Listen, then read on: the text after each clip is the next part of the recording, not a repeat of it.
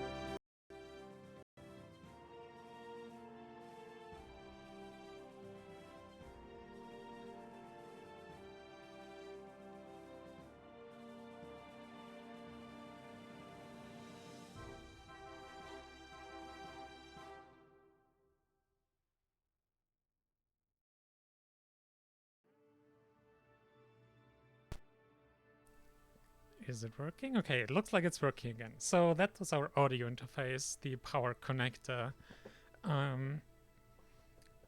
disconnected. So there we go. Jeez.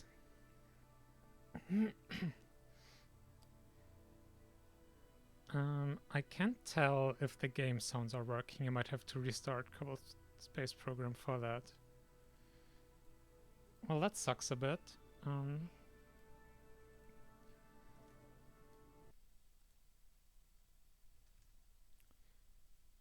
So that'll take a few minutes, but we still have plenty of things to talk about, to be honest.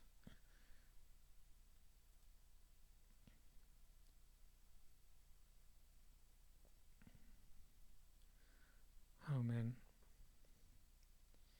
Yeah, let's hope the launches will work better than this beginning of the stream. Dear me.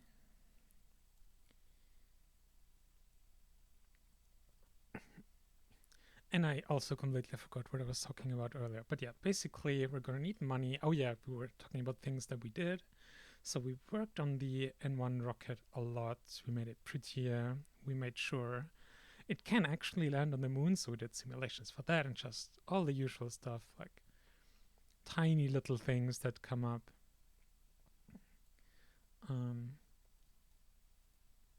We even had to do several simulations just to make sure the ladders work correctly, which is also a good reason why we do a lot of this fiddly work, especially building rockets off stream, because it's just hours and hours of fixing like tiny little things like that. Because anytime you fix anything and do like a new simulation, like between the loading times and setting things up and everything, it's like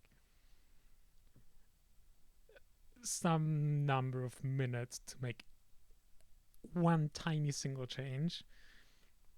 And obviously, with a rocket that's as complex as like landing on the moon and getting back with people, like there's a lot of things that need to work properly.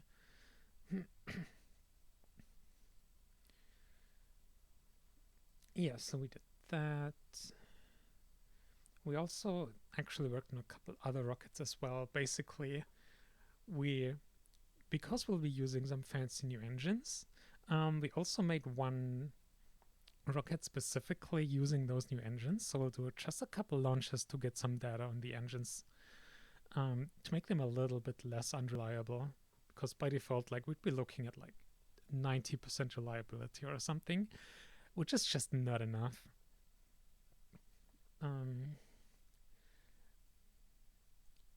Yeah. Oh, yeah. And very importantly, quality of life thing, but still very important.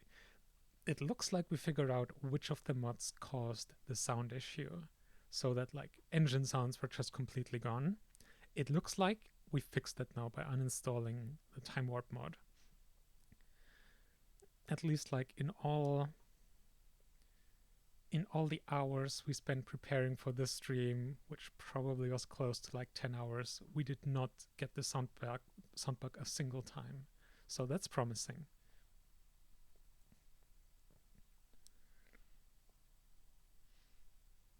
Yeah, as for launches we did, I think we only did one single launch, and that was one uncrewed lunar landing just to get more funds, like something we've done many times before.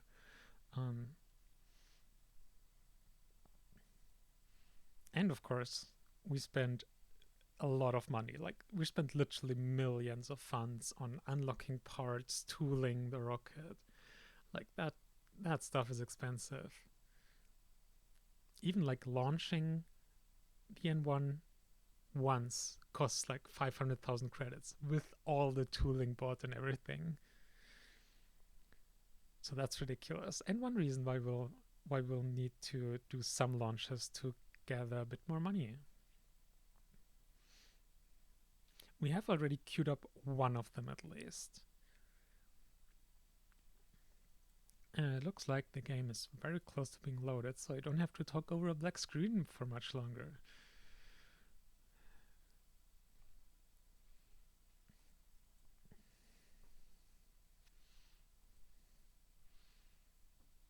Yeah, so one of the things we also had to do just to get this far with money was to accept a number of contracts. So we now have a backlog of active contracts that we still need to fly, because missing deadlines for any of those would be not good. But yeah, so that's basically the plan for today. Launch a couple missions for getting some more funds going, and then launch some people to the moon.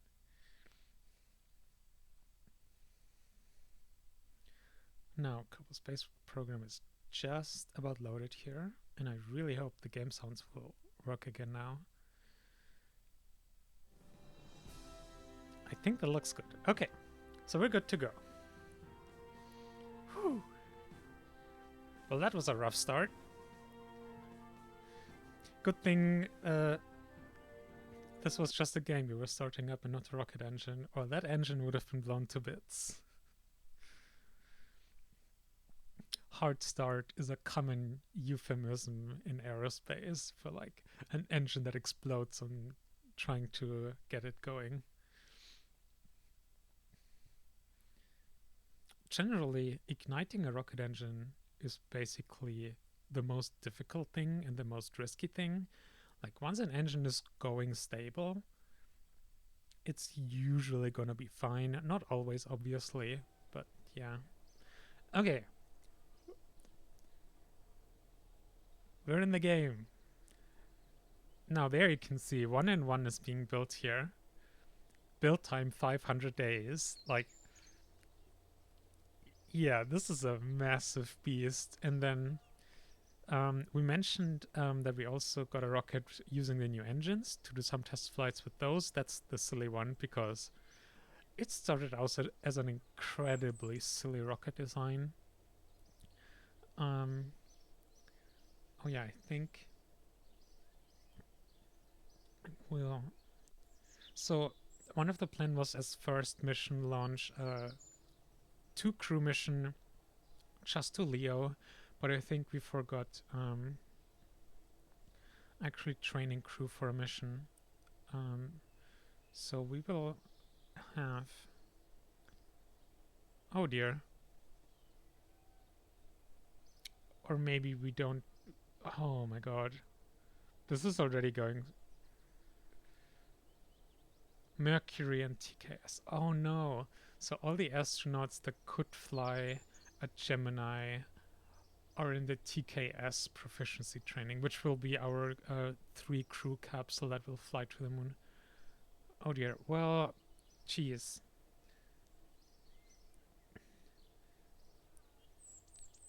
Let's just cancel these two. And then we do a course for mission Gemini. And of course I cancelled one who doesn't have training. To one of you, proficiency Gemini, yes. So let's get there. We can train 2 for this Gemini mission, and after that they can do the TKS proficiency again.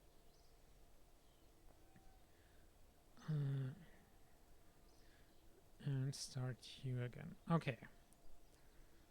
450 days. That's longer than I expected. I guess we wasted a bunch of time there. Anyway. And it might even be shorter to do it collectively because the more astronauts you have in one batch, the less time the rating takes. Wait, why can't they be? Oh, you already have TKS proficiency. Okay. Point being, astronauts are being trained for Gemini mission. Let's get an alarm set up for that. Then we have the Mercury flyby, which happens in 42 days. So I guess that's our first launch of today then. It's going to be a Mercury flyby mission, which is one... I guess I can just quickly pop up the all the contracts we have active right now. So the 2 big ones, obviously, first crewed lunar orbit and crewed lunar flyby.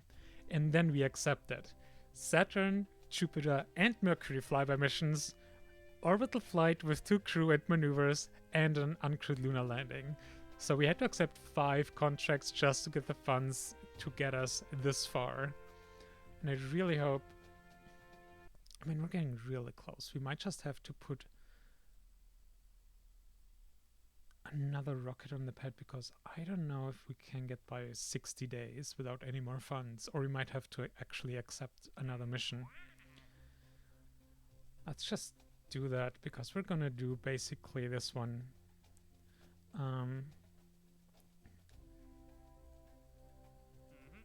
Yeah, it's gonna be just the most funds, and what we're gonna do with one of our test rockets using the new NK-33 and NK-43 engines.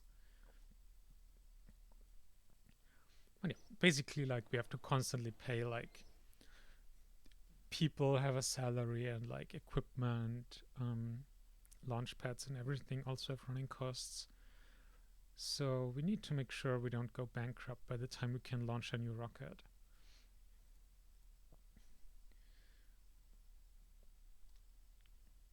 Alright, I don't know why the time warp stopped there.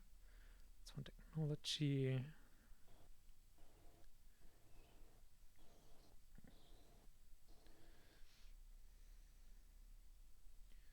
Alright, and now just warp for the Mercury launch window.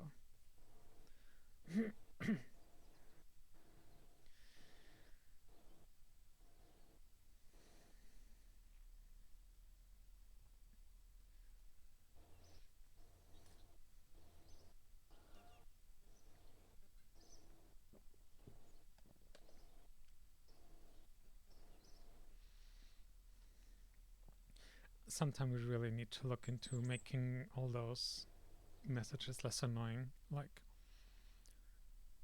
ideally, it'll be possible to make it so... Oh, we should also really look into when our launch window is here. Ideally, it would be possible to have alarms for like electric charge only go off for crewed vessels, because there it's definitely really important. But for uncrewed vessels, like if they run out of charge, like that's just, who cares? Okay, now let's see. So we're launching towards Mercury. Oh yeah, that's a big angle between those orbits. Oh yeah, we'll just have to launch into the plane of the moon again, which means we're there. Okay, yeah, so we're a couple hours off from our launch window, which is really perfect. So let's get this rocket on the pad. Oh well, I guess it technically is on the pad already.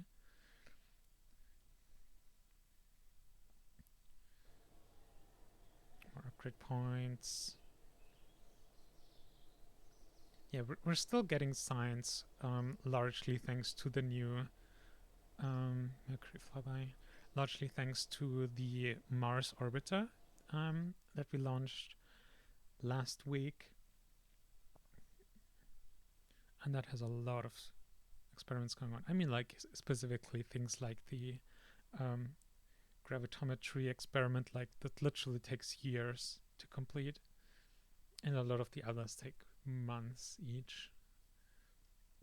Well, so that's going to give us some more trickle of science points for a while.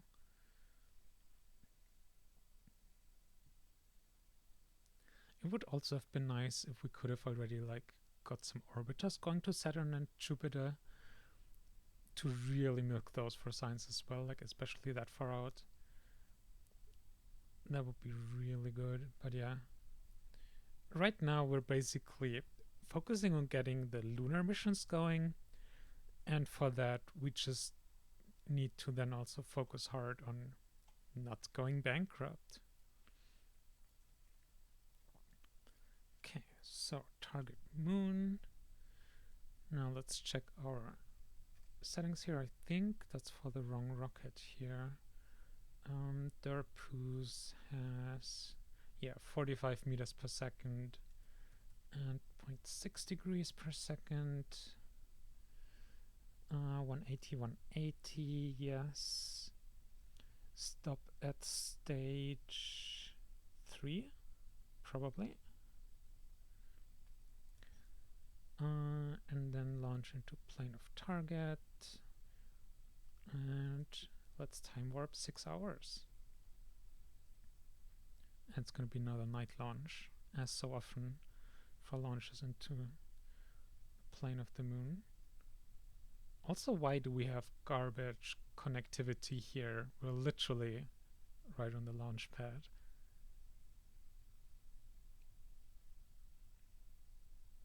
There we go. 50 minutes, 40.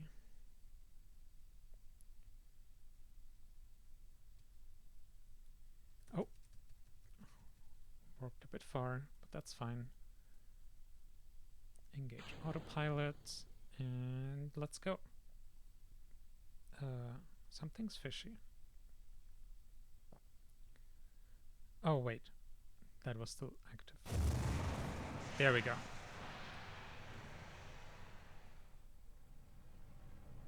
And off we go. Now, Mercury is definitely one of the hardest planets to reach and planet transfer for. So we'll see how this goes. Success is not guaranteed, that's for sure. The one thing we do have going for us here is that we only need a flyby for the contract. Setting up an orbit would just be even more difficult, because you don't just need an encounter, but as low energy of an encounter as possible, which especially for Mercury is just really important because it's so close to the sun and it's going so fast. That means even tiny mistakes cost a lot of delta V to compensate for. In general, like already just the delta V needed to even reach Mercury at all, especially if you do a direct transfer like we're doing and not using gravity assists, it takes a lot of delta V. And there go our boosters. Our trusty Derpoo's rocket.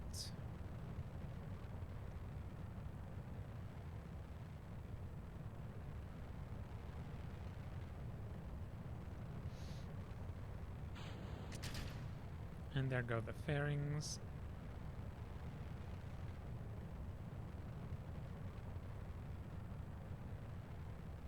I can't remember if... I don't think we adjusted the solar panels. We could like have made the solar panels smaller, which would have saved some mass, which would have given us more delta V, because we're going so much closer to the sun. So much less solar panel area needed.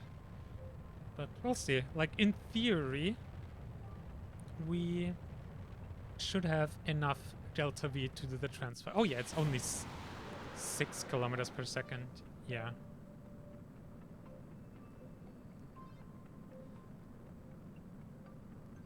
Yeah, and we're gonna have like almost 8 kilometers per second. So we're like close to 2 kilometer per second buffer here. That's pretty nice.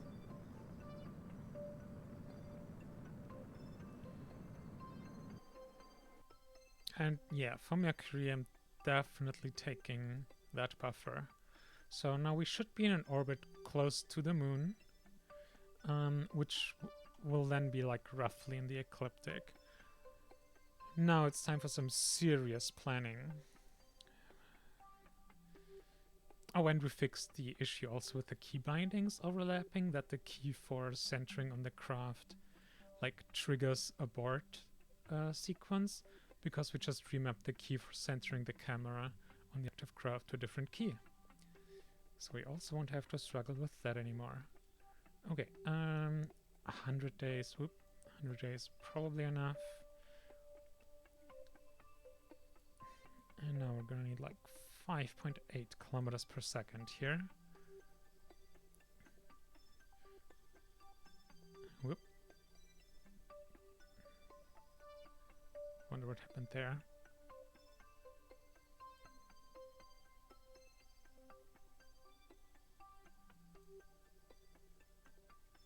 I'm confused. Principia is buggy again. Okay, let's try this again. Delete the flight plan. Let's click a rebase. To be fair, Principia does tell us there's a new version and we didn't update. Maybe it's one of those bugs that would have been fixed.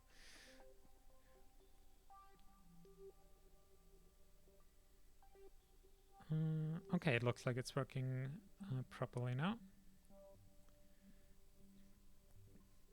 Alright. 100.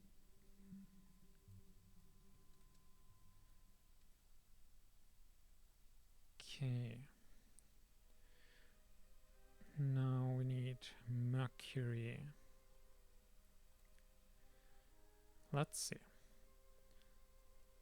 So it's not terrible. But definitely inclination is still off noticeably. So this is gonna be very tricky to time properly and everything. Like, one of the things I'm looking for right now is to make the orbit be like roughly in the plane. With Mercury, I can't even tell. Okay, that's... Actually, is that helping? I think that's helping. Let's see. Oh no, this is super far away though, even though it is roughly in the plane.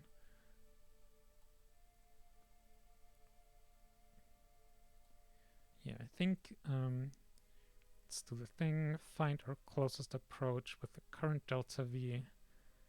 Okay, so it's 6,070 or 6,072,000,000.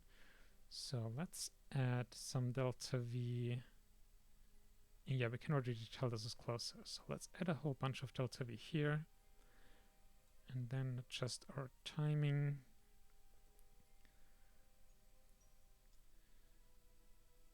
But yeah, this is again where having the buffer is really good, because this is not the...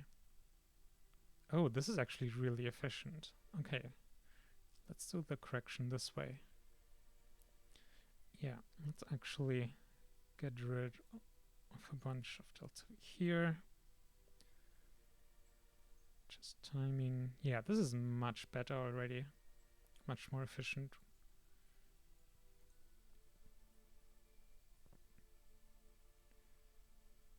Okay, I think we do need a bit more extra delta V prograde after all.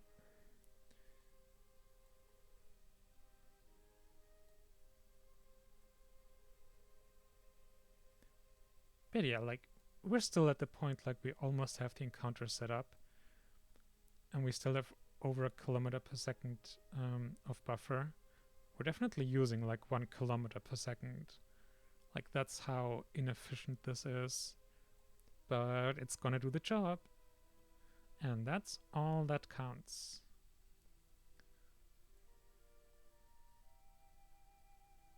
There, now we're getting really close. Really, really close.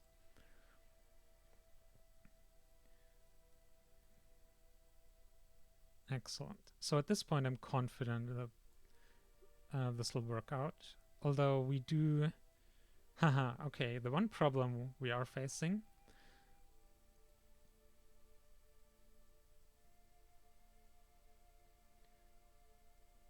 Hello, Julia game, and yep, that is a lot of velocity we're gonna get here, and thank you. And so, almost there. I think now we got a little bit too much prograde.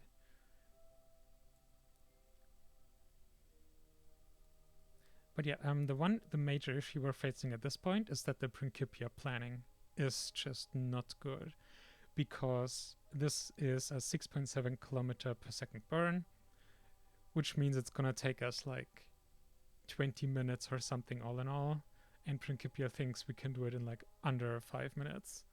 So that's gonna be way off, because it only plans for the active stage. But again, like, we have a kilometer per second buffer here, so we can make up for a lot of inefficiencies during the transfer burn. And we can already like make up for a part of it by just starting our transfer burn earlier than Principia says.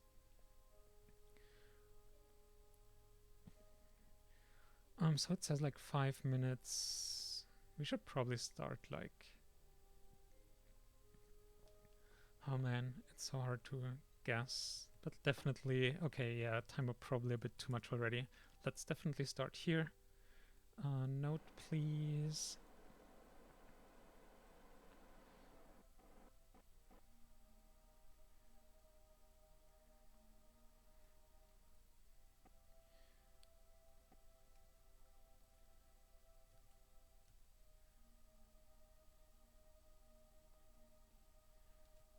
Yeah, so we already kind of messed things up, but oh well. And ignition. And there we go.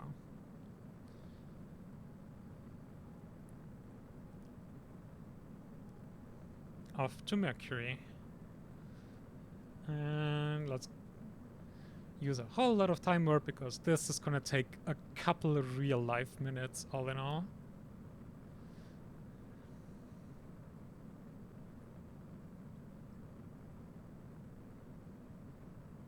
Right now we're 50 minutes into the mission, or 51.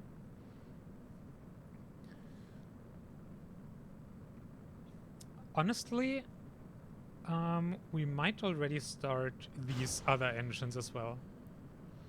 That'll save us a couple minutes. Basically, usually we want to use those small engines after the main engine because they're for corrections. But in this case, we just need a raw delta V, and the final stage up here with the actual probe will finish up the burn and will then also be responsible for the corrections. So we can just burn them simultaneously.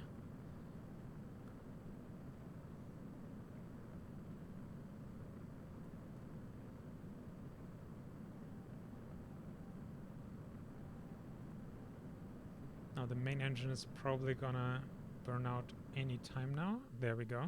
Oh, now we need RCS again for attitude control.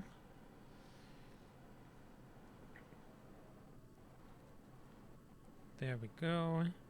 3 more minutes of this stage. I'm not actually sure if it's worth it. Oh yeah, no, it's totally worth it. Basically, I was thinking if the delta V is worth it being at such low thrust to weight ratio. But actually, we're doing pretty well with thrust to weight at this point. It's still 3. Wait, that can't be right. Oh, no. The thing happened. Oh, God. Principia removed our maneuver node. But yeah, this is gonna be like hilariously inefficient from this point on, basically.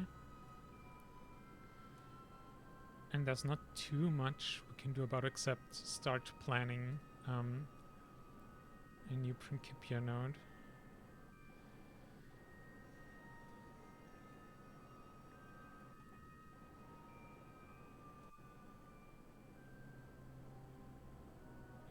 Yeah, I think once this stage burns out, we might take a minute for the planning, although we are rapidly leaving the gravity well here, and basically any second we get further away from Earth is a second that will reduce the efficiency of our burns. So we might just go straight to the next stage and then do an albeit imperfect on the fly planning here. So let's do a rebase here. Oh no, it removed the maneuver node. Okay, well, shoot. Something like this?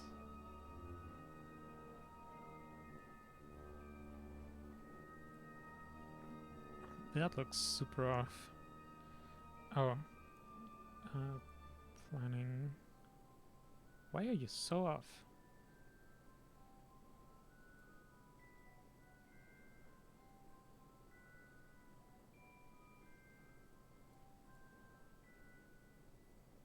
I'm getting very confused here with planning preview.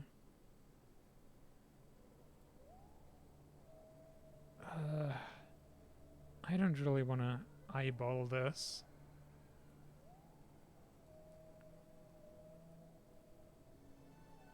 Oh wait, is it because we're in a different reference frame?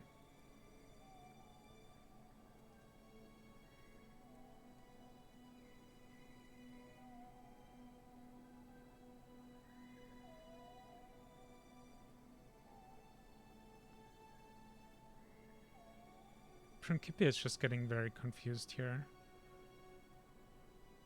Like, I'm hitting prograde velocity. How does it get to this orbit here? That makes no sense.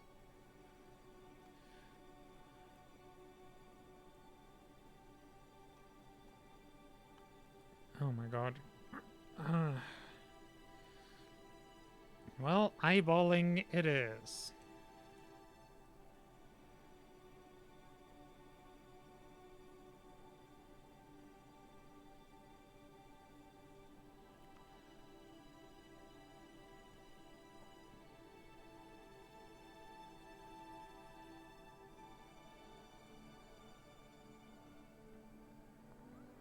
We really should update Principia.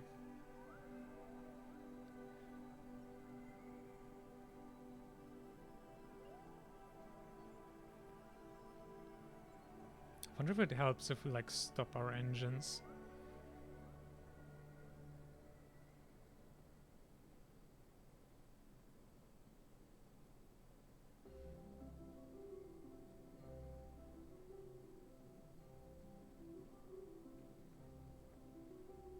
I think for the time being, just continuing burning makes a lot of sense because we're already getting pretty far away from the Earth.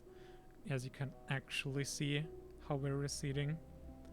The current altitude is 2,700 kilometers already, and our speed is just...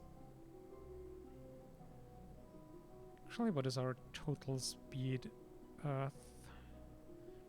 Yeah, our total speed is slowly reducing despite us burning our engine here. So that already tells you a lot.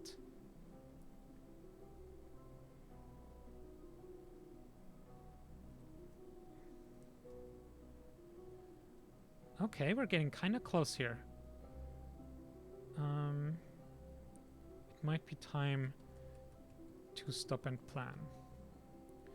Also, let's do a quick save here. I really hope the planning will just work now. If not, that would be not great. I don't know, days, there we go. Why does prograde here? Oh, it's reference frame thing again. Let's delete the flight plan, go to this frame of reference, create flight plan. Maybe it matters like in what frame of reference you create the flight plan. Okay, I think that was the problem. Okay, well, that makes it less unintuitive, even though it's still a bit eh. But there we go.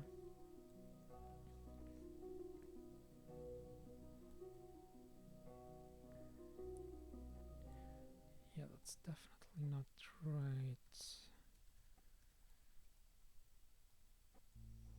Let's see, we have 2.3 kilometers per second left.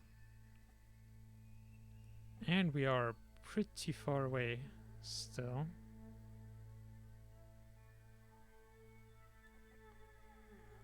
Oh dear. I don't think this is... Oh boy.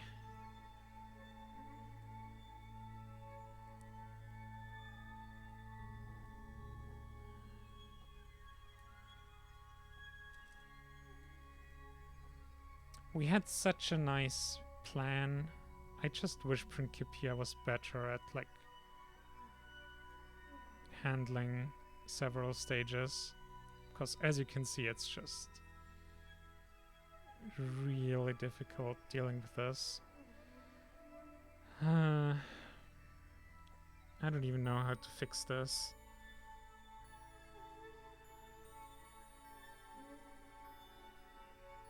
Oh, that adjustment makes a lot of difference. Okay, I might just have figured out how to fix this.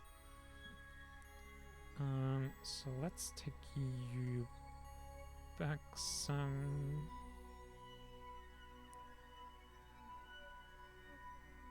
Oh yeah. Okay. We're fixing this.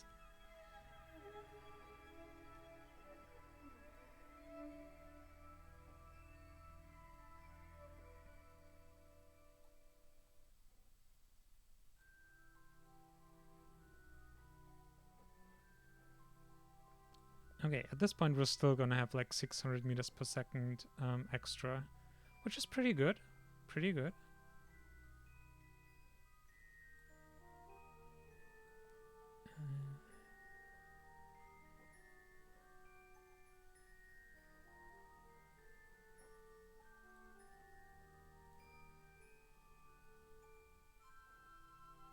And there we go.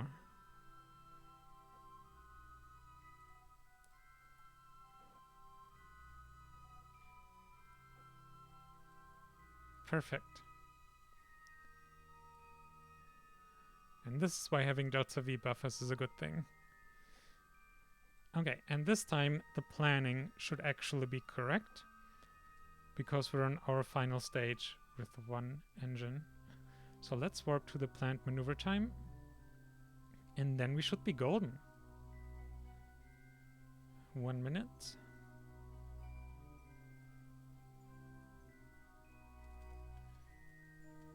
Let's get us oriented. 5, 4, 3, 2, 1, and let's go. Oh no! Oh no, that was the maneuver was actually ongoing. Okay, we have to actually redo this. Damn it.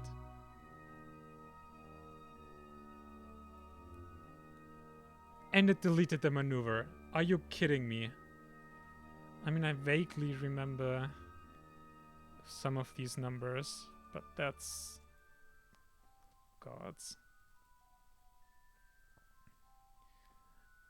Oh no, no, it's the dear God. Things are not going according to plan today. Oh wow.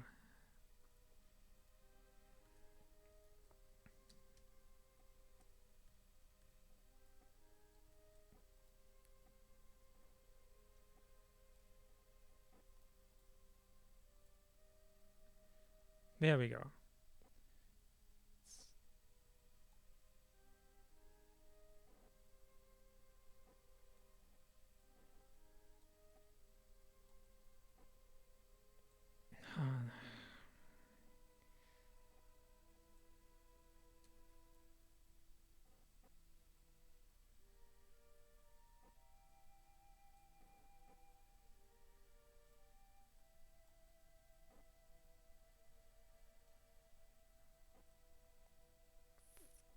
Damn it. Okay, I think this way we can fix it. Damn.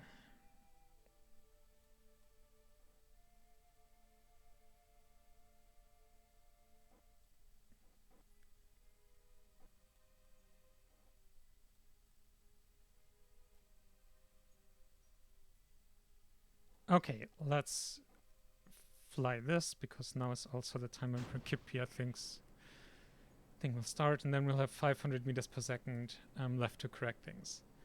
Oh man.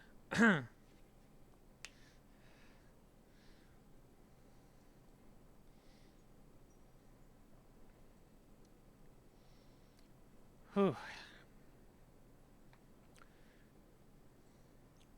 Sometimes Principia can be very, very delicate and annoying.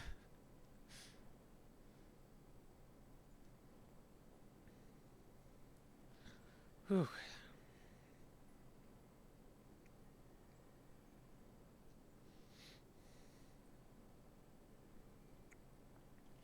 Now is our actual orbit. There it comes. Now it should just be another, like, 1 real life minute, 1.5. Oh, I really want to see you come down here and not just go over to the left.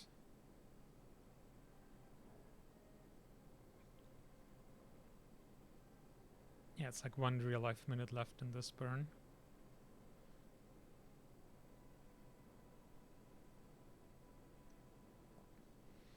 But yeah, perfect example of why we like to over-engineer. Because things always go wrong.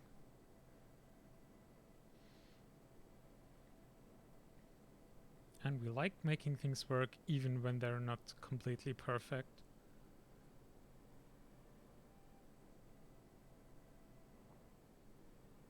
Like, in theory, we should have been able to do this with like 2 kilometers per second less, or 1.5 or something.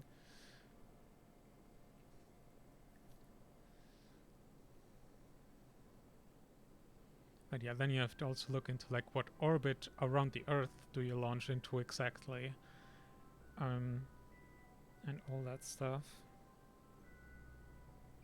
There we go, we're very close to completing this burn here.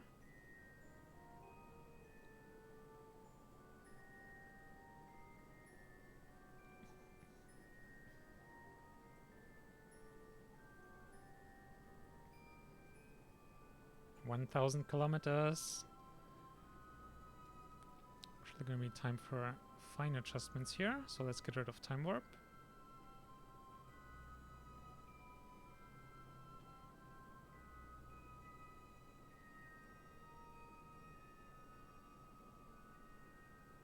And there we go.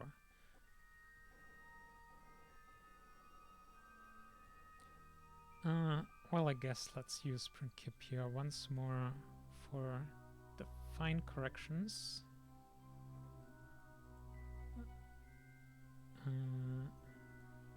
There we go.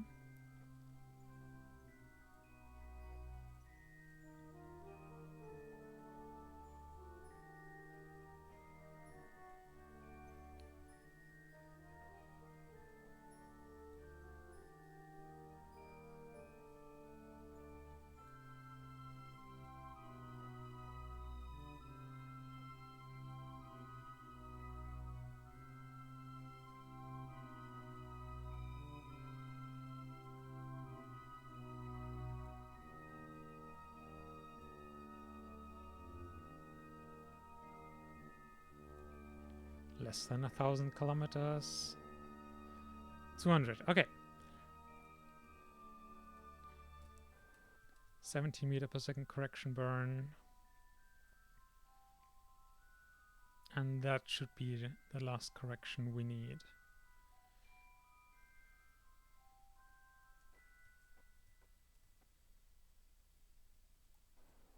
In 4, 3, 2, 1, and boop.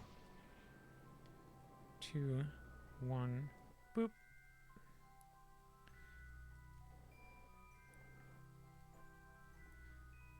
And yeah, now we're just using RCS for the fine adjustments there. 18, okay, that's a...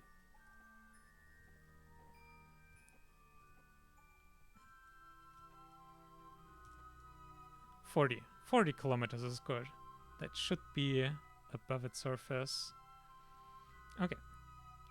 Let's set an alarm. That's 90 days, 12 hours. Let's make it 89 days.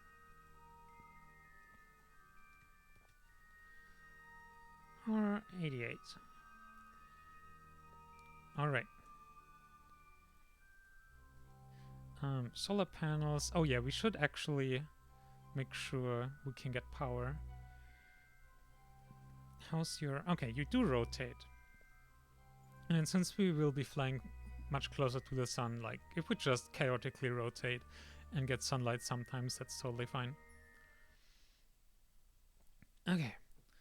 Well, that's number 1 for today. That took longer than expected.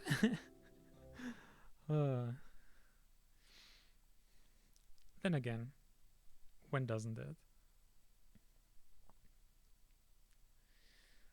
Whew.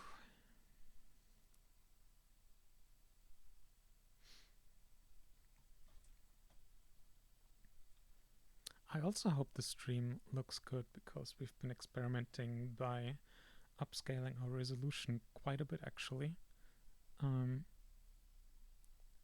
Basically, even though our native resolution is 1080p, we're upscaling to 1440.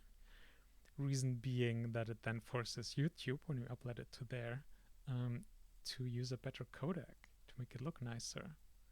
And we also upped the bitrate, so it should generally just look noticeably better now, hopefully. Okay, so Mercury launch window done. Can we afford...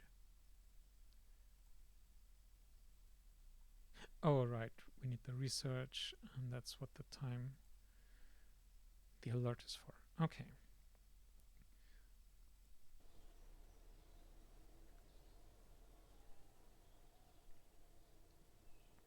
In 20 days, we can fly the Gemini mission.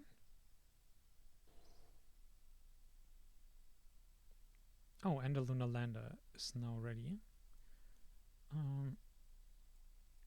Let's roll that one out.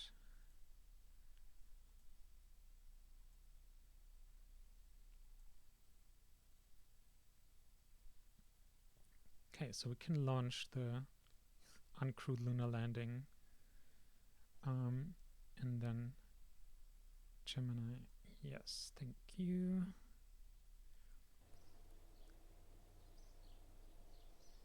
So that tech is done, then we should be able to build this one. Oh, it costs 120,000. Oh my god, so expensive. So we've also been building, we took the existing Vestas series flyby probes that we had, and we just replaced the solar panels with an RTG, which is both lighter and will produce more power in the outer planets. But 120,000 to unlock that RTG, the new one. Jeez. Okay, well, let's leave the alert in there then. And fly a lunar landing for money. I think this is just a lunar landing, uncrewed. Yeah, just very basic, no specific requirements.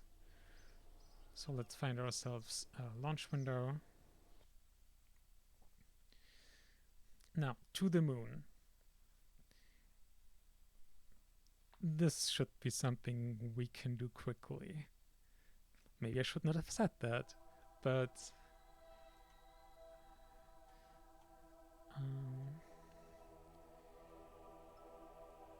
there we are. Okay, so we do need to wait 8 days or something before we can launch to the moon. Which means we can probably do the Gemini mission before that. Let's set an alarm for 7 days. But yeah, I think that's longer than the Gemini mission duration.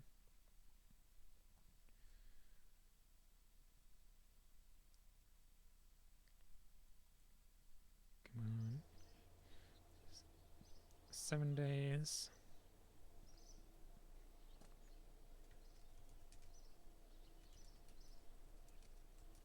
Launch uncrewed the lander. Okay. Time for a crewed mission then. Gemini is on the launch pad. And in 5 minutes, the mission training is complete. And there we go. That should be done.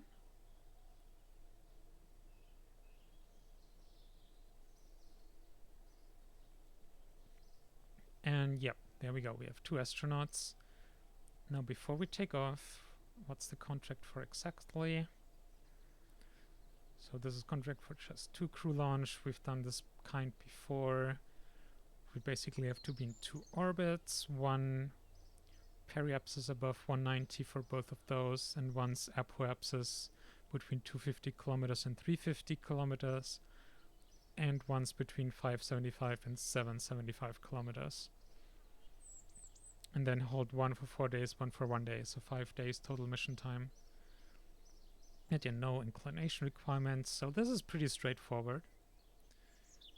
And actually, we don't have a pilot? We don't have a pilot? Jeez. So what about you? So there's 1 pilot, or 2 pilots, Yvonne, but you don't have Gemini training. Oh, wow.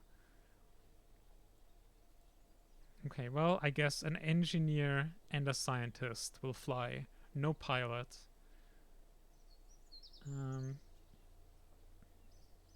Wait. Proficiency TKS. Oh yeah, there we go. So Sandra and Martina. And I guess when those are back, we'll do a collective training. Oh, it's 5 for 50 days either way. Okay.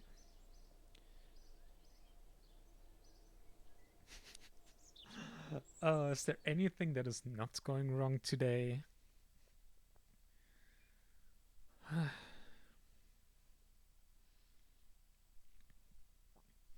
As long as... Jeez.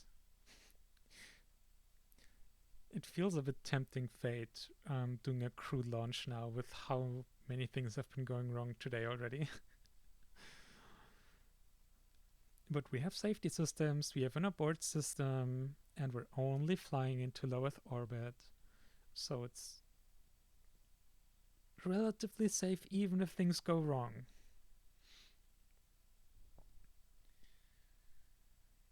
Oh boy.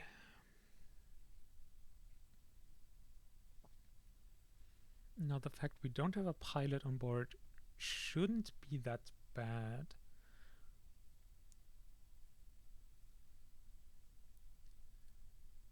What's this? Vessel complete. Oh yeah, the Rolanda. Wait a minute. Oh, okay, here are our abort motors. Okay, I was looking for launch escape tower and was freaking out when I didn't see one. But we have a different launch escape system. That's okay. Okay, now 190 is our minimum altitude, so let's go for 195, and we might just go immediately for the higher one. I don't remember the exact, but I think it was like above 275 or something. Or above 250, between 250 and 350. So yeah, let's go for 300 and then later for 600. Okay, 195 by 300. Inclination current 50, 0.6.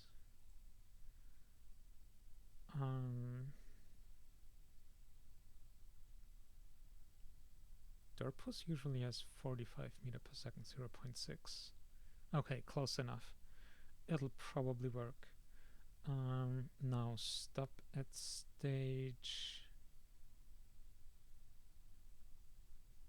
9, probably.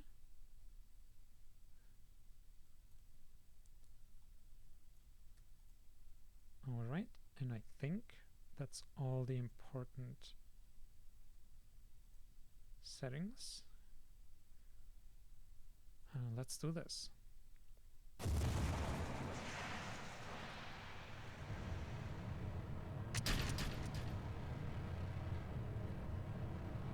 Now, definitely have to pay close attention to what's happening. Like, I'm hovering over the abort key. My left hand here.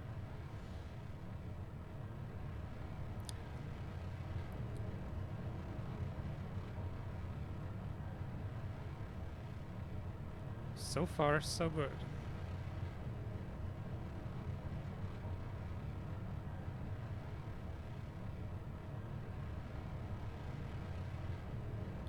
It's our upper stage engine anyway. Probably an RD-58. Yeah.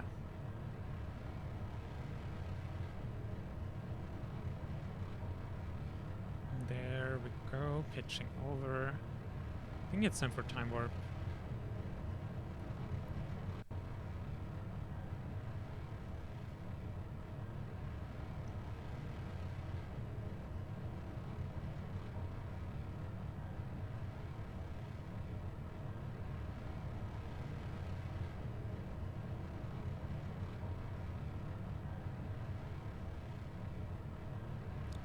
Okay, I'm keeping time warp still low so far. Basically, if something were to happen, like an engine failed and we started spinning, high time warp might cause issues that might cause the capsule to explode or something before we can react in any way. So at least until we're like through the atmosphere, and at this point we're like above most of the atmosphere. So at this point we can go to higher time warp without having to worry too much. Yeah, that was definitely the most critical part of the flight. High time warp booster separation was a bit wonky, but nothing exploded.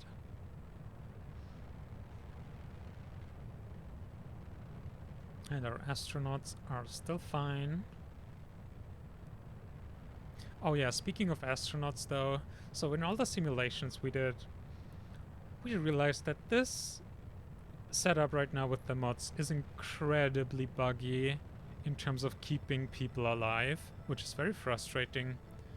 There's like several bugs that compound.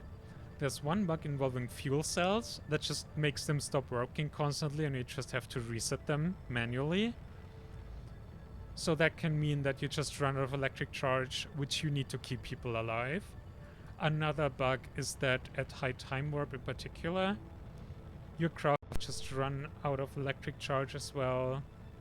And so you have to be careful how you time warp or people might die. So it's like, it's really annoying. It's so frustrating when there's like, generally love the ideas of like these game mechanics with like crew survivability and stuff and having to plan for it. But if there's just a lot of bugs around it that make it like in practice just super hard, like in a buggy way to keep people alive, that's just then really frustrating.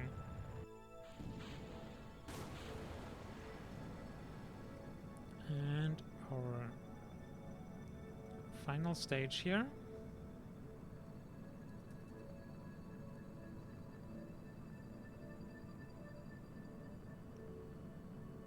It's gonna need like 2 more minutes or something. Or close to 3.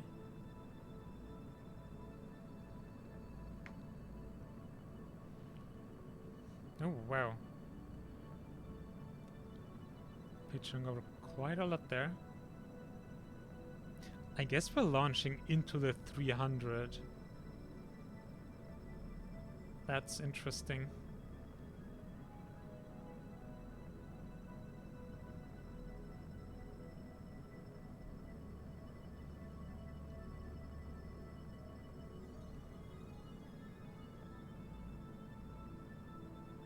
Almost there now.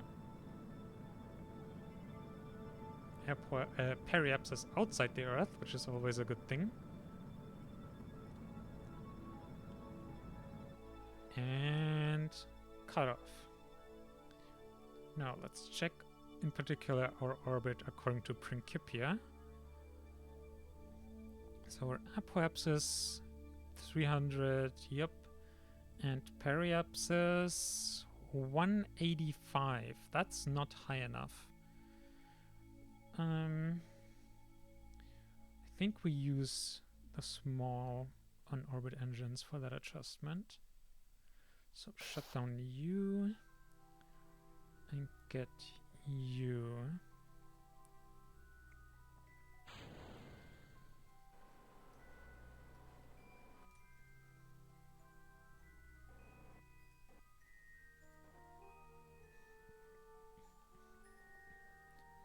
Okay, we are a bit past apoapsis, but it'll be close enough if we just burn straight prograde.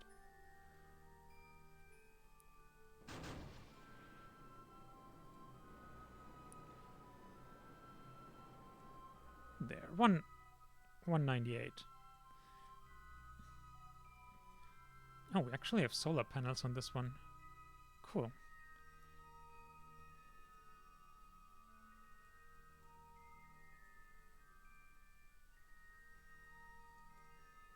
Probably also fuel cells though.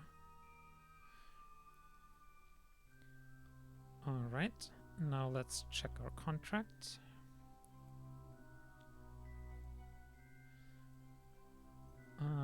All check marks, although I think we learned to not trust this one. Let's check in here.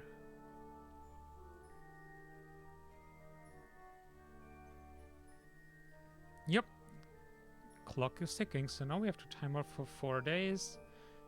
There's no alarms in that time. So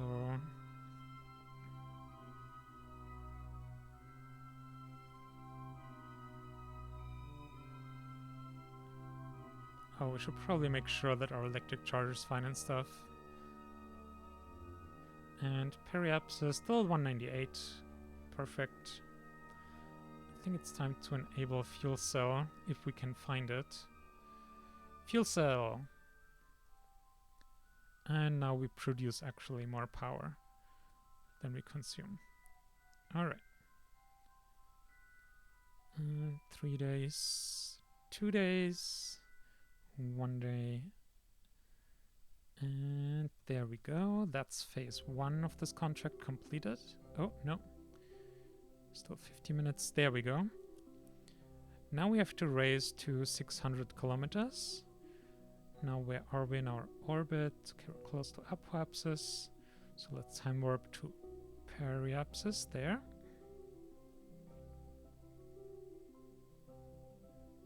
And then we'll raise our orbit. Oh, I hope our Carolox fuel didn't boil off in this time. That would be awkward. No, still got it. Okay. Also, I don't know if there's a way to look up action groups in flight, and we didn't check up before the flight, so just manually shuffling engines around here.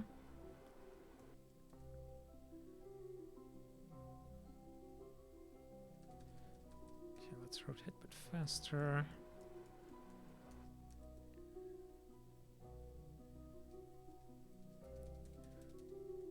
Okay.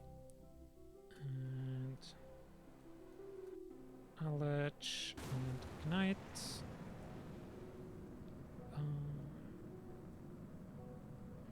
There, we're looking for 600. 500.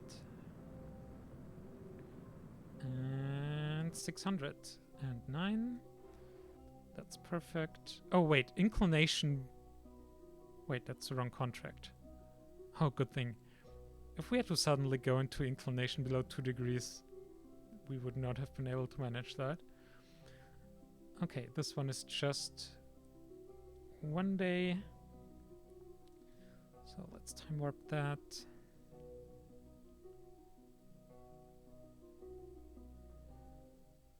And 10 hours. Oh. Crossing radiation belts. CO2 levels are rising. Why are CO2 levels rising?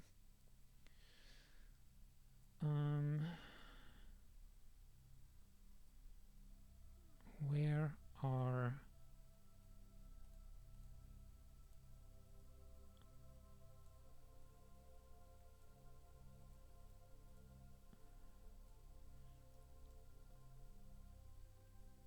Don't we have a scrubber on here somewhere?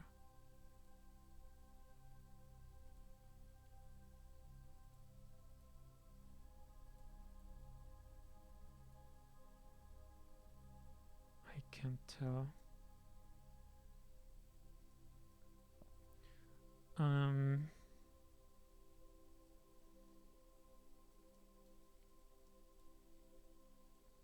I also have no idea how you would even check up on things like air toxicity, which I really feel like there should be a way, and maybe there is, and I just don't know what it is.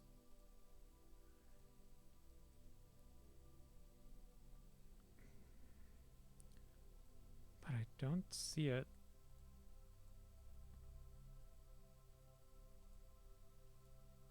Sensors here are just temperature radiation and habitat radiation. Okay, well, let's do a quick save here. Oh, wait, we're out of power. Ah, let me guess. It's the stupid fuel cell again. Oh no, and now can we even kickstart it? See, this is...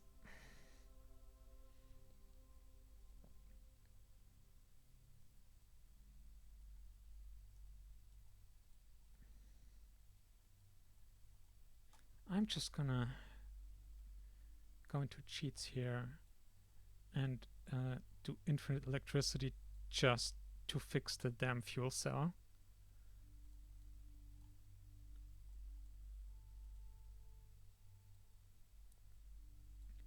There are also like there's so many like they'll stop working like if, for example, fuel cells produce water because you combine hydrogen and oxygen and the product is water, and so you have to always with every one of them, set them up so they don't like stop working once they run. Why did you stop again? We're out of electric charge again. Why? I don't get it.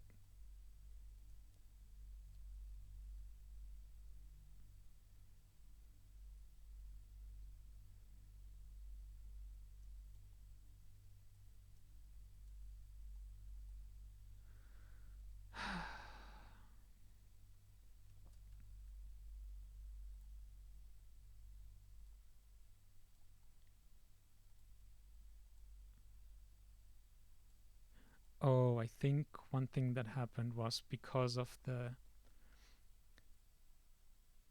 But no, we are producing... Oh, okay. We're producing power with the cheat. So basically what I think happened is that because of the issue happening earlier and the fuel cell just stopping working, usually the fuel cell would not provide all the power we need to keep everything running, so we would also still make use of the power buffer that we have. And so because of the bug, our buffer went empty, and so even when the fuel cell runs again, it doesn't work. Yeah, see, super weird issues like this are cases where cheats are really good to not completely lose the last bits of your sanity. Okay, well, let's just do the deorbit burn here. And then let's...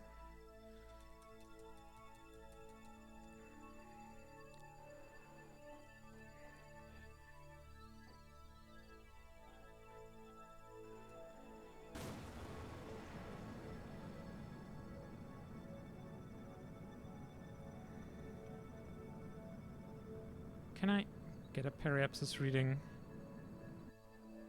I think this is 27, so that's way too low. I mean, it's low Earth orbit. We'll be fine. Do you have a center of mass shifter? Yes, you do. Yeah, we're gonna be fine.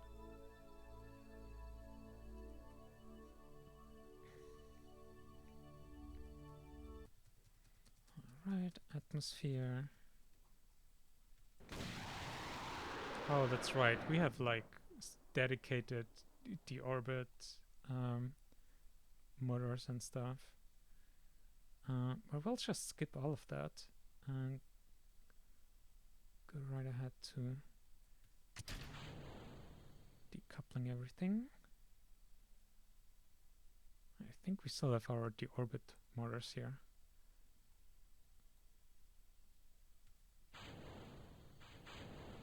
There we go. Oh, and forgot to like gather the science. Oh no, I'm gonna waste all the science again.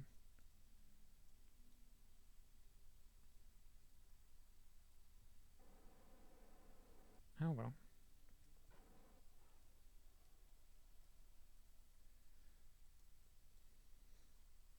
We're gonna have a lot more crew flying to space in the near future with all the lunar missions. And now just time warp the hell out of it.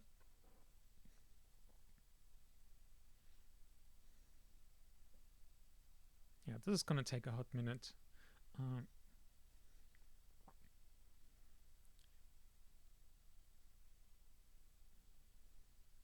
Because we're in low Earth orbit, we're re-entering the atmosphere at a relatively shallow angle, which means we get thrown out of regular time warp pretty early, and there's a lot of time between that and encountering actually noticeable amounts of the atmosphere. If we come in at a much steeper angle coming from the moon, it'll be much quicker re-entry basically. And there, stuff explodes. Whee! Luckily stuff that's not attached to our spacecraft right here. Insufficient avionics. Oh yeah, the power issue is coming back to bite our butt again. Please tell me we can still like deploy the parachutes though. No, we can't stage. Well, I'm just gonna just leave it on for now here. It's just silly.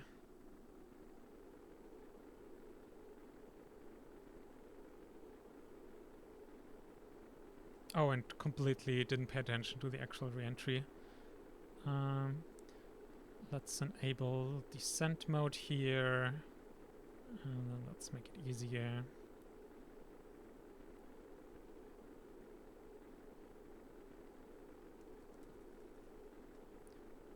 So what the descent mode is doing is it shifts the center of mass of the capsule to one side, which is, as you can see on the nav ball now, which is why our attitude is now different from our velocity vector.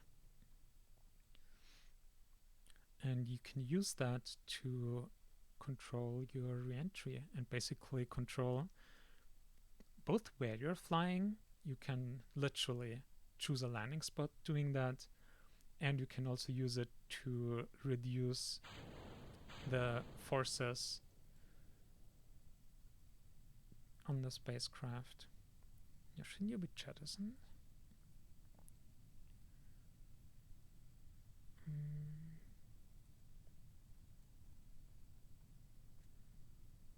When do you fire drogue shoot?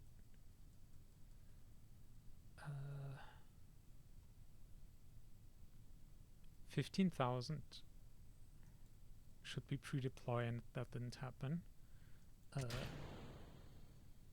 There we go, we had to ditch that Kara.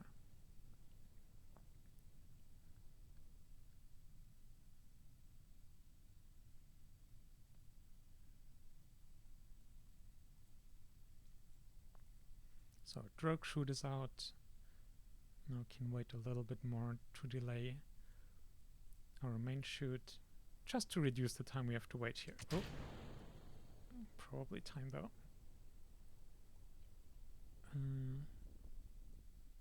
Yes, main shoot deployed. 1 kilometer above the water.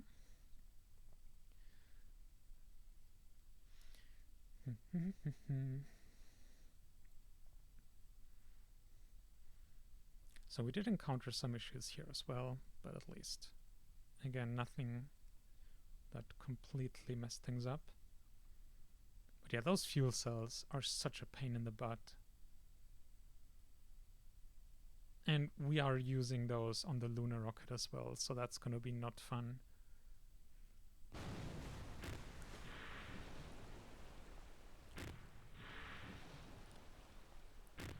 But yeah, it's just really hard, or would just require huge solar panels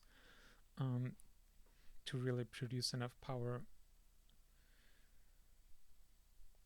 Especially because, yeah, batteries are just not usable anymore for missions with that kind of duration, like 10 days or something.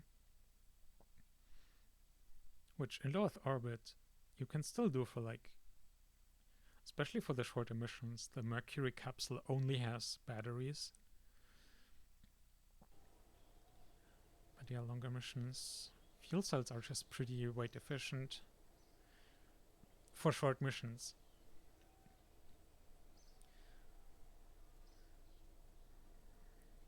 So many pop-ups, there we go.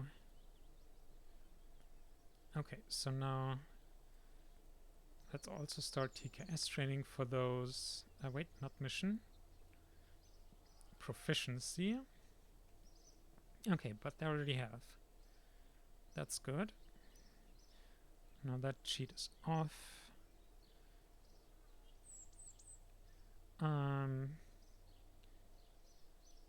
Now we have money, so we can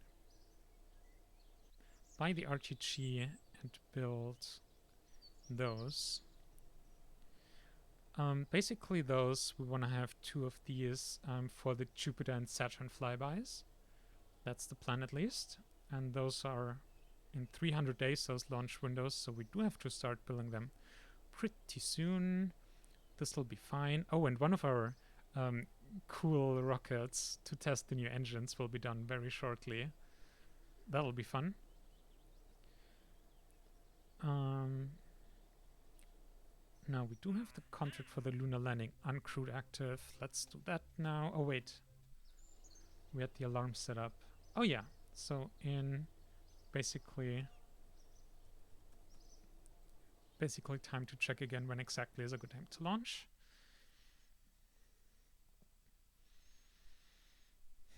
And yeah, for the crude launch with the N1, we'll try to really babysit the fuel cell so that we don't have to resort to cheats to fix it. But yeah, as we've been saying, it's just so annoying and so fiddly.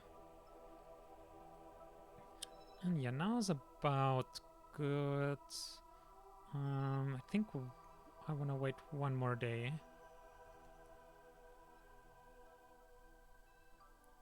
And then definitely it's time to launch.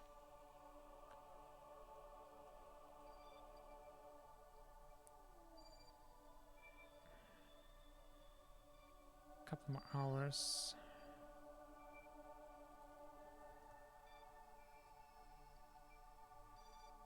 There, let's put it on the launch pad. Can we do that from here? Ah, perfect. Wait, no, we can't. Come on, game. Why can I not go to the launch pad from here? It's just forcing you to do all these transitions.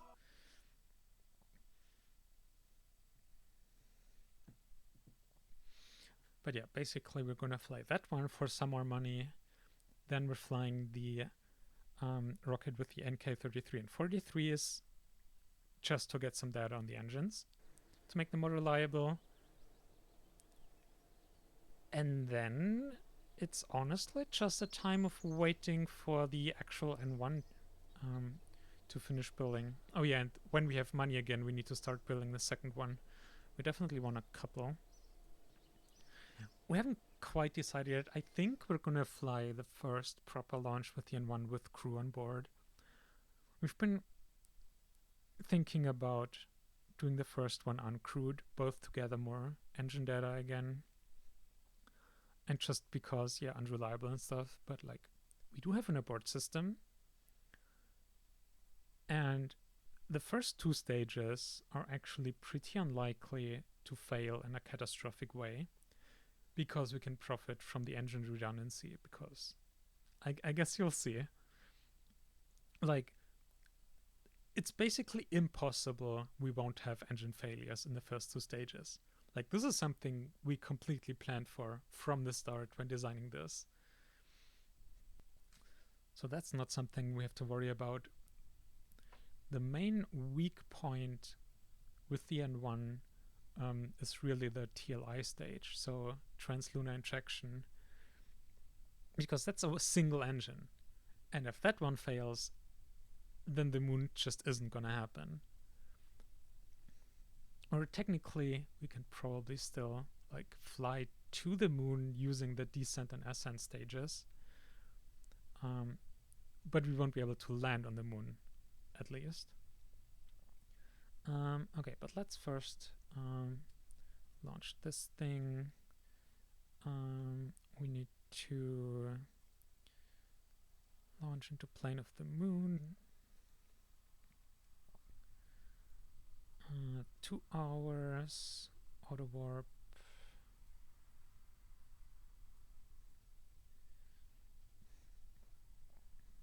So this will just be another uncrewed lunar landing again.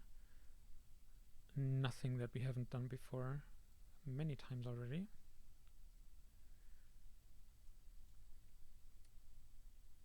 Okay, abort.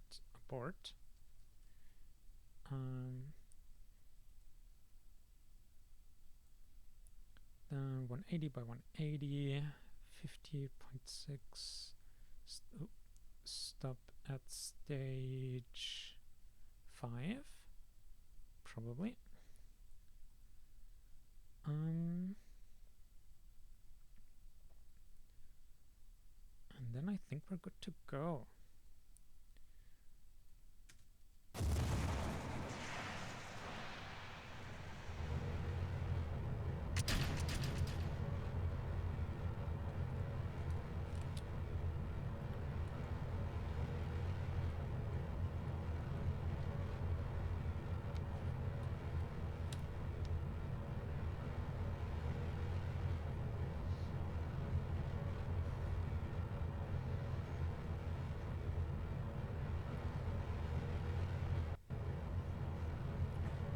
Now,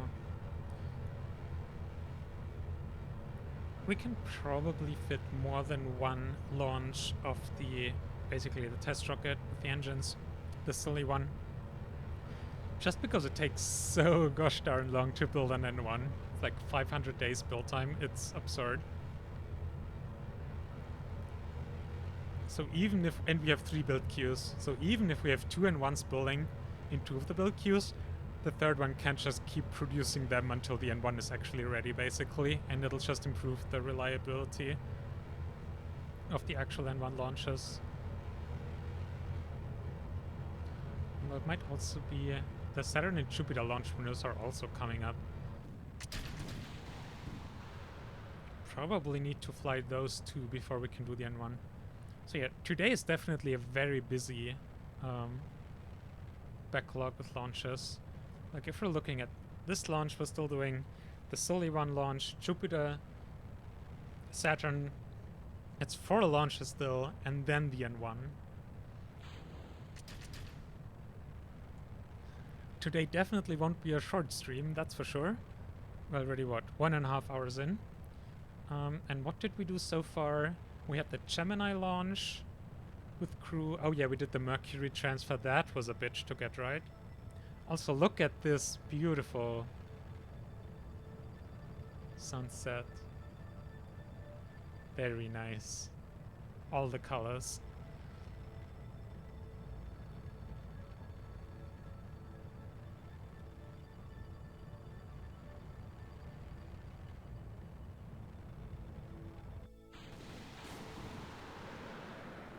And there we go, our final stage here.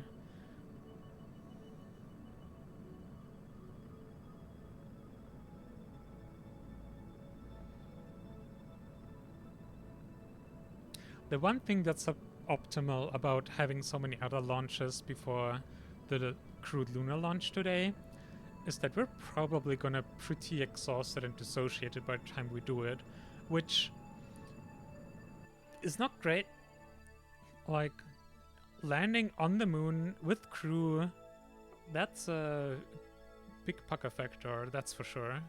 And gonna need a lot of quick thinking on our feet, especially the landing portion, but also compensating for like potential engine failures, and especially with the rocket being so new, there's gonna be engine failures. Like, it's not an if, but a when and how many.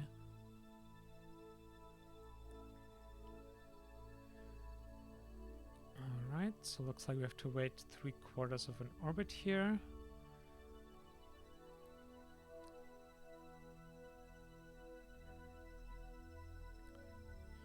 Yeah, that was the moon right there. That's the encounter. Oh yeah, very close, very nice. The upside about having done so many simulations for the N1, we now just have a lot more experience again, like launching lunar missions. It's not like we've done this before many times, including crewed launches, but it's just one of those things. If you don't play for a while, like, things are pretty complex. And you definitely get worse at it if you don't do it in some time.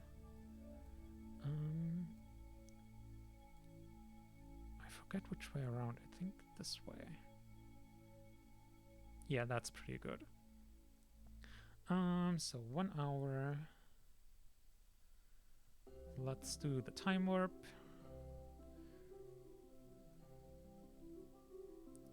Okay, 2 minutes. Time to orient. Oh, okay. Out of comms range, so we can't do manual control. But we can still use the autopilot.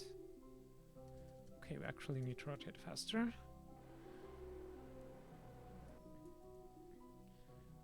1 minute to the transfer. 30 seconds.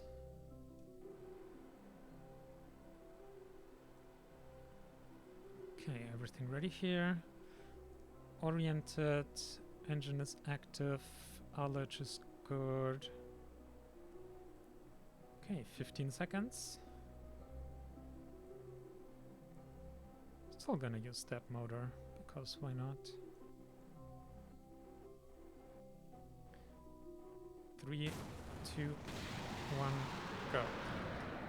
Ignited the main engine before the ullage motor, which is not how that usually goes. So the small ullage motors are to settle the fuel, to ensure that the engine like this one can reliably ignite. So the order of operations there really matters, but luckily the fuel was already settled, so it was fine. Okay, I'll just time warp through this. Nothing special. We have a really good encounter here. Okay, the planning will be off again. I forgot about that. Hey, Ouroboros system. The stream has honestly been kind of a train wreck so far. Like, our audio crapped out and we had to restart the game and stuff. That cost us several minutes to even get the stream going properly. And then issues in every launch we did so far, basically. But we have not lost crew, we have not failed any contracts, and we are still go for our plans with going to the moon with people later today. So it could be worse, but it could also be better. I think we spent like close to an hour doing just the like Mercury flyby. Oh.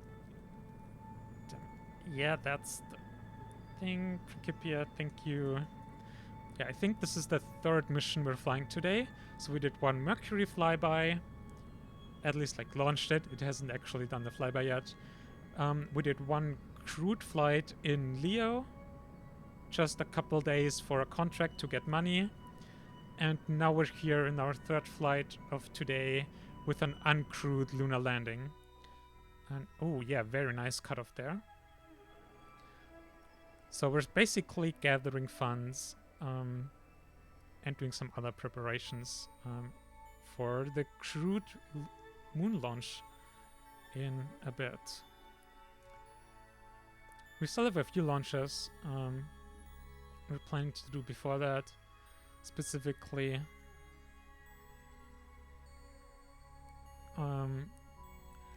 doing some test launches with a rocket using some of the new engines that the N1 will use to gather some engine data so we're not as unreliable.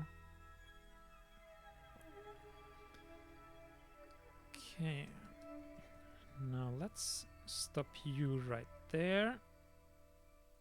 Or maybe not there, actually. I thought you just had good...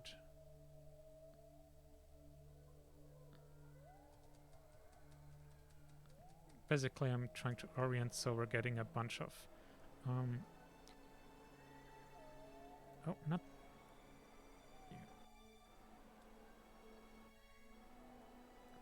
I want the solar panels to catch power from the sun.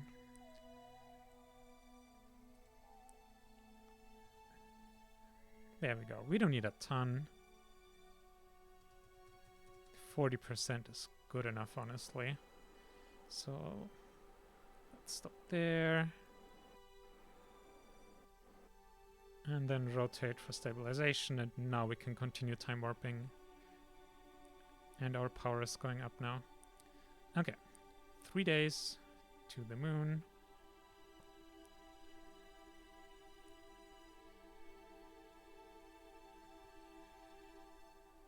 Oh. I think that was SOI change. Sphere of influence. Oh yeah, the silly one is ready. Perfect. Can we already roll it out to the launch pad? Oh yeah, we can. Excellent. Okay, let's make sure we don't overshoot here.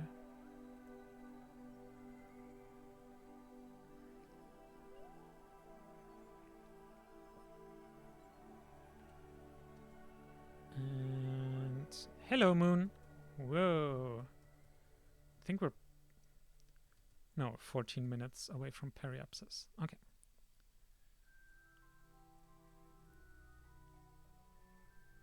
Five, 4, 3, 2 minutes 40.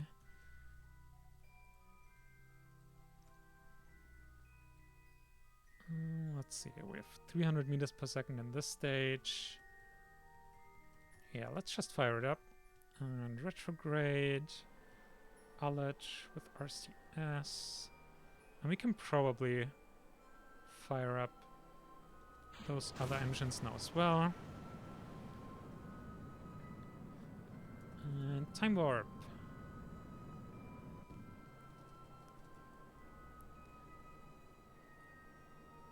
There, so we're already in an orbit. 6-minute burn with those thrusters. I mean, we probably don't need to use all this Delta V here.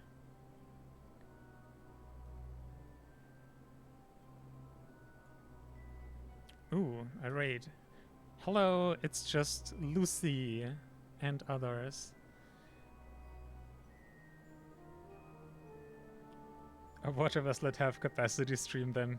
Yep, pretty much.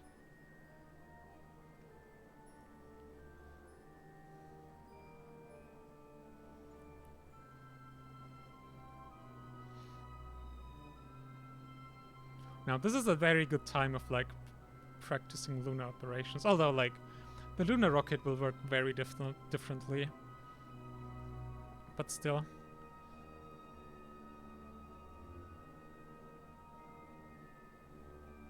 We went through so many iterations of how exactly to design, especially the landing portion of the N1.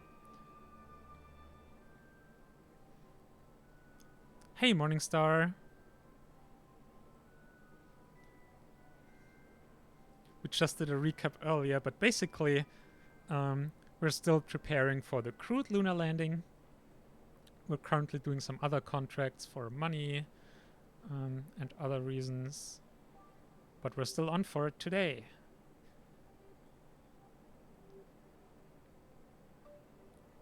Okay.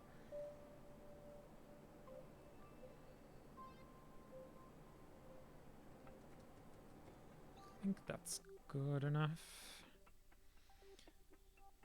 Okay. So we do want to land like in view of the Earth and also in the light. So like about here we're gonna start like our landing burns. Also because we are right now in a collision course with the moon, so we should really do something about that.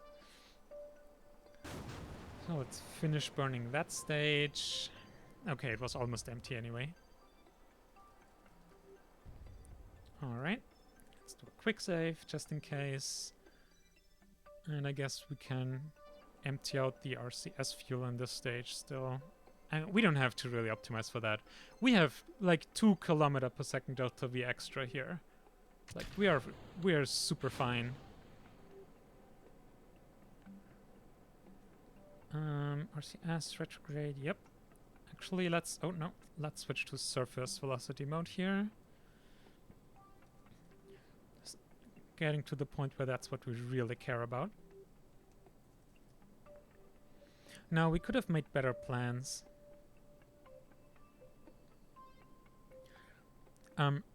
Plural in the text refers to us being plural. So we are many people living in one body. Actually, I don't think we have that in the Twitch description. Can someone else in the chat link the morethanone.info site? That would be nice.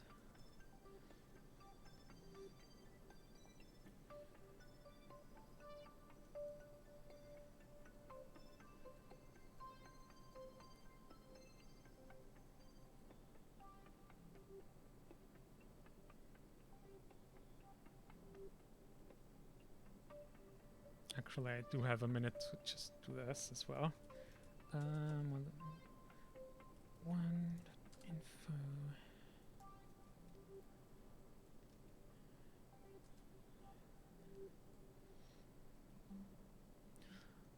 Okay, we didn't crash on the moon yet.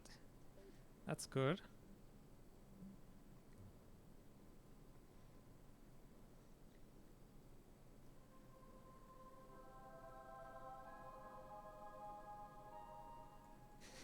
Ninja. Thank you, though.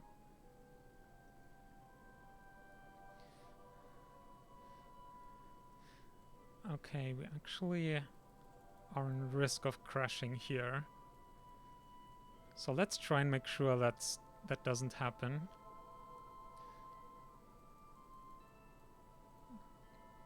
I am mildly panicking, but I think it's fine. It's gonna be fine. Everything will be fine. Basically just pitching up now to make sure our vertical speed will get lower.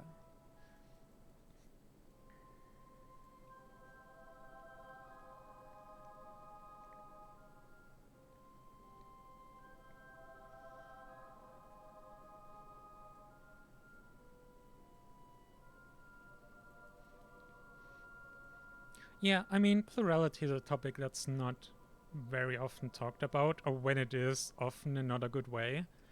So don't worry about not understanding all the details about it and everything. That is pretty normal.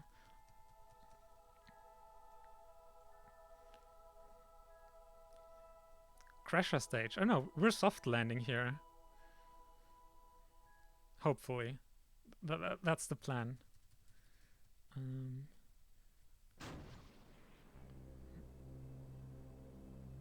think the countdowns here are just super off again. Cobble Engineer is not... I think it also doesn't play too well with Principia, probably.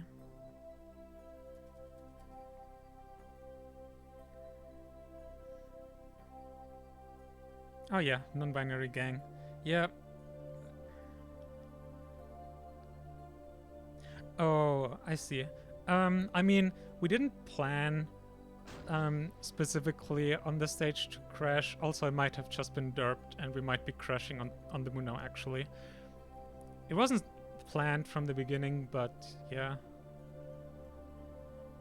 Like, we're not trying to be super realistic in all our designs here. We're mostly here to just, like, have fun, really, and be silly. And things will get very silly. Oh. Well, that was the explosion from the other stage crashing into the moon. Let's hope we're not gonna make another crater ourselves here. Okay, 80 meters per second, and we're only 2.2 kilometers up here. I'm already using the RCS as well, because this is not how you do a safe lunar landing.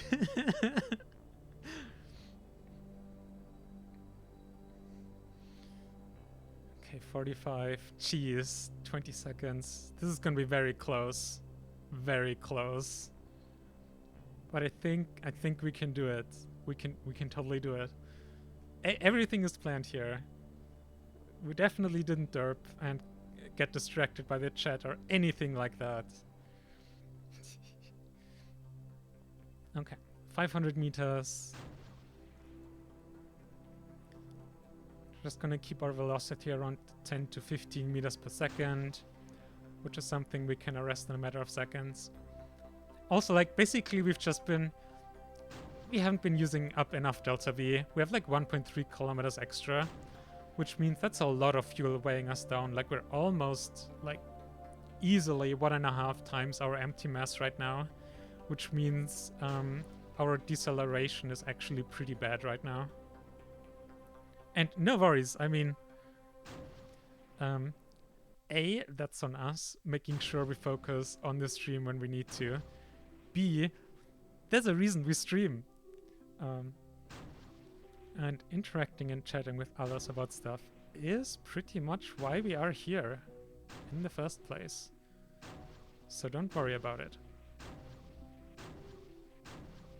There, perfect.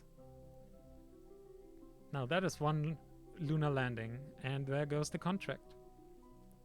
Let's make sure. Oh yeah, we forgot to activate the science experiments earlier. But probably, I mean, we've been on the moon a couple times before. Oh no, we can actually run a couple more experiments here. That's great. I guess these don't run in parallel. Maybe oh no, it's running. Okay. So this can go gather science on top of the money we got from it. Perfect, perfect. So now we should have the money to maybe build another N1. So we have 2 in the queue because things might happen and we might need a backup.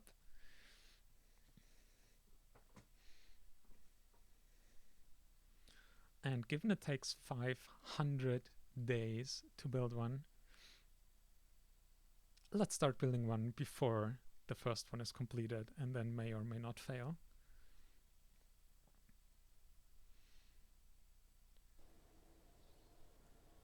More upgrade points. Maybe we should even put some more points into building again instead of science.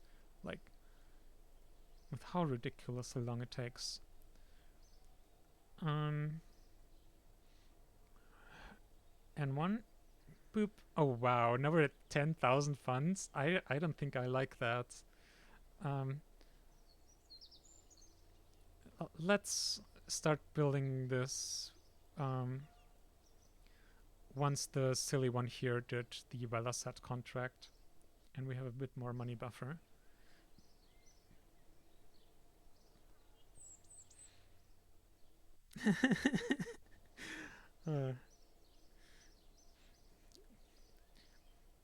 I mean, generally, yes, modded KSP can definitely get very silly. Usually with a realism overhaul, it gets less silly and more serious, but yeah. Time to boot KSP to check on one thing. Waiting 10 minutes to check one minor thing, that's the realism overhaul experience.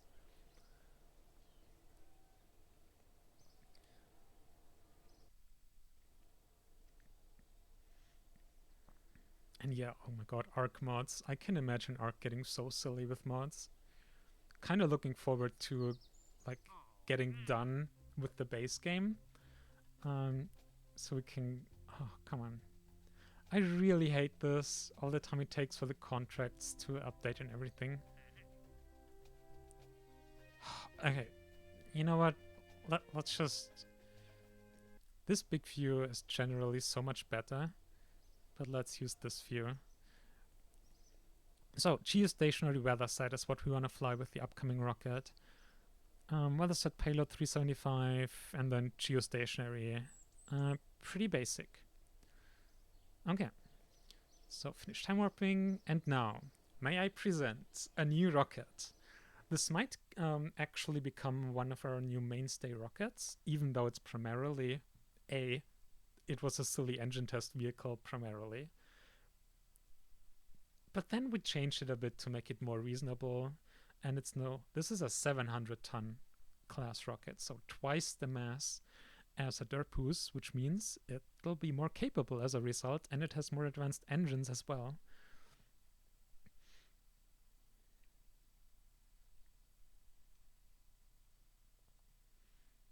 Arc gets silly without mods. That is very true. Mostly like accidentally silly, like all the different bugs. Yeah. we're gonna have more fun with that tomorrow. I'm sure there'll be many more occasions again to get frustrated with bugs and also laugh our asses off. Now,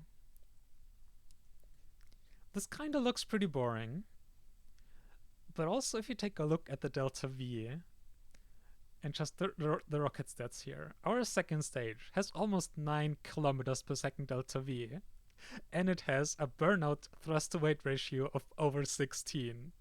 Similarly, our first stage has a thrust to weight ratio of 1.6 at liftoff. So this is a very silly rocket, and here are the babies that we built it for and that we want to test. These are 7 NK33 engines. So good old staged combustion engines, which we will then use on the N1. And here in the second stage is a single NK43. And then we have our satellite on top. So, geostationary. Let's get this launching. Now we will also, because it is a very silly rocket, the name, the silly one, isn't for show. 45.6, really? That's not actually that aggressive. So that should actually work out and stop at stage 3. 180, 180, current. Okay, let's go. Now this will shoot off the launch pad. It'll be great. Vroom! And like, we're not running real time here. This is slower than real time. And we're already going 50 meters per second here after 8 seconds mission time. It's great. And there we have our first engine failure. And this is A, why the thrust to weight ratio is so high on this rocket, to accommodate even early engine failures, literally going according to plan. And B, this is why we do these flights, to gather some data to make the engines more reliable for the in-1 flight. So everything are going according to plan so far. Thrust weight ratio. Status Titan 3. I don't actually know what the thrust weight of Titan 3 is. But yeah. Almost at thrust weight of 2 already. Despite an engine failure. Reminder. Now let's go time warp. But yeah, this is basically our favorite launch vehicle design philosophy. Secure, or like reliability through redundancy.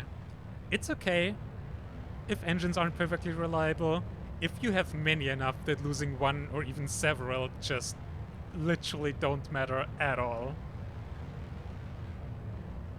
About 2 at liftoff. Jeez. That's a lot.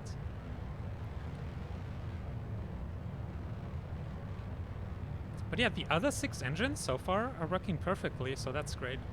Although, we had one advantage, and that is that engines cannot fail to ignite when you launch from the launch pad. It's basically to avoid silliness. Oh, we do have to stage manually here, though. Oh! Nope, there it goes. I thought we had an engine ignition failure there. But yeah, the guaranteed ignition on the launch pad just is there to avoid silliness of like, oh, I had an engine failure, so I aborted the launch and tried again a day later. Like, it's just annoying. So guaranteeing ignition on the pad makes a lot of sense. Wait, I guess we can enable our RCS here for roll control. This puppy here. So, once again, there's a reason the stage is so silly. Like, we had like, I don't know, was it 5 minutes burn time? And it's like almost 9 km per second delta V. That's because we wanted to gather a bunch of data for the NK43. Because the NK33s, we have a whole bunch of them, 7 of them in the first stage, so we get a lot more data there. But because we only have one here, we wanted to get more burn time for it. That's why the stage is so silly. As said, like, this whole rocket primarily exists to test engines. That's its purpose. But it also works as a launch vehicle. Why not both?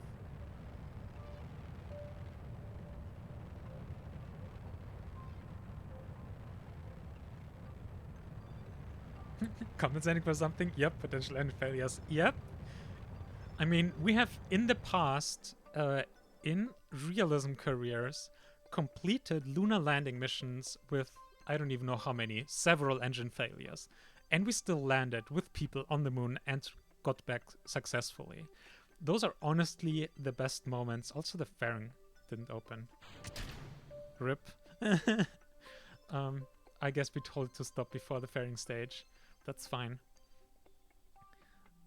Okay, let's time warp here to the node, and then we'll go out to a geostationary transfer orbit in just a moment. The one thing, like, if you just look at the stats here, our current stage has remaining burn time 54 seconds, less than a minute, and 4.4 kilometers delta V. Like, it's ridiculous. I love it. actually getting close to the approximation of burns happening instantaneously here. That's how silly this is. Okay, now let's to orient ourselves to prograde here.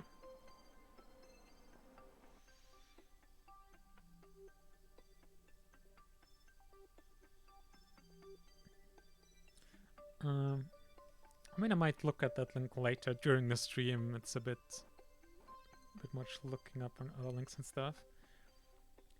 Propulsive landing, NK-915 rocket, maybe one day. On the moon, that would be cool. We're gonna be using RD-58Ms and then actually a lunar lander, lunar descent engine from the lunar excursion module. Even though we are doing direct ascent moon here, like, oh man, we're so looking forward to actually showing off the N1 that we built, because it is a whole thing and a half. Okay, actually, oh, the one thing thing we did forget is put on some hypergolic thrusters for fine adjustment for use cases like this one. But we can just do like the final adjustments with our satellite here. That's no problem. Okay, we're gonna have to be very quick in shutting off the engine at the right time here. Okay, 20, 6, 7, 30, 37.4. Bit too much, but close enough. Close enough. Time warp. Boop-a-doop-a-doo.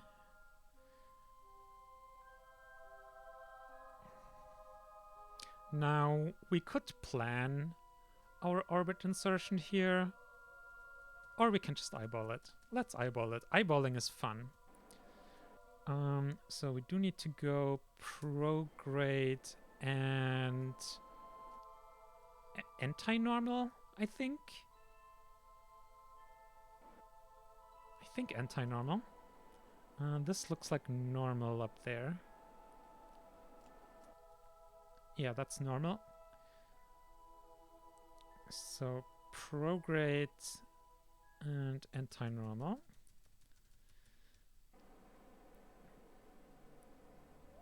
I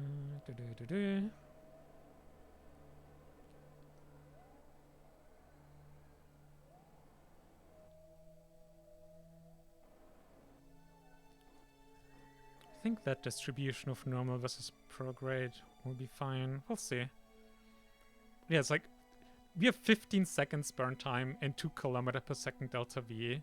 This is gonna be a whole mess doing manually. But we're gonna try. And then we're just gonna say fuck it and gonna do the rest with the satellite instead of trying to do this correctly with the stage, because this stage is officially too silly. Okay, close enough. Let's fire this up. And we even still have an ullage motor left, so let's use that. I'm just gonna stop it once we hit a good periapsis, and then... Oh god, oh no, oh no. Doop-a-doop-a-doo. This is fine. Everything's fine. Okay, that was too early. I guess no ignitions remaining. Okay, but that's okay. That is totally okay. What's our inclination? Oh yeah, we're at 1.4 degrees. This is actually within the bounds for the contract already.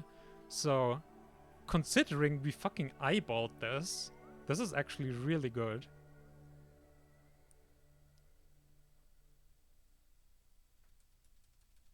Okay, so let's raise our orbit there. Oh, we forgot. Oh, nice. On the one hand, we forgot to actually position ourselves over the target area on the Earth, but we accidentally are pretty much exactly above it already. So once again, lack of planning is paying off. Okay, time to drop in on the chat again. Ooh, another raid. Hello, welcome everyone.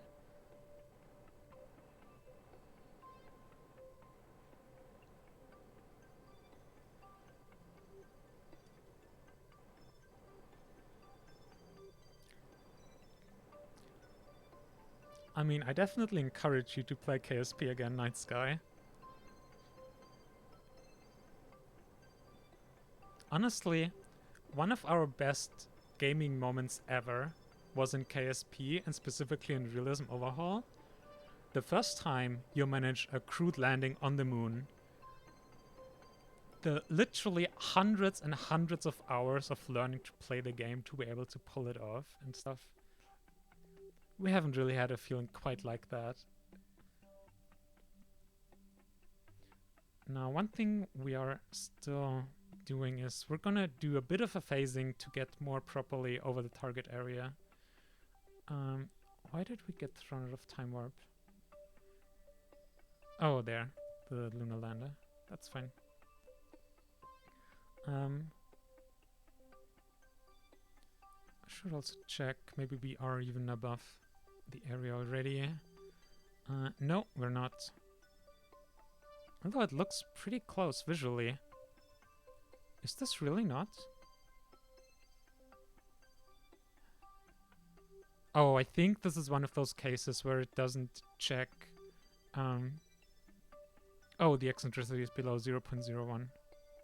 Oh wait, eccentricity. Oh yeah. I think we just need to fix our apoapsis here. And then we're probably good with the contract.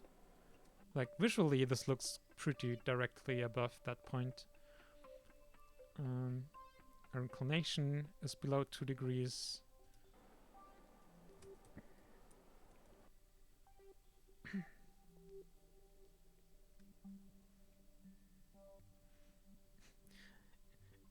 You might say that we were intensely focused there.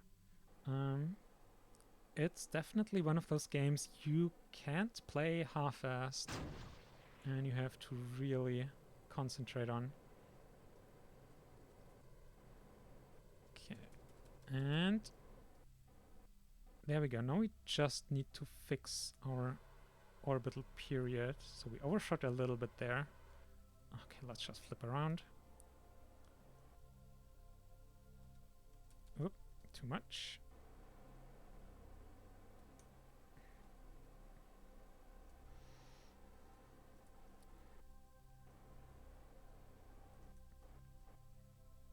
So we're looking at 23 hours, 54 minutes. 4. Okay, now let's give it a bit extra, just because there can be some funkiness between the base game and Principia orbital elements. So let's make sure we have a bit of a buffer. And we're at 55 minutes, and now we should just be able to time warp. And there we go, successful contract. Okay.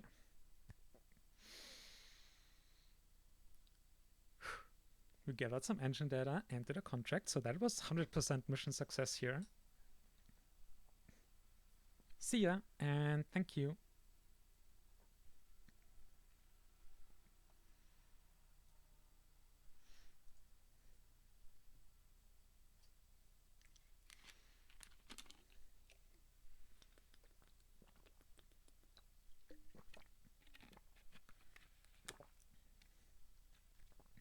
Oh yes, now we can start building a second N1.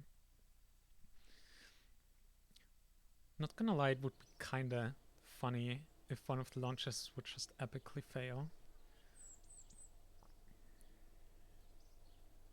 Then again, we will have crew on board, so that would be very nerve-wracking, even though we will have an abort system. Okay, let's put you there. I think I actually want another weather set silly one.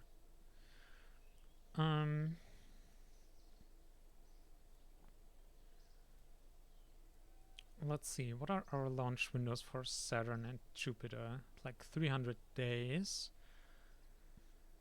85, 80, 60 to 20 days to finish all that. Okay.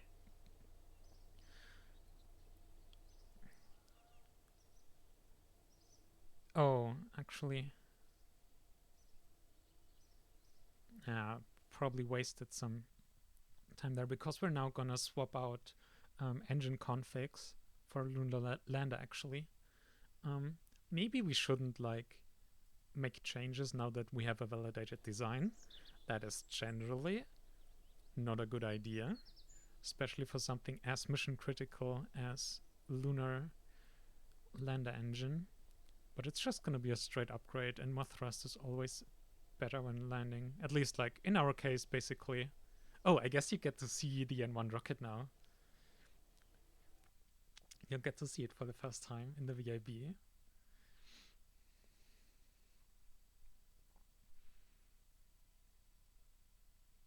We've been excited for days now to be able to show this rocket off.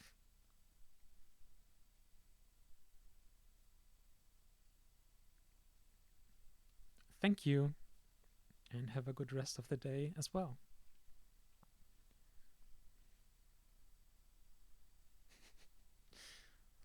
You can tell you're loading a serious rocket when it just takes like half a minute to even load in.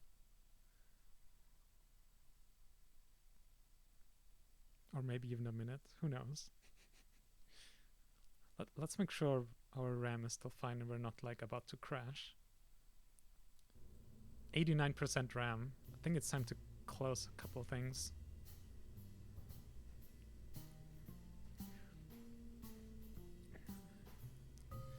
Now let's remove the VIB. Zoom out, zoom out, zoom out, zoom out. May I present in the N1 with, I think, 6,000 tons. This is what you get when you do moon direct ascent.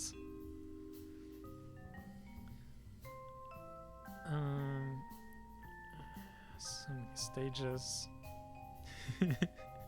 Yep. There's our descent engine. Oh, please tell me it doesn't cost too much to unlock. Okay, it costs 3,000. So we're just gonna upgrade this engine config here. It's gonna give us 10 more seconds ISP from 303 to 313.5. It's gonna increase our thrust from 43.8 kilonewton to 45. So that's 2.5% more thrust, which I'll take. And same mass. And lower throttling.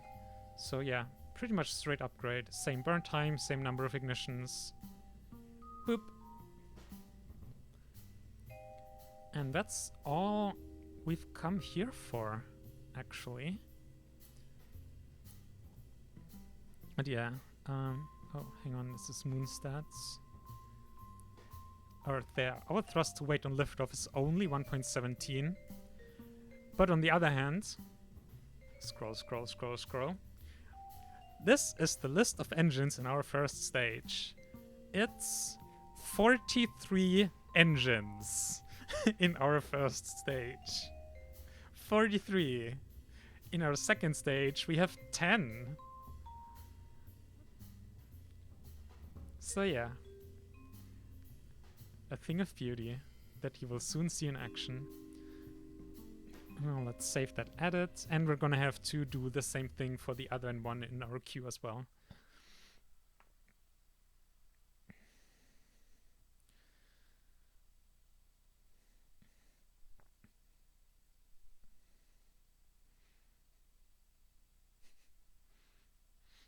But yeah, 6,000 tons is what you get. And like, do mind, like this is like using staged combustion engines basically everywhere, so they're pretty high efficiency. But this is what you get when you land directly on the moon and don't do a lunar orbit rendezvous like the Apollo missions did. Now you go all the way up. Because basically you'll just save a whole lot of mass if you just have a dedicated lander, because you can have like small capsule and you only need the bit of fuel you need to land and return. Compared to if you land with everything on the moon, you have to have all the fuel with you also, like, to return back from the lunar orbit to the Earth. And like the re-entry capsule and like a capsule spec'd for re-entry, like, and for like long duration space flight is just a lot heavier than if you have a tiny capsule, like just for like 1 day to land on the moon and return again. So as epic as this is also the reason why in real life you don't do lunar direct ascent. But as we've established, we are here to be silly, and we promised silliness, and there will be silliness.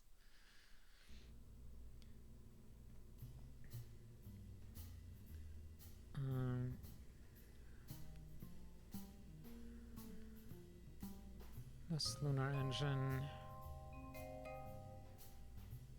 Please don't grab the launch tower when I click on this.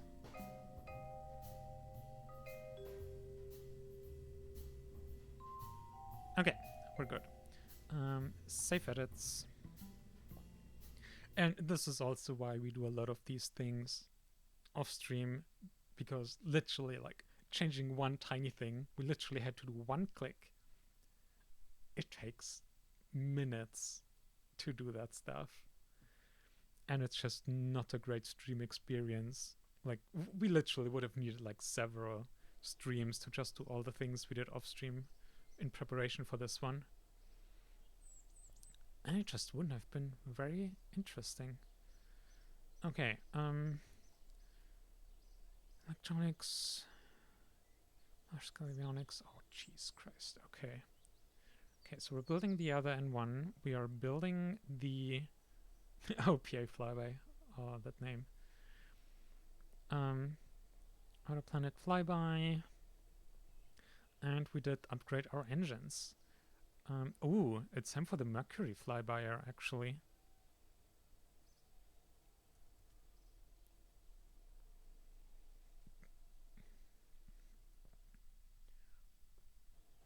So let's pay Mercury a visit. Ooh, then we'll have a whole bunch of cash again.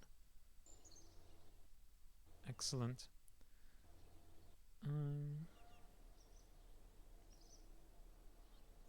I don't know, I kind of want more build speed.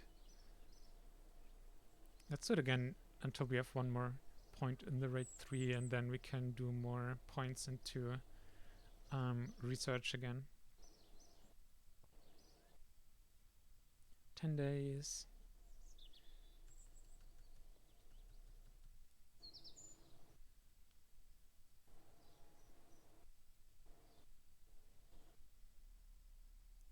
Okay.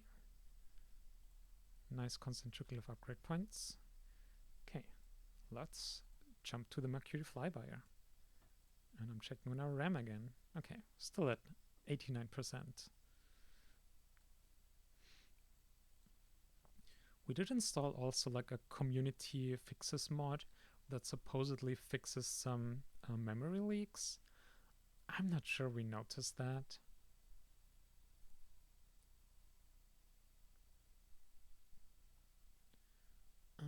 Time to close the browser.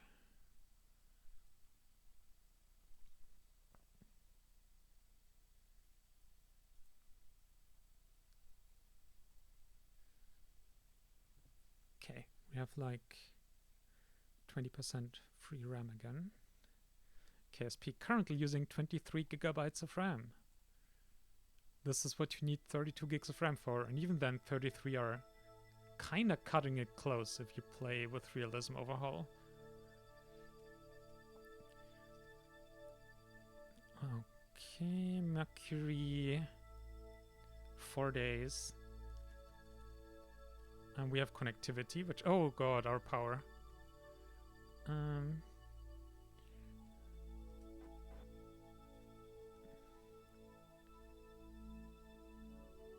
Yeah, we're getting so many kilowatts. Oh wait, that was time warp. But yeah, still, we're already getting like twice the power that the panels are rated for, even though our exposure is still kind of bad.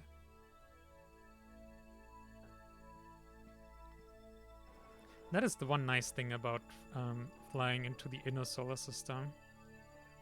And stabilize. Now, where is Mercury? Okay, it's actually pretty close. That's Mars.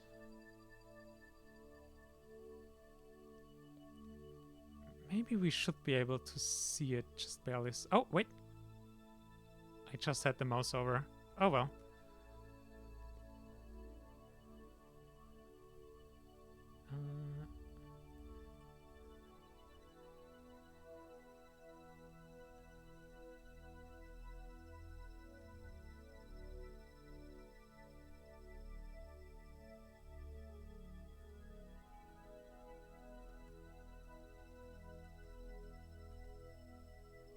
How am I still not seeing it? Although I guess we are still.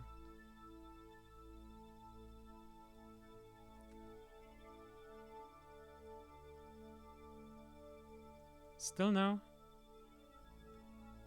We're like hours out at this point.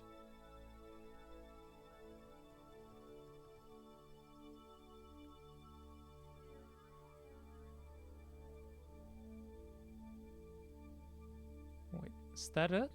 I think that's it. Here.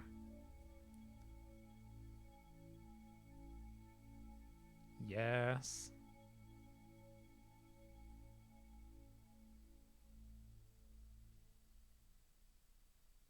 Slowly growing. You can probably see it on the stream now. Oh, we should make sure our experiments are all running. Oh yeah, they weren't running. Whoops.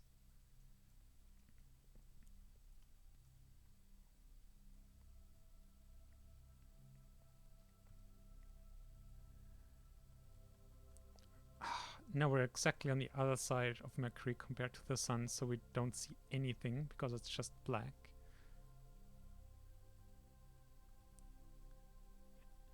Okay, right now you can tell where Mercury is by where there are no stars.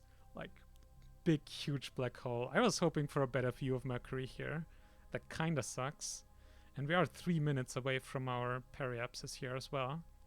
But we should probably sometime soon see at least part of it when we get to a more illuminated side. Getting very close here. Only 50 seconds away from our closest point. And we're... Is this correct? Yeah, I think we're screaming across Mercury here at 18 kilometers per second.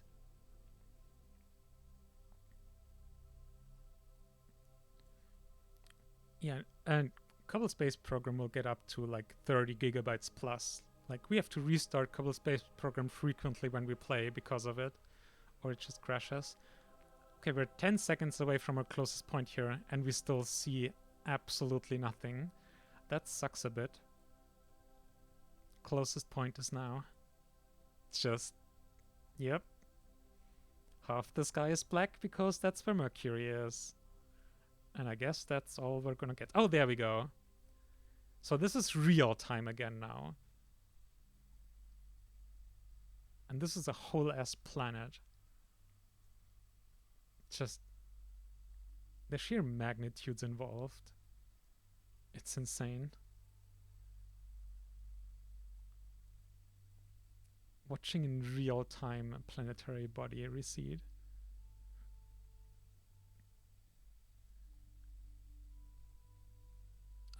Also, let's check out our mission log here. Contract Mercury flyby. 1.3 million funds. And yeah, the experiments have barely any time for science. Okay, let's time warp this a little bit and get some more here. Now we have a pretty good view of Mercury overall. All the craters.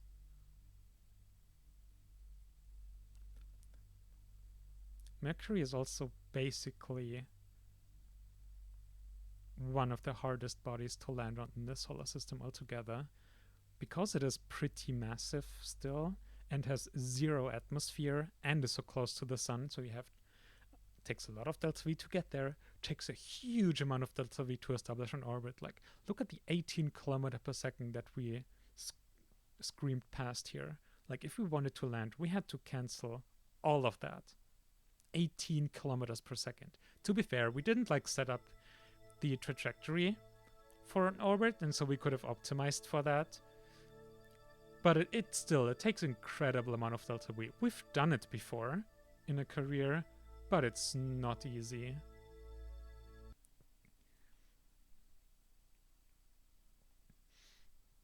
But yeah, I don't even know how many realism overhaul careers we've already had. But one of them that we put the most work in, we landed on every body that you can land on. So obviously we didn't land on like Jupiter, but like all the solid planets, all the moons of Jupiter and Saturn, at least that were in the game at the time. I think that was before more moons and stuff got added and asteroids. I don't even know if Vesta and Ceres existed in that game at the point. But yeah, point being, ooh, we have money. Off into science you go. And there we have 1100 science points. Okay. Saturn. I guess Saturn and Jupiter launches. I think, yeah, the Saturn and Jupiter launch, one more silly one launch, and then it's gonna be time for the N1. Oh, damn it. Stop time warp. No. The one of the most annoying things with Kerbal construction time, if you edit a vessel, it gets Jotun to the bottom of the list, and so we forgot to get it back up. And we wasted some time.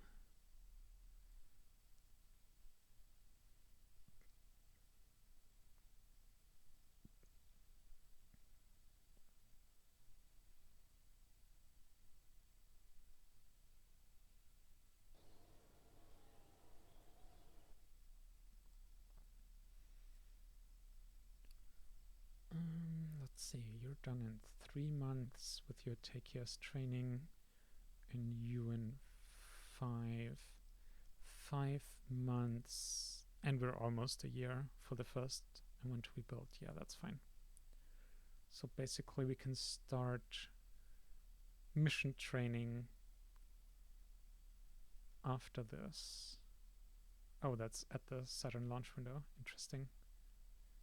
Let's do it at 192 days.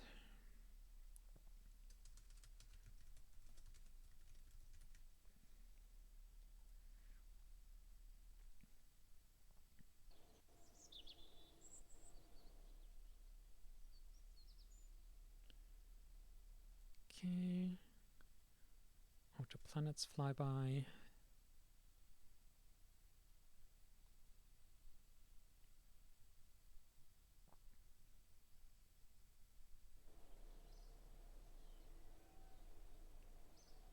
And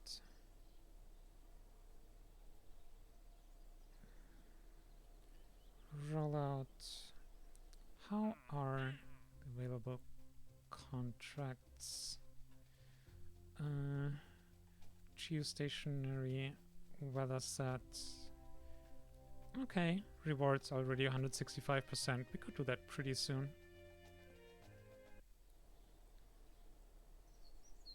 Yeah, let's roll it out.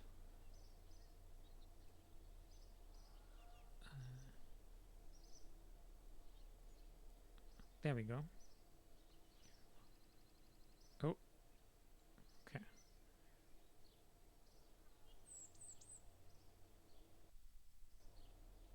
Oh, is that the new launch pad, the unlimited one that's being finished? Oh no, I think it was that rollout. But yeah, our unlimited launchpad is not finished. Basically, launchpads usually have a weight rating. We need an unlimited one for the N1. That is the only way to make that work.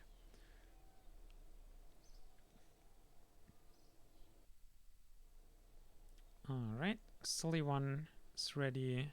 So let's accept the contract for choose nation review. Weather set again.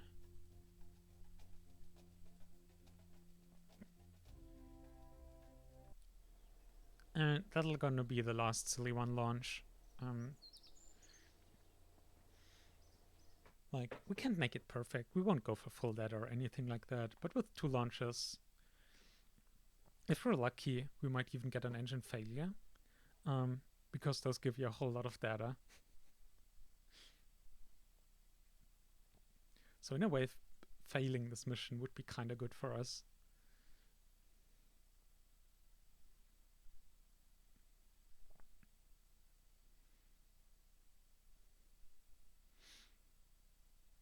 Now the Jupiter and Saturn flybys, our Delta V budget is pretty close there.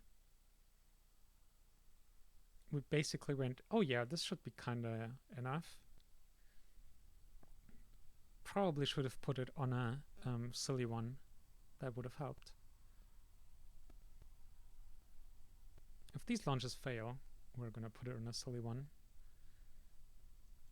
Okay, now geostationary set. This will be straightforward again. 180, 180, 45. Stage 2. This time you stage your fairings. And let's just go.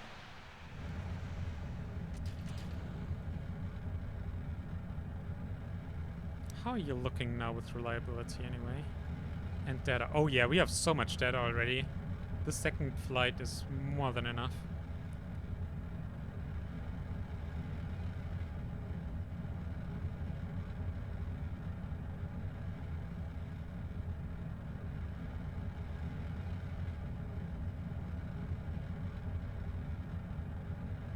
And yeah, the NK-43 only has 500 data units. That's gonna be the critical factor. Also, not a single engine failure in the first stage right now, despite 7 engines. That's pretty good. Oh, I gotta love all the things happening. Complex staging events are the best. And we have actually successful ignition here, even though it's only 93.3%. Let's see if we have the same luck on restarting it later. We will be making use of all 3 ignitions this engine has, so... And we actually were lucky with the first launch as well. So it's kinda... It's kinda unlikely that every single ignition will succeed again. Also, just another thing that makes this so silly, just the proportions. The satellite is so tiny compared to this upper stage. This is just complete overkill for a satellite that small. Like, this is a complete waste, basically.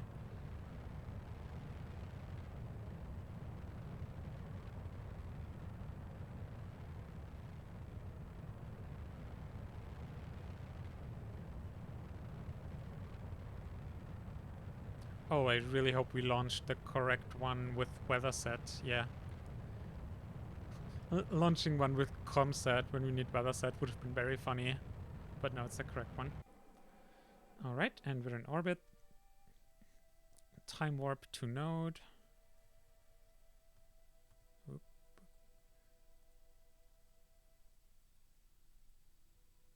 Once again, this will be a very, very fast transfer. Thanks to being silly. Thanks, silliness. Okay.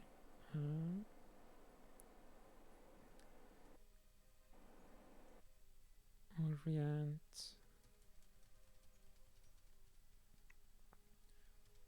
Knowledge. Right. And there we go.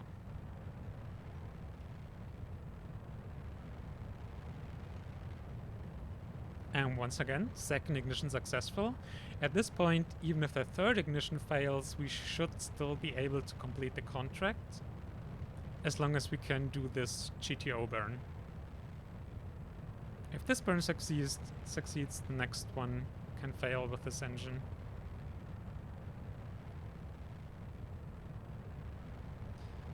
Okay. Nope. Don't do that to me, game. 20... Oh, come on. Oh, perfect. 35.8 kilometers, or 1,000 kilometers. That is pretty much exactly what we needed. Okay, we need to catch up a bit with our target on the Earth here. So we're gonna have to... And yes, this time we're planning where we're going. So we're gonna keep our orbital period a bit below 24 hours for the time being. And do a bit of a phasing. And for now, since we're so good at this, let's eyeball the orbit injection again here. So once again, we need to be between prograde and anti-normal. So maybe not quite as far to normal. Something like this.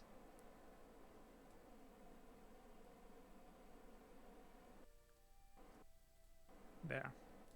And LH and... Oh wait, we have LH motors. Let's actually use them this time.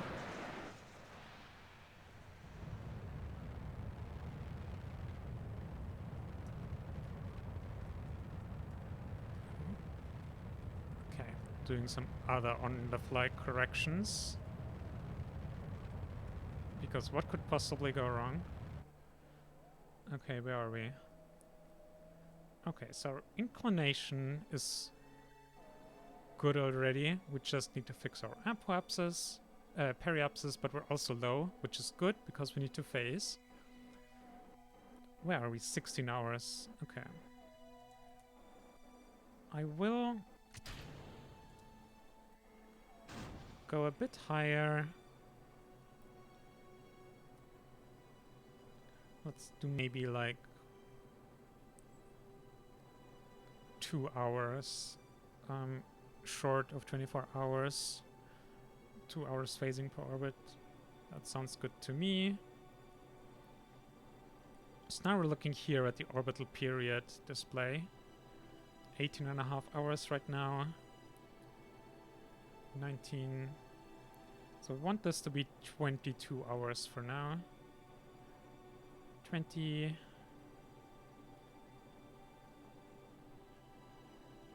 21. And 22. Whoop. There we go. Now in like 3 orbits or so, we should be right above our target spot on the Earth. So let's do 1.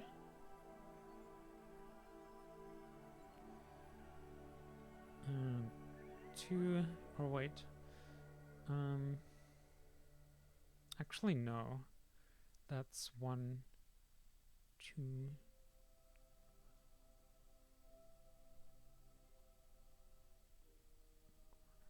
I think it should be... Oh. Actually, we're very close. I think that's close enough. Let's... Oh no, we forgot the babysitting power. Why? Okay, got some.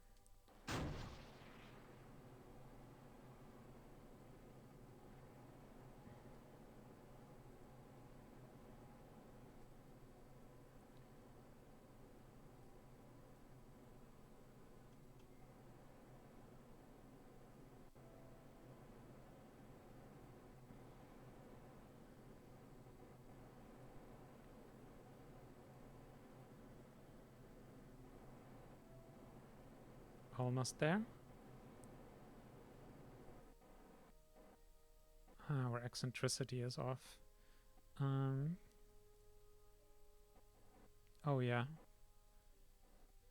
Yeah, that's fair. Um, let's do normal. No, wait, radial. I don't know if radial or anti-radial. We'll figure it out. Yes, radial. So now we're basically just adjusting the orientation of our orbit. We're not really changing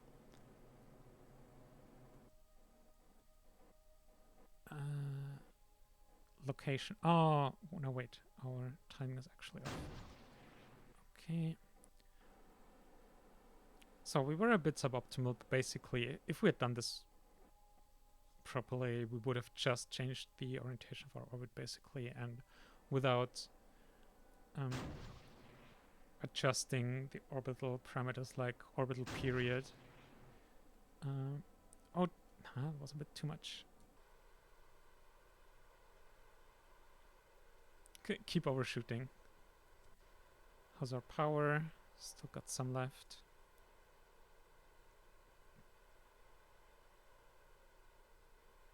There we go. Now, I'm gonna do like 30 seconds extra on the orbital period as buffer again. Then let's make sure we have power.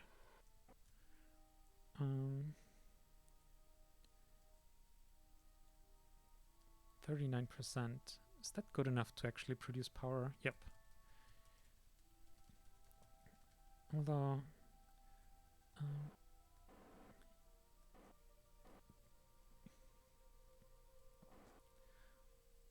there,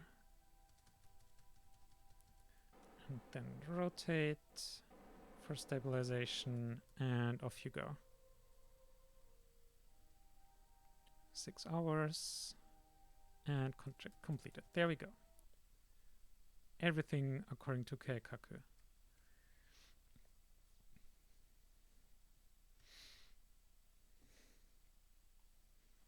2 more launches, then it's in one time.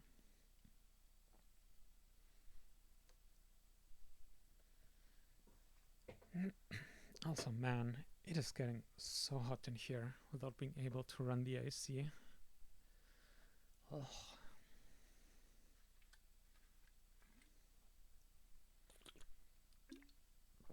Even though it's past midnight here, like, it's 1:40 a.m. and like windows open and it's just too damn hot.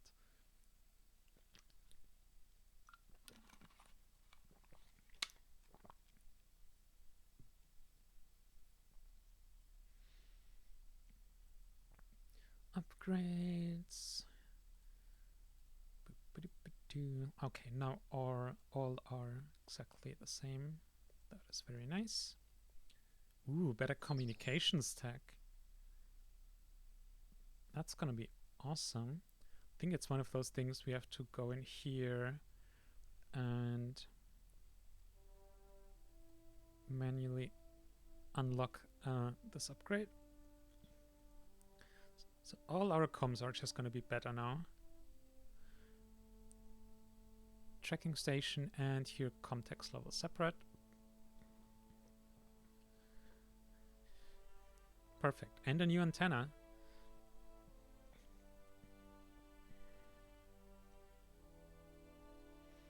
Excellent, excellent.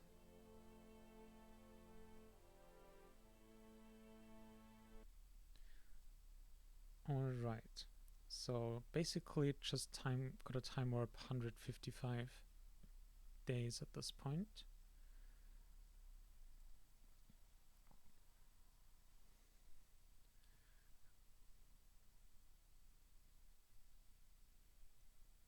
Technically, we could probably just skip.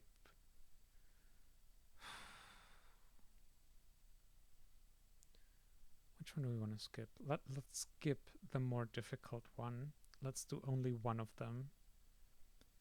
The contract deadline should be long enough that we can just do it in the next launch window, to be honest.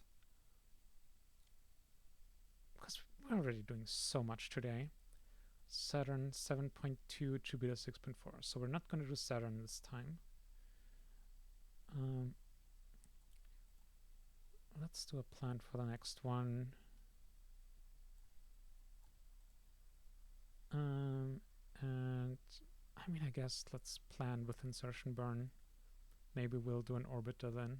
Oh wait, no, that's still too close. I'm gonna be doing our N1 flights. So let's do you. Alright. So, Jupiter.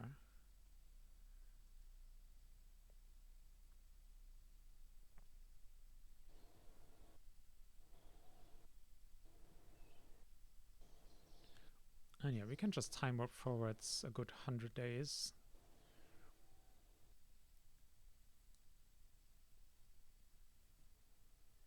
$200 days until one of the N1s is ready, actually. 200 days. How long does mission training take? Courses. TKS mission. Okay, 75. So let's do that like around 100 days before. So in 100 days, mission training. Okay, we have the alarm already. Looks like we already planned that. One of us did at least. Oh wait, and there's mission training and remember training crews. Double. I mean, double is better than not at all.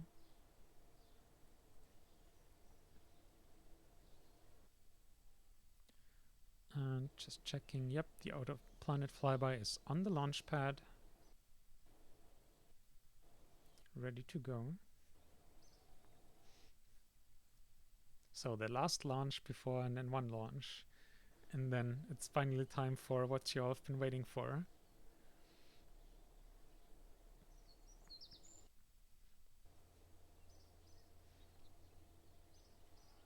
And yeah, we have like various plans for what to do if certain errors occur in the N1 flight. Like for example, because we have only a single NK43 for our TLI stage, when that fails, like that already means we can't do a lunar landing. But it should still allow us to fly to the moon.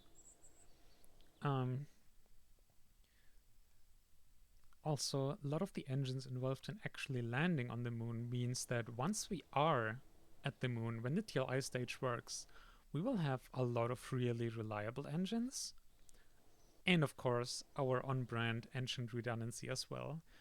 So at that point, even if we still get a failure in one of the RM58 engines, RD58M engines, I'm too dissociated to remember the exact designation. Point being, when one of those engines fails, that still doesn't mean we can't do a lunar landing anymore.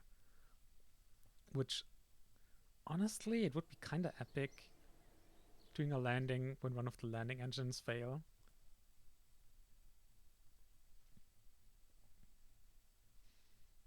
But yeah, like, it's hard thinking about a worst case that'll mean that we can't at least do a lunar flyby or something.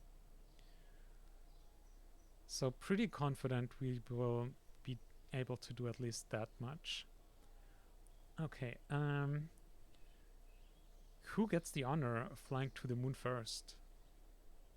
I think it's gonna be Sigrid, one scientist, Anastasia, and an engineer, Lorraine. Okay, only 56 days actually. I don't know how long the training will be valid. Like, this is like a bit over a month before the rocket is even ready. Oh, and it still has to roll out. Yeah, never mind. We're not gonna train quite yet. The rollout time is also something ridiculous, like another month or something. 11 points. Guess we can continue upgrading here after all.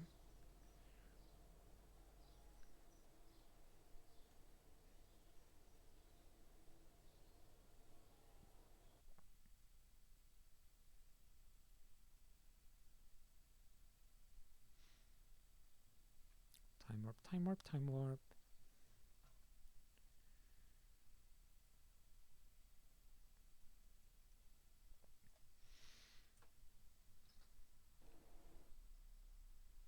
Why are we stopping? Oh, technology is finishing.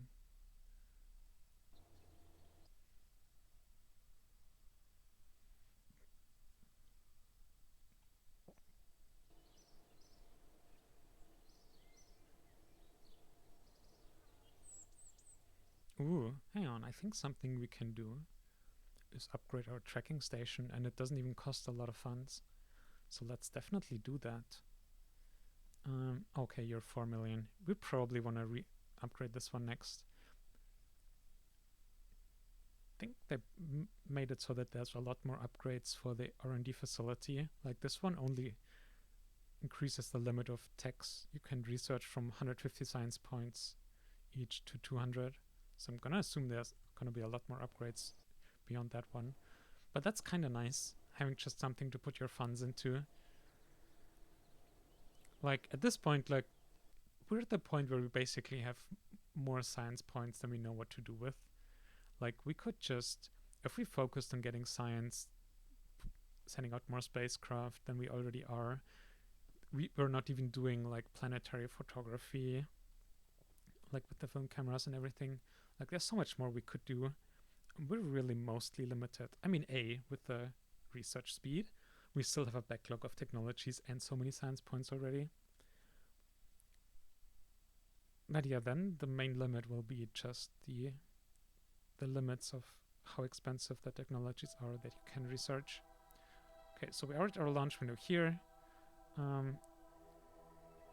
As usual, actually we don't need to be in a tracking station for this. We can just put it on the pad.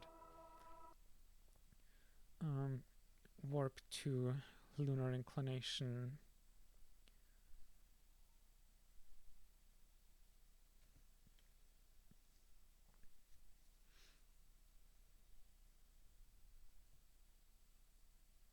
Ooh, completely forgot about that. We have another surprise coming up.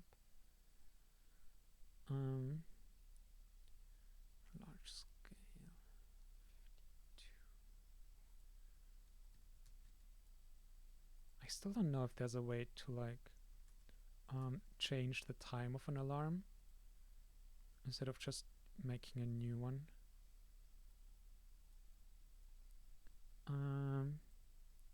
Out to planet flyby. Launch.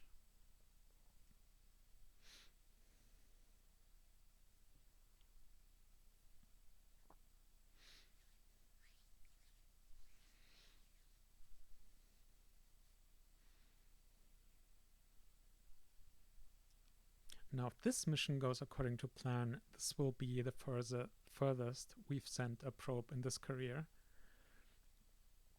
Furthest we've come so far were Vesta/Ceres. I can never remember which is further out.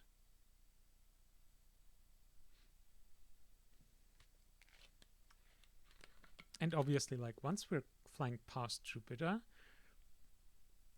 this has a good chance of actually becoming the first spacecraft that will actually leave the solar system. Because of the gravity assist. But we'll see. That'll depend on the specifics.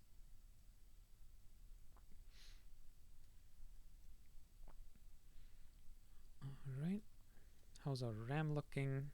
84%. Still good. Still good. Vessels completed. Yep. Moon. Target. Launch into plane of target. 22 hours. Okay, so we need to wait another full day. So we're 1 day behind our calculated launch window. But for interplanetary ones, it's not that important to be super right on time.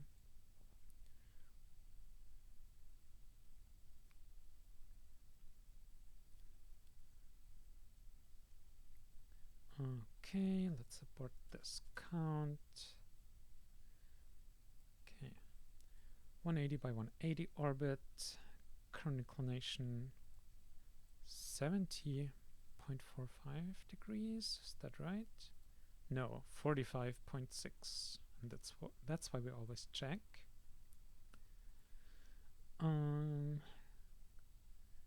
Stop at stage 4. So that's 9. So 3.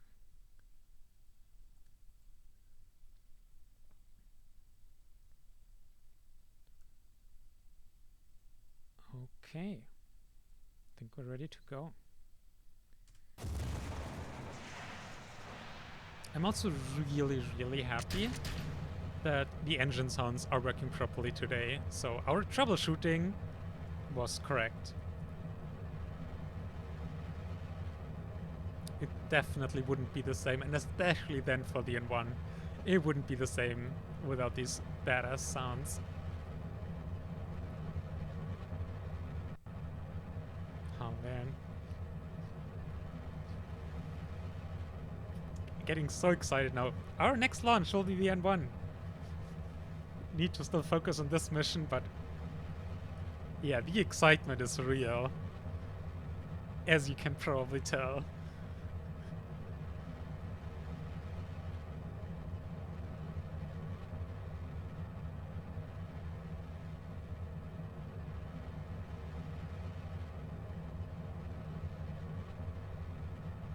As rocky as the start of the stream was today, things have been a lot smoother after that.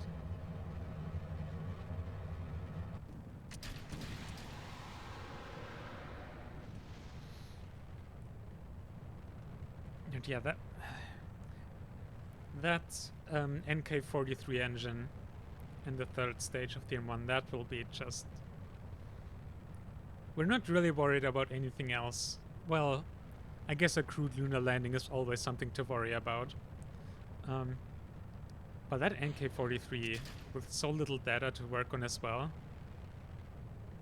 like the 2 test launches will help some, but we'll still maybe have like 94% ignition chance.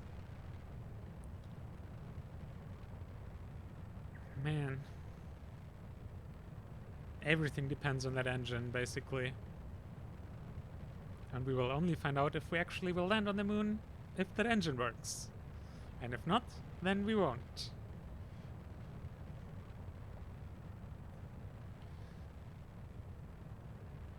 But hey, that's one of the reasons we're building 2 of them. And once again, very satisfying staging sequence. So good. Oh man, that's also something we're so looking forward to. Like the awesome staging sequences in the N1. So good. Okay. We end up gushing so much about the M1, but it's just...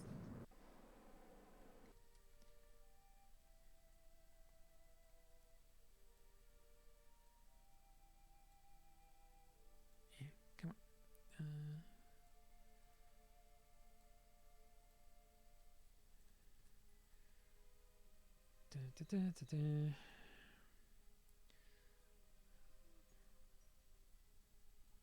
Whoop, that was a bit too much. There's the moon.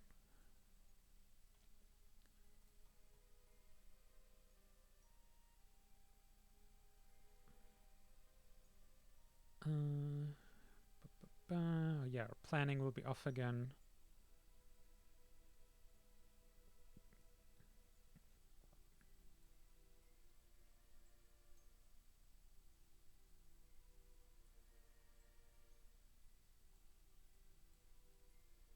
Whoop.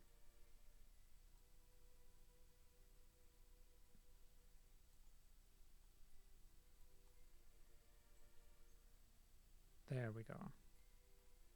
Trying to get that node close to the moon. Wait, what are we even doing? We're not launching to the moon. I was thinking, wait, we're not doing a lunar landing right now. We're doing the Jupiter launch. Jesus. Almost launched just to the wrong body. Oh my god. Yeah, this is the time where you can tell that we are dissociating quite a lot. Oh my goodness. That would have been kind of funny, not gonna lie.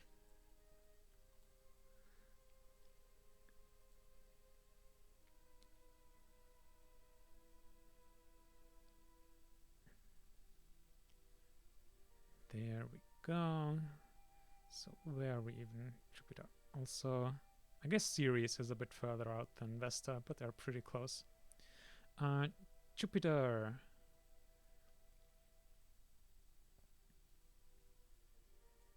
Man, yeah, those transfer times, like, we need to go into the thousands of days. Try and change. Why? Why does this not work? That, oh, I guess it wasn't enough days. Weird. Oh well.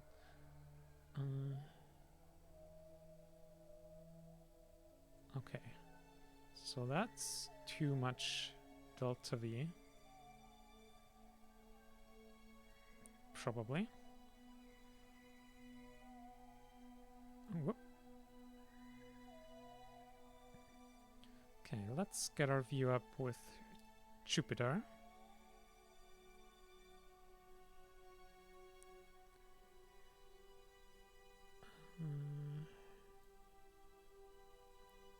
Okay. There we go. Now we're getting there. But our inclination is a bit off, which means timing for orbit.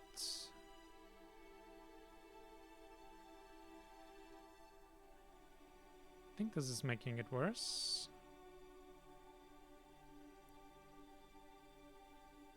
Now we're at like 7. Yeah, this helps. So we need to adjust our timing of when we do the burn. Might have been a too much.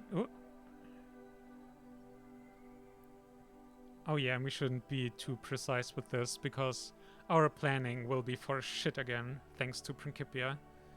But this is roughly what we're aiming for, at least. Now, Principia thinks it takes like 5 minutes. 5 minutes only gives us 4 kilometers.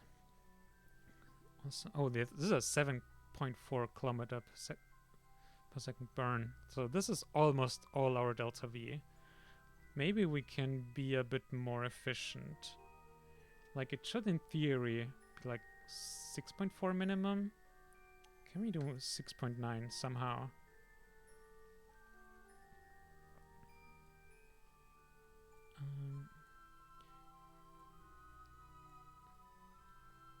Or I guess we can fix this with a mid-course correction. Let's see if that holds true. So this would take 600 days to get there. If we do a course correction, 250 days in.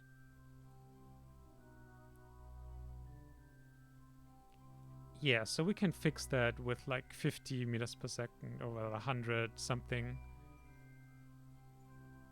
That is, or I guess 150. Now, if we took a long time, we could plan a combined flyby of both Jupiter and at least one of the moons.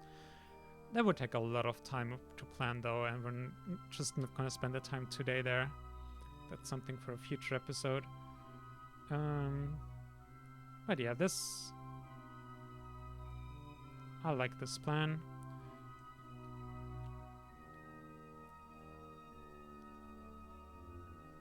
So let's time warp and do that transfer. And let's hope that we can kinda get it right. We should really put a more powerful engine there on our deep space probes. Like, that burn time is just... that keeps messing things up for us. Now,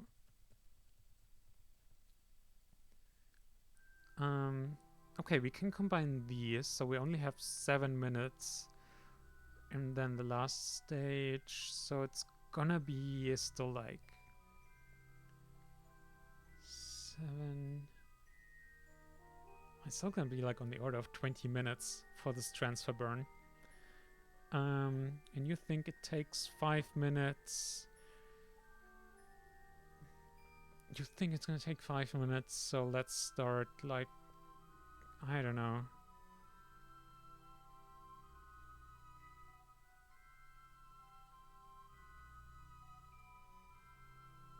4 minutes ahead of time. It's so difficult also because we're gonna have a very powerful stage at first. So it's important we also don't start too early.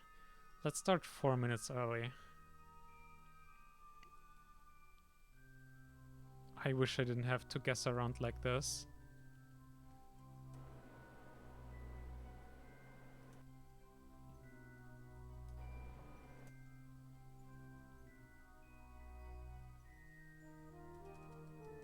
Alright. Node, Alich, go. And our other engines as well. Actually, burning them at the same time will slightly increase our total delta V, because it's most efficient to burn your fuel first that is less efficient, so has a lower specific impulse. And usually we would burn the big engine here first, which uses kerosene and liquid oxygen, which is more efficient than these thrusters, which use hypergolic fuels. But usually you don't care about the maximum efficiency, but for the fine precision adjustments. But now we only care about the total delta V, so we can just burn them at the same time, which will burn up some of the less efficient fuel, which will raise our delta V a bit compared to what we've been planning with so far.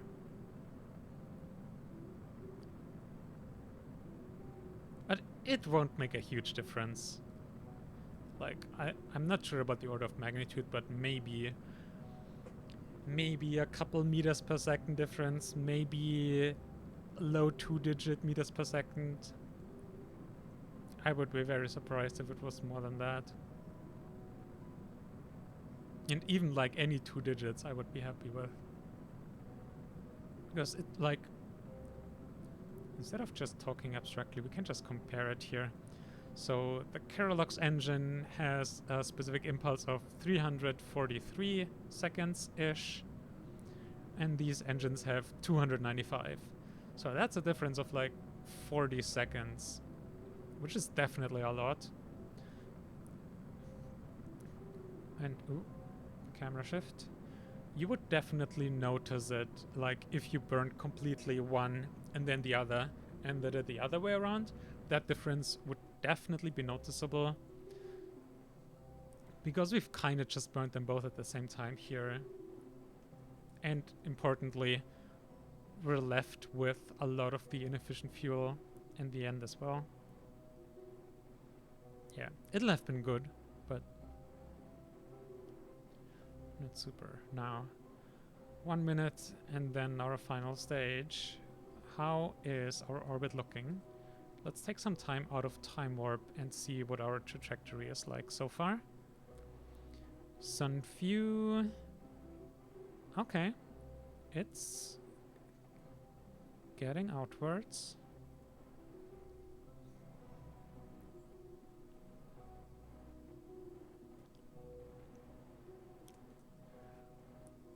And oh, this time we will remember to set our orientation to be constant before before Principia removes the maneuver node. So that was also one of the problems last time, because we forgot to do that, and then the maneuver node was gone and we had to guess what the orientation needed to be.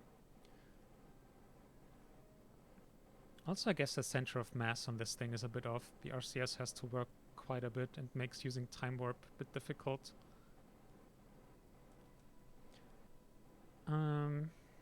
probably really want to time warp, if at all possible, because this is gonna take a while. There, the maneuver node is gone. Let's try Earth frame. Let's try and just do a try and do a maneuver while in flight. Gonna have that. Steps. I think we mostly used just prograde velocity, didn't we? Oh yeah, this is getting very close.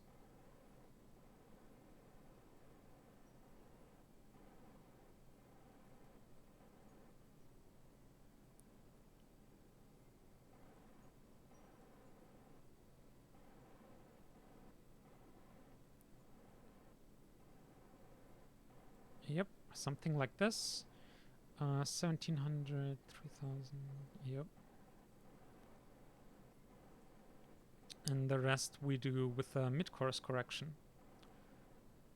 Perfect. And now we can actually use Principia again. Also to hold the node, which means we can time warp more aggressively again. Although maybe not 4x. Nah, it's fine. Okay, yeah, this is gonna take 2 real-life minutes, 3 real-life minutes. Let's see. Anything else we could talk about? We gushed already so much about the M1. Already at the point where it's like, don't wanna spoil too much.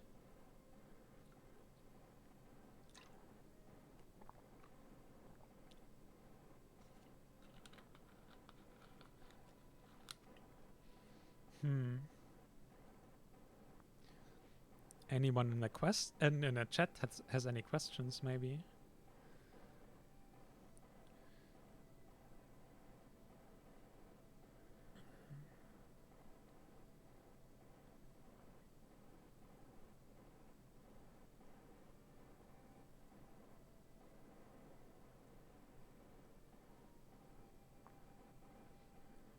Yeah, on the one hand, like having higher thrust to weight would in particular make planning easier, but that's largely because of Principia's issues. Otherwise, you do see why having low thrust engines on a probe like this is still generally fine. As long as you're not fighting to get out of a gravity well because you're launching from somebody, then thrust to weight is usually not that important. Unless you do things like, if you want to do like a Mercury orbit or landing, that's really intense because you go so fast and have to spend so much delta V on it, you need really high thrust to weight as well, which is just another reason in the list of reasons why orbiting around or even landing on Mercury is so difficult, because you don't just need a lot of delta V, you also need high thrust to weight. And yeah, generally, lower thrust engines are lighter.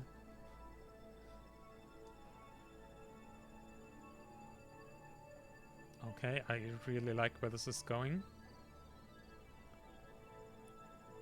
We're less than a real life minute away from this.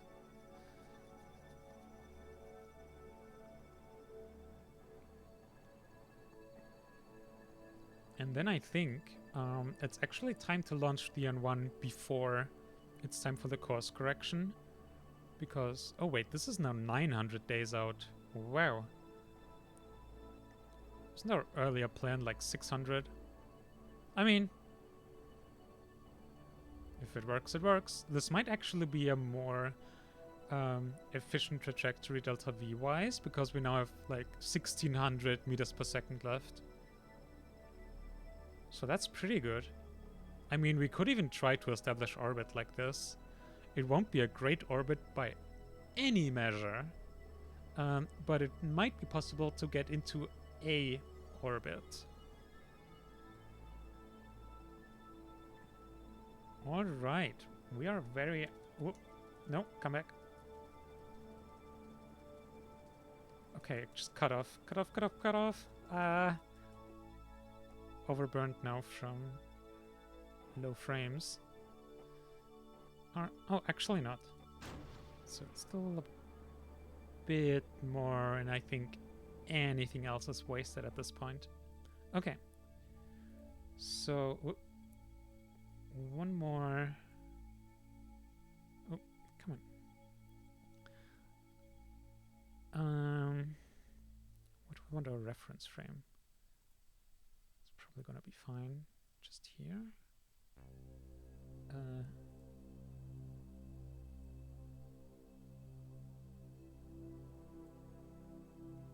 think game is saving or something. There we go.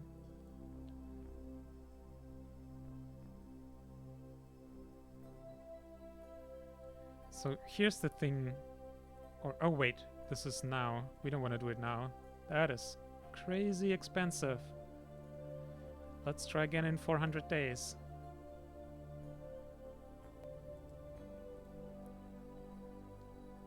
And now we can also, like, I mean, that's also just a rough guess, like halfway there. Now we can move around when we do the correction burn to see when it's the most efficient. There was the minimum. So, wait, we actually guessed it extremely precisely. Like, it's basically exactly at 400 days. Okay, so our correction will be a bit bigger than when we planned earlier, but it's still totally acceptable. Okay, let's see. Trying to get a good 3D view of where we are right now. Okay. And then maybe this.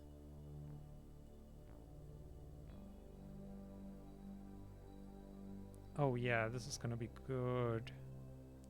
And this is the point where we could then adjust further our timings when we cross like some of these orbits to get some flybys there as well.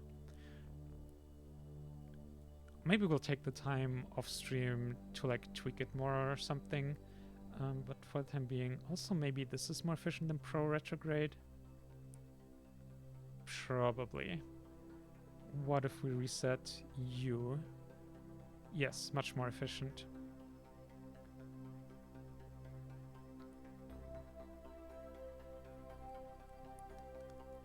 Just look at that trajectory. Like, it's massive. Gravity assist. Hello, pile of cats. And we're just gonna get very close, which will then also mean like... Yeah, we can totally do an orbit here, I think. Especially since we have such a good trajectory here. And then when we're very close, we can do a capture burn. Now, what is the size of your atmosphere?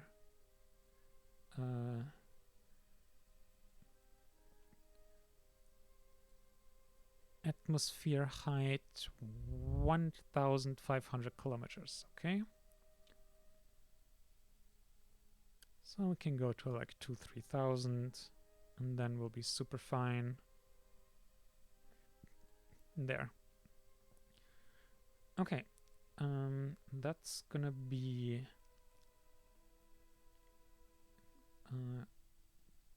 is there a button to just make an alarm for this? Well, I guess it's a maneuver node, so we can do this. And we do want a margin of a couple days, probably.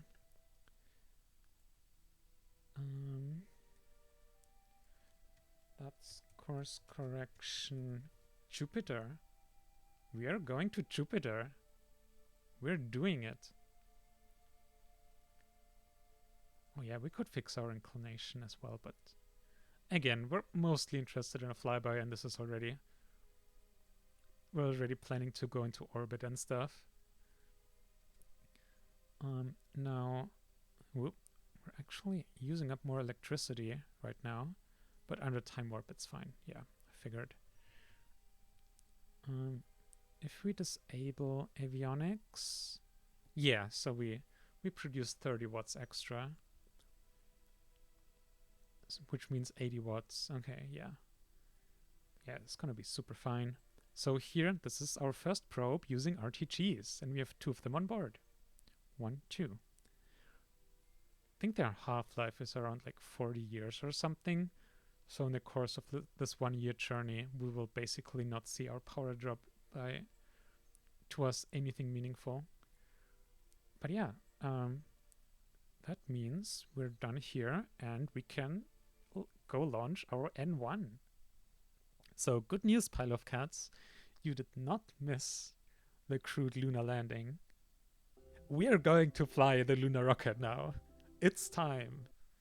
There was a lot of preparation and other launches we did in the meantime.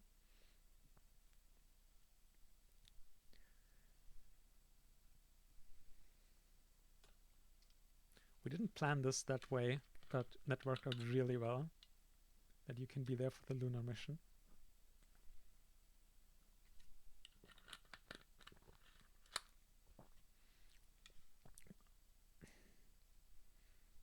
Okay, the one thing I will do, I will quickly go and grab some more water, because in this weather, definitely not good to be without water. So be back in 1 minute.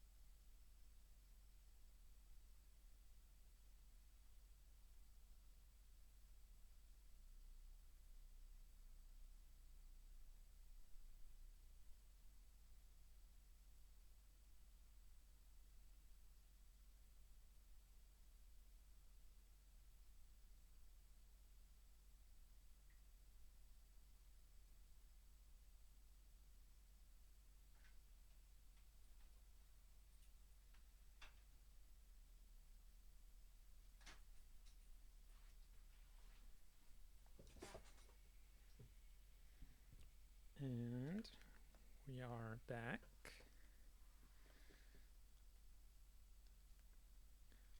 Now I think this might soon be time to start the crew mission training. Okay, no, we still have 30 days for the first N1 to be built.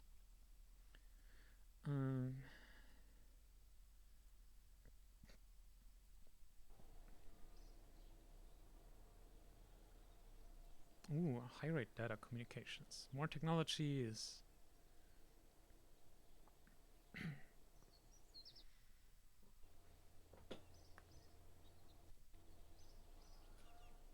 I should have stretched a bit properly when I was already getting up earlier, but oh well.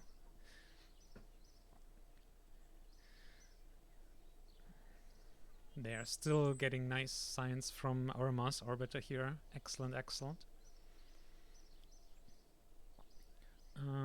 Just want to check out high data rate. So immediately we get 2 more upgrades here. Oh, this is amazing. We just unlocked a pair of these earlier. Can get even better tracking station and tech levels. So yeah, communications won't be a problem for us anytime soon.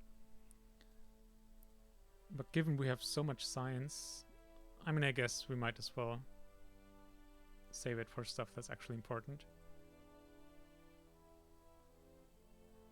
I guess R&D center upgrades will be a good money sink for all the money we'll earn with the N1 launches.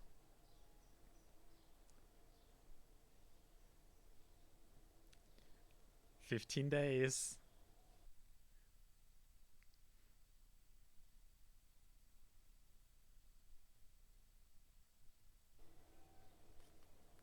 2 days, 1 day, and oh, come on. Our first N1 is built. Okay. Launchpad.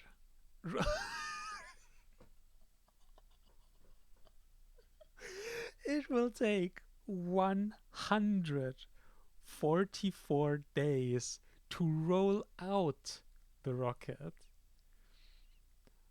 I don't think any other rocket we have takes that long to build and launch, probably all in one. Jesus Christ.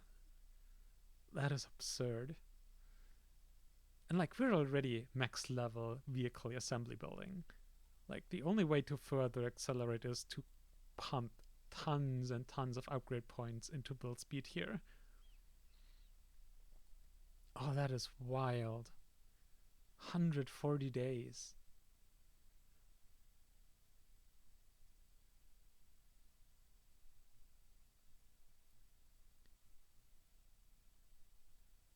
I mean, we might just launch another silly one for another geostationary weather set, maybe. Then again, like, we're not like in danger of running out of money. We could just... Although, let's have one on standby. Although I guess we have Derpoozes on standby. Oh, I don't know. Although, if the NK-43 fails, then we're... Oh, yes. This is gonna be a surprise. Come on, where are you? I thought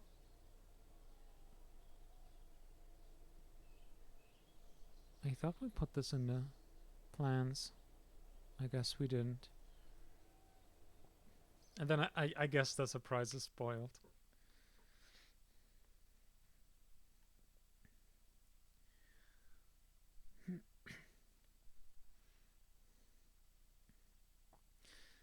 Oh, please don't tell me it's loading the N1 again.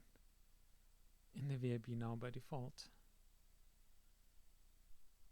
Well, that's 30 seconds pointless waiting time right there.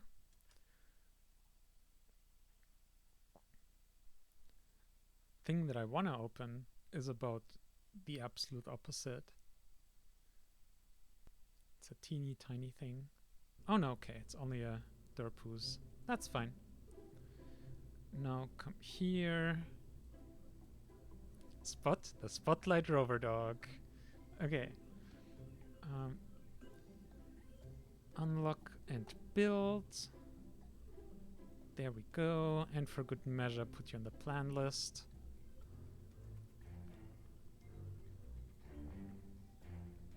Seven days build time. So the idea with this one is that it has some tracking spotlights. So we can put this next to our launch pad, and then we'll have a tracking illumination for our rocket launches to make it look extra amazing, especially since we have so many night launches, especially then to the moon, which we're gonna do. So it took actually a while to set that mod up properly, because by default it's not configured for realism overhaul or realistic progression. So we had to actually like go into parts thingamajig and set that up properly. It's luckily like not the first time we've worked with all that, so it wasn't too bad, but still took us a couple of restarts of KSP and trying to make it work to even realize that that was a thing. But hey, we made it work. Now, we didn't do a proper test, like we did a simulation test, but in a simulation you can't like then launch another rocket if you already like launched something, and you launch this rover by just putting it on the launch pad. But it looks like it works.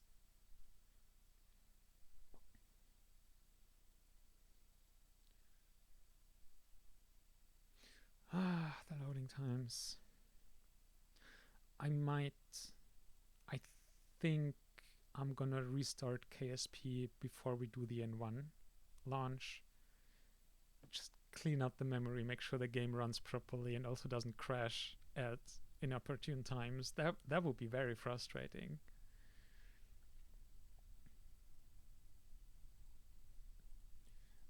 And there it is. Okay, well, that's a buggy launch pad.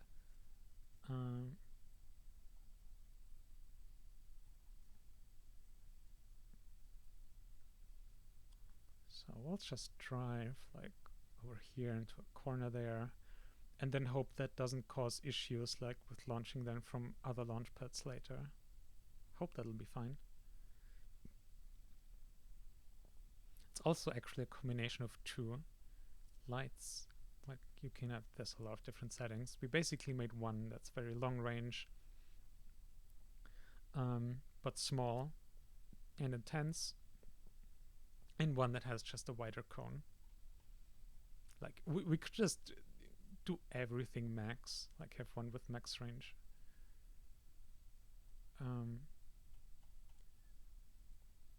But this felt nice to have. So yeah, just gonna drive into the corner here. Also, technically our very first rover. And here our, oh, I guess let's not, oh god, please don't. Oh god, I don't know if, oh god, please don't flip over. I don't know if these motors are strong enough. Okay, they are.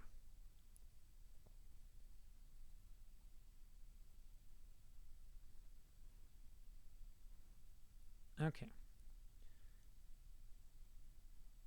Sideways. Whoop. So that both have the line of sight. Brakes. And then tracking enabled. Targeting target vessel? No, we want active vessel. There we go. So we don't never have to change it.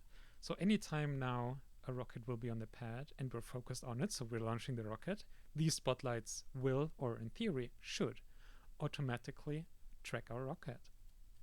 Simple as that. Sometimes it's the little things.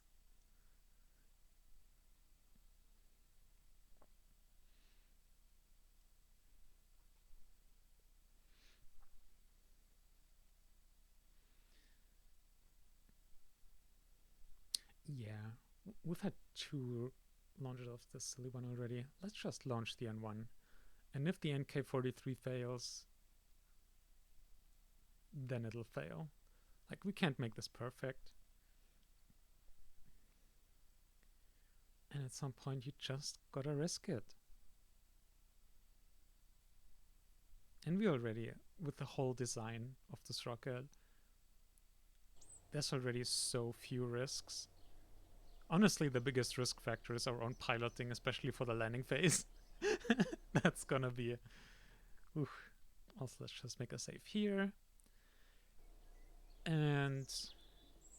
I mean, we could just start building a second one. I mean, I'm just gonna assume we're gonna fly a number of these. Duplicate...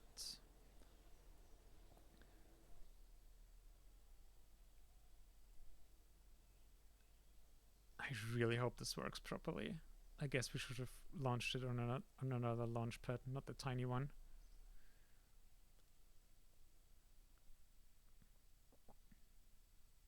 Okay, next spot, next stop, N1 launch.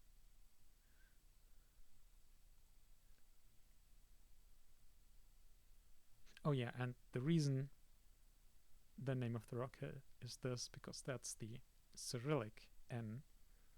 Because the N1, oh, I guess we've never talked about this before. Basically, the Russian attempt at a rocket to land people on the moon was called N1. And we're basically using a lot of the engines that rocket was using, and we're also following the Russian design philosophy of having a metric fuck ton of engines. Oh wait, 80 days. I think now it's time for mission TKS. Who did we say was gonna fly? Sigrid, Anastasia, and Lorraine, I believe. So you three will start a course for mission TKS. Excellent.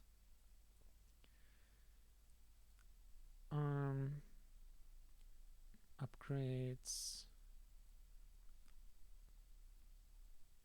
And then time warp. Wait. Does the second rocket finish before the rollout of the other one is done? I guess that makes sense. It's almost a half year just to roll out the rocket. That is so silly.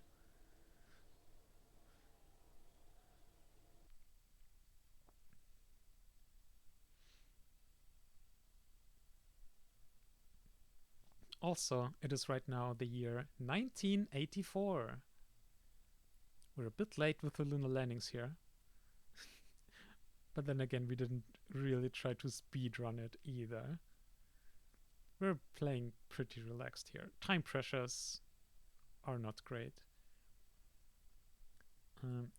Also, I should just take a moment to check up on... Come on, stop the warp. To check up on all the contracts we have active, if there's any deadline coming up. So here our lunar orbit is still 1,250 days off. The flyby 1,070 days. So we have plenty of opportunities to still build more full rockets if this doesn't work. And then Jupiter and Saturn flyby missions. Jupiter's on the way, Saturn will do later, but that's over 10 years. That's fine. Yep, no, we're good to go.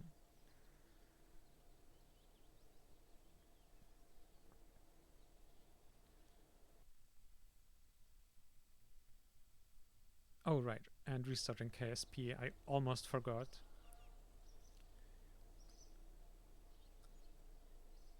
Five days. Then we'll have another 5 minutes or so to restart the game. That we can spend in anticipation of the long, long, long awaited launch. Okay. So let's restart this game.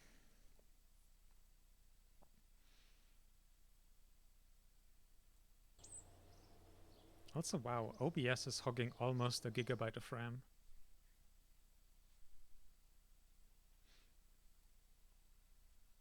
Although we have been upping both the resolution at which we stream and the bitrate, so I guess that's fair.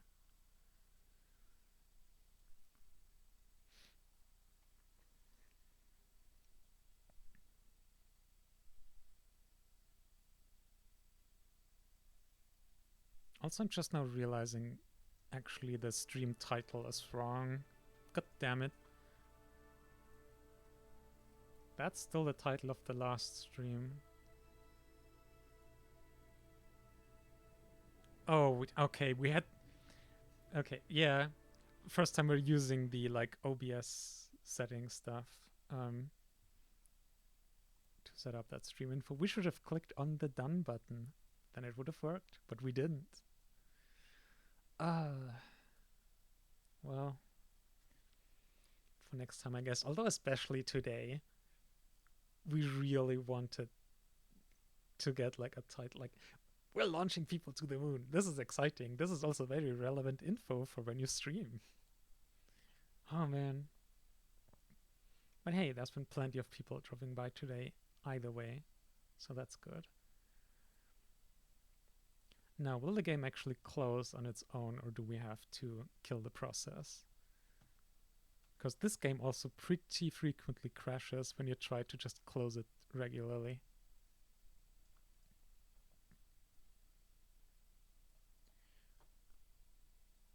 Yeah, it crashed. I was just gonna say I'm just gonna kill it, but...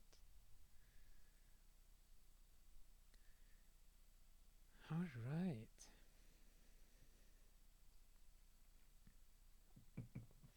I guess we have time for a couple more stretches.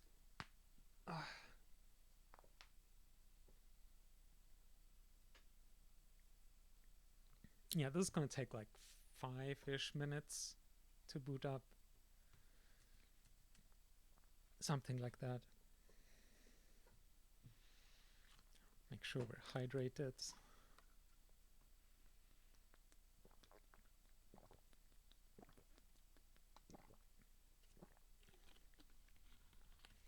Also, anyone watching, make sure you're hydrated, especially with all these heat waves.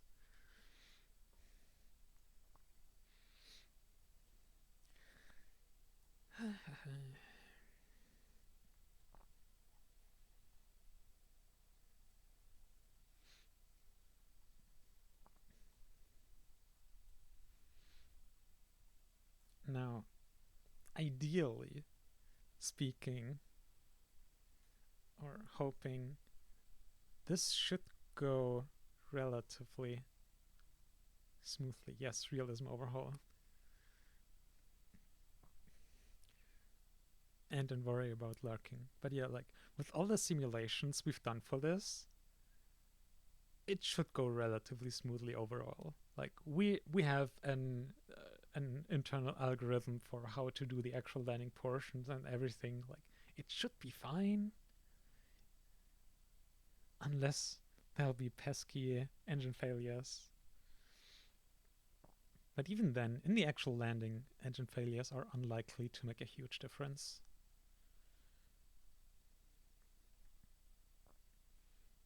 Also cool username, by the way, and hello to Hallucinogender. It's very cool.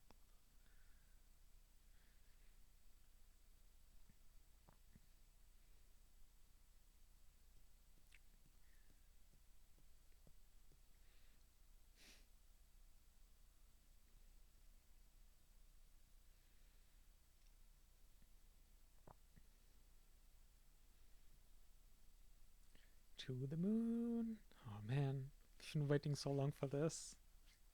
So excited. This is one of those things, talking getting difficult from dissociating. But yeah, this is one of those things that never get boring, like landing people to the moon, even if you've done it literally hundreds of times, which I'm not sure hundreds, but many dozens for sure for us. Oh, you haven't done one yourself? Well, I can highly recommend doing it. It can take a while to get there and stuff, but it's an incredibly rewarding experience. Like our first time landing on the moon in a realism overhaul career is legit one of the best moments we've ever had in any video game. Yeah, that's very valid. It definitely takes time to get there. I mean, we're now on part 11 of this particular career with the stream, and we stream like 5 hours each or something silly like that. So it's like good 50 hours, and that's basically like having done this before many times and knowing what we're doing, basically.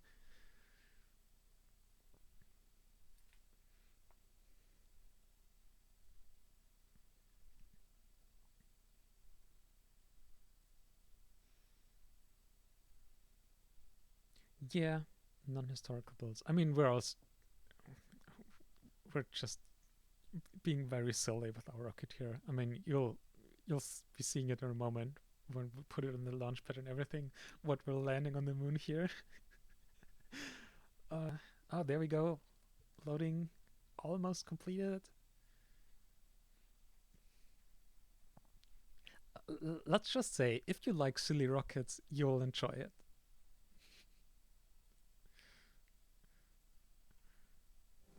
There we go.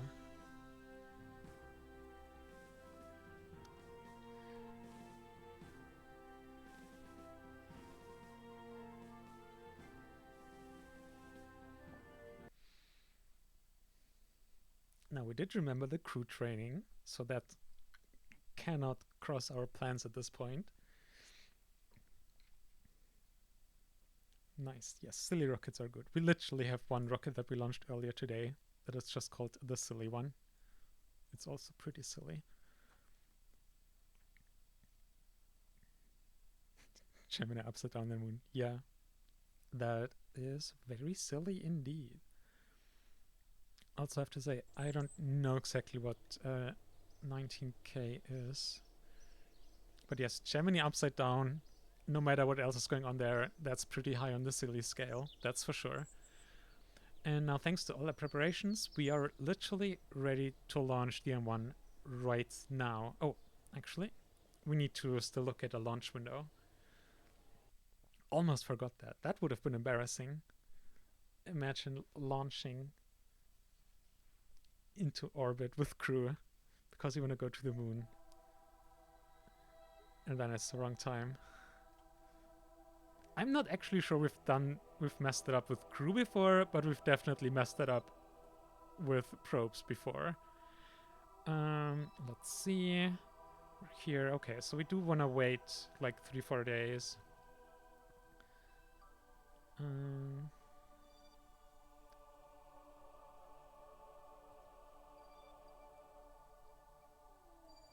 And now's about good. Yeah, let's take the next launch window. Yep. The earliest known fully developed Soviet proposal for a moon landing. Oh, well, that alone sounds pretty silly. And please do send a link. Won't really have the time to look at it right now, but later on I would be very interested. Okay, it's time. Oh no! It doesn't like that our spotlight rover is there. Oh wait, are you clipped? Are you just bugged through the terrain? Okay, let's do a save here, and then see if we can fly it. Oh dear. Thank you for the link. Was landing a Soyuz spacecraft upside down the moon with Earth orbit rendezvous and orbital refueling. Oh my god. I don't think our mission here will be that silly. Although, I mean, you would realize it very soon. I can say it already. We're doing direct ascent. No docking whatsoever in this mission.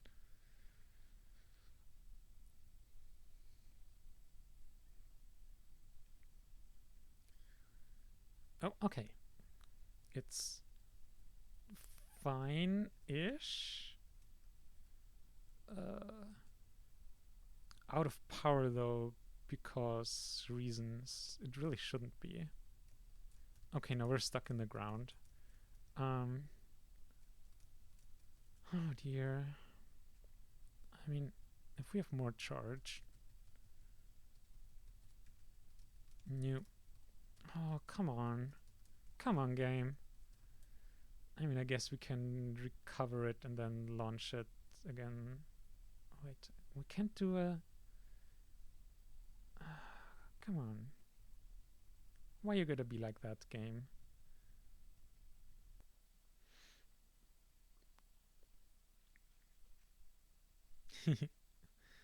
Well, you're hopefully gonna see us do direct ascent now. Once... okay, I will do one attempt to fix the spotlight rover situation.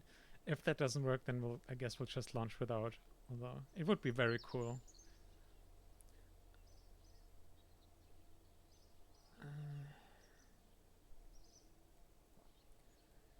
And also like the fact I couldn't like recover it so I can launch it again. But good thing. Oh no, our launch window though. We can just set it up again. It's fine. It'll be fine.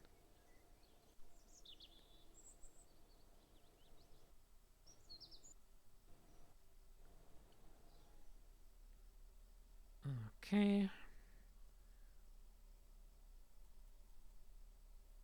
Roll it out. let's set it up again. Yep, Principia. Realism overhaul, RP1, Principia, Kerbalism as well.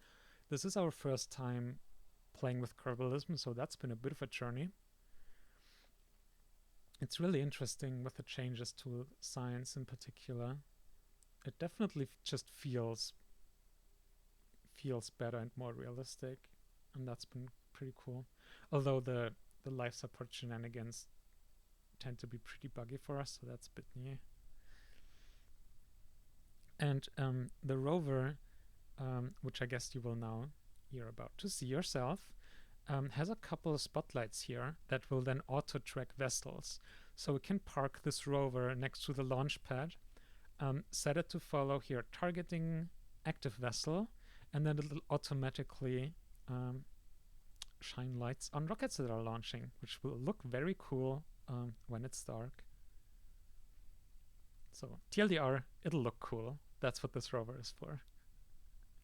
And we down the slope, probably break some.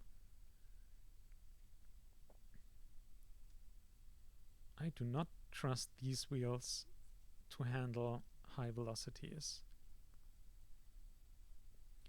And then I guess we'll just keep driving a bit further away from the launch pad like we were earlier. Like, I don't know, let's put like maybe around there or something.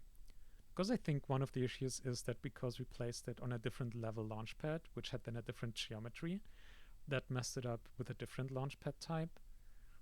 But I think it's only this area that changes, and here the crawlway will be the same, maybe? I don't know. Let's just hope it'll work. Maybe we should just put it here on the ground where there's nothing. And yeah, it's a bit on the slow side here, 2.7 meters per second. But almost over this threshold here. Hey, Kyra. Oh no. This buggy ground. Oh my god. Maybe we can get over this thing.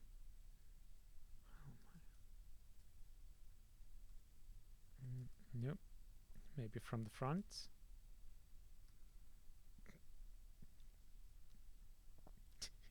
Tries to launch moon rocket, fails to set up spotlights on the launch pad.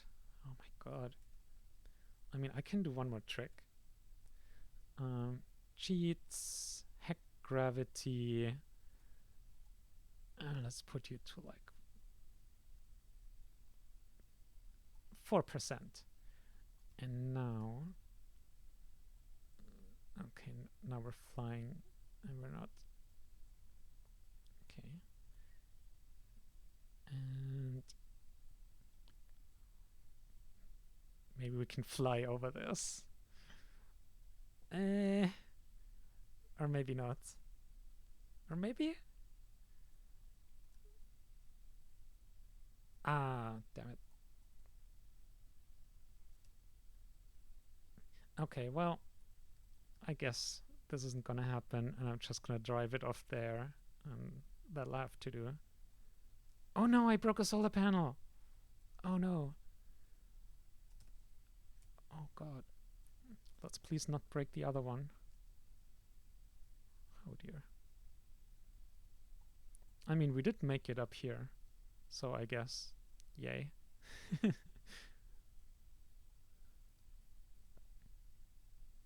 Okay, I'm just gonna stop it here. If this doesn't work, then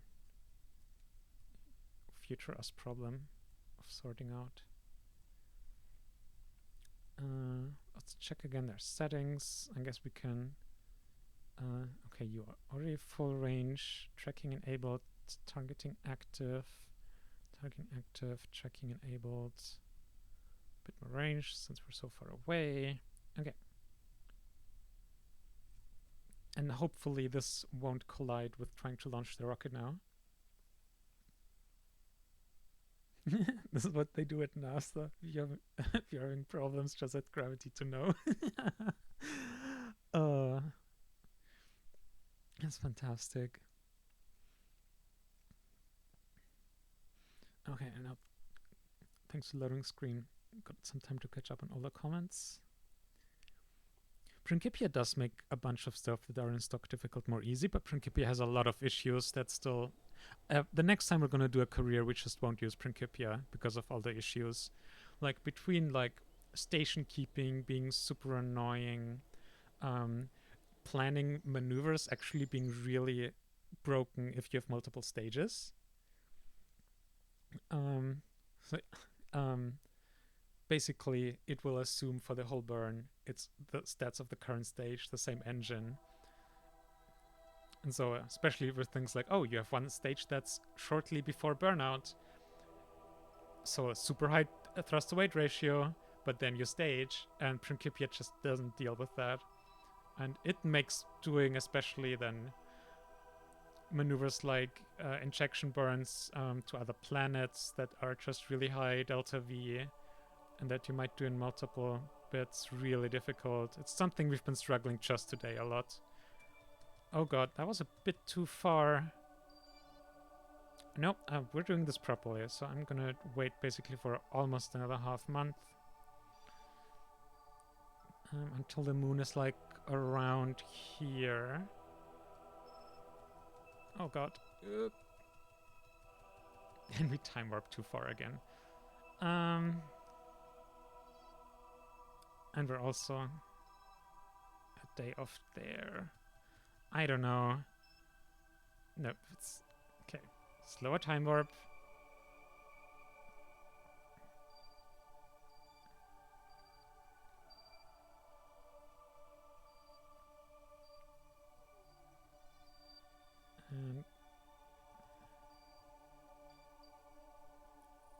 And we'll stop when the moon is here. Okay. Now... Okay, so we're a few hours away from the launch window, so let's put the N1 on the pad.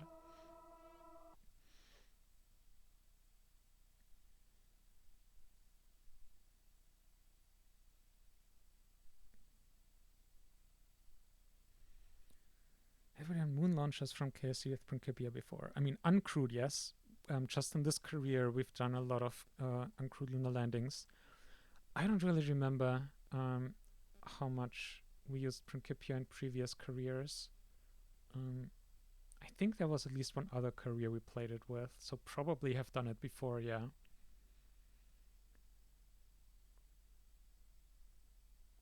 Oh, don't worry. It's a fair question.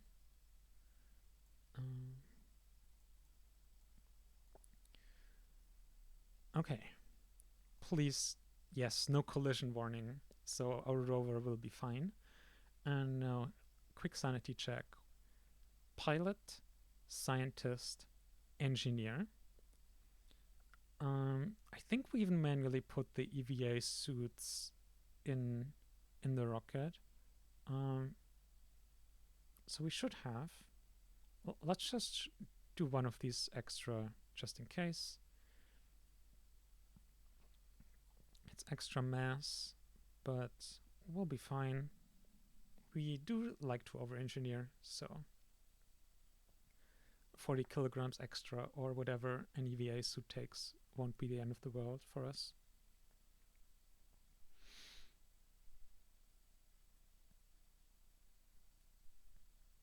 Finally, finally, finally.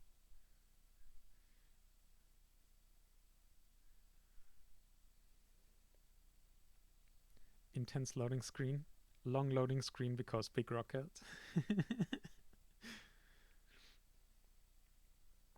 It's good for the suspense though.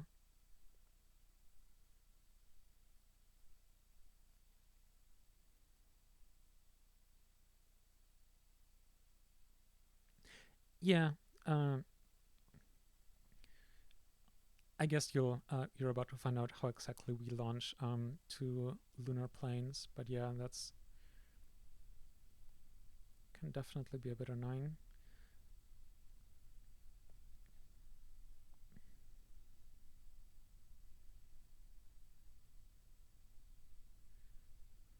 it's nighttime.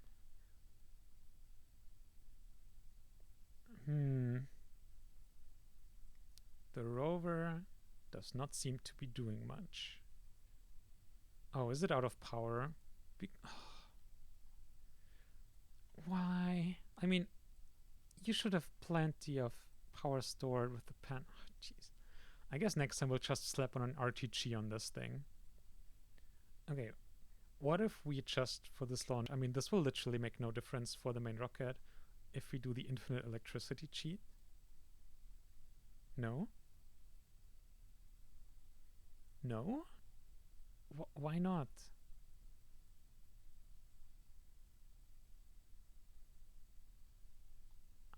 I don't know what's happening here.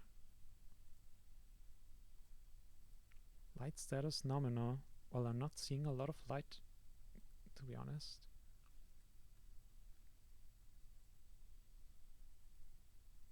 And that's just this. Okay, well, never mind. We won't have launch illumination, sadly. Now, moon target. Then let's get our ascent guidance. Okay, 180 by 180 parking orbit. Yep. Pitch start rates are, looking that up, 70 meters per second, 0.45. 70.45. Yeah, our thrust to weight is pretty low on this baby. Stop at stage. Actually, our orbit insertion should happen with stage 14.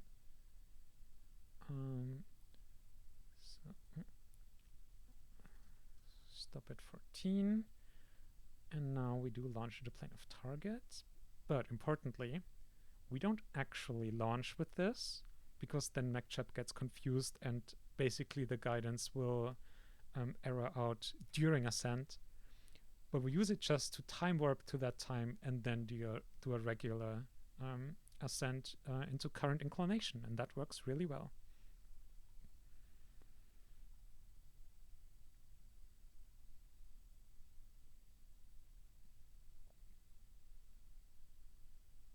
Yeah, high and low inclination sites definitely are different experiences, and both have their ups and downs. The added challenge can definitely be fun.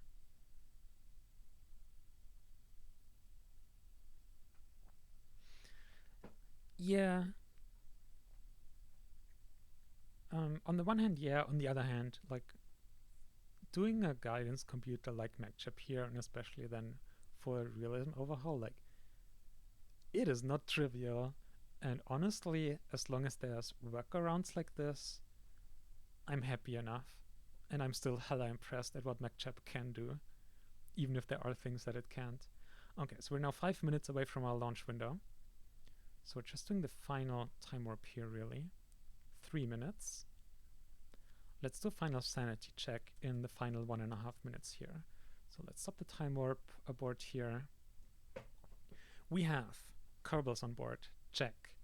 All our resources are full except ablator, which is intended. We have an extra heat shield, and the capsule also has an integrated heat shield, and so we reduced that a bit, so that's fine. And all the rest is supposed to be 0, so that's a check. Message, go away. Now we are at a launch window here that should be reasonable. Focus here, like eyeballing. Yep, that's a good distance for the moon there. And we put in all these parameters: fixed coast length 0, no attached altitude.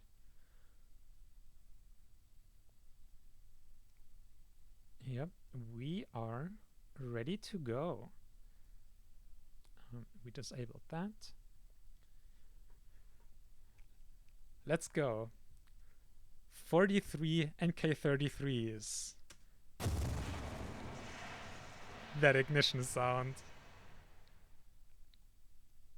And yeah, the game runs super slow right now.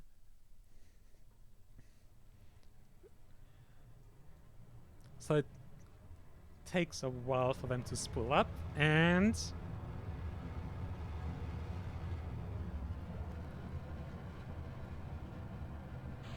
there we go.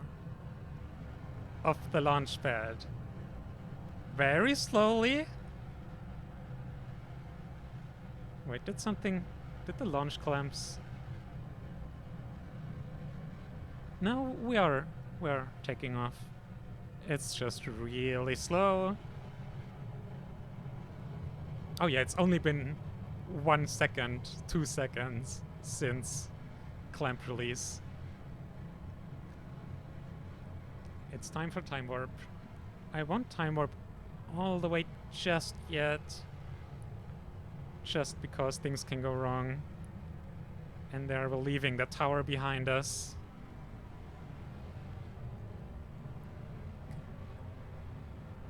And just this massive, massive plume from the 33 engines. 43. Excuse me. 43 engines.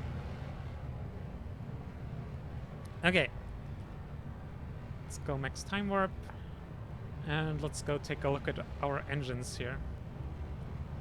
We have not a single engine failure so far. That is incredible. There we go. 1 engine shut down. So this is 100% planned for and intended. We can lose several engines and it's no problem.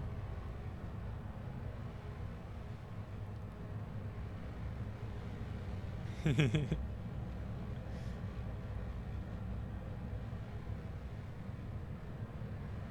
yeah, I mean, our takeoff weight was 6,000 tons.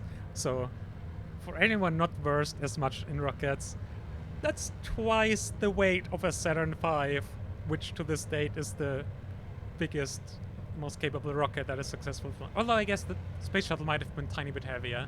But it's like 3,000 ton range is about the heaviest. There we go, another engine goes. And we're talking now twice that amount of weight. Actually in the range of what Starship will be, roughly. I don't know what the current numbers are, since that also changes constantly.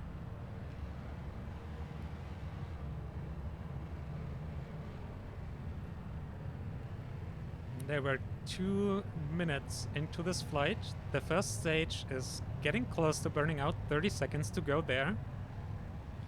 And then we'll have our first and honestly one of the most amazing staging sequences. I'm really looking forward to that one. I wish you could see more.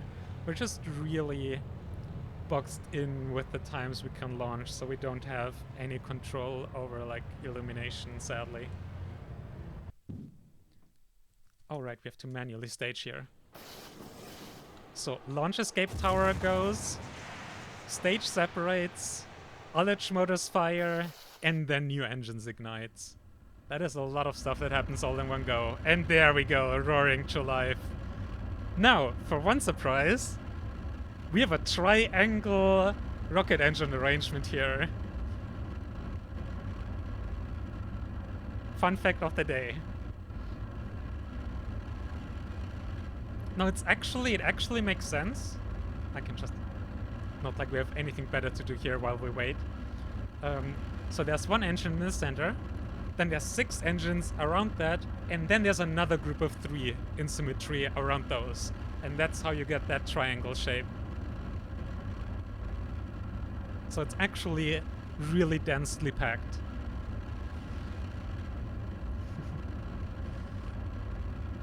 Space shuttle was 2,000? Really? I'm pretty sure it was in the 3,000. Oh, second stage, this should be NK-43s. Yep.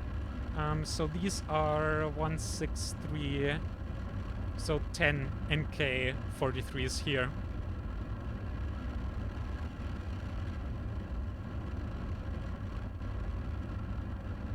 Now we are in space already, not orbit, but space. We're over 140 kilometers. And we are going almost 4 kilometers per second. Oh, gotta love this engine sound. Can you even hear our voice over this roaring?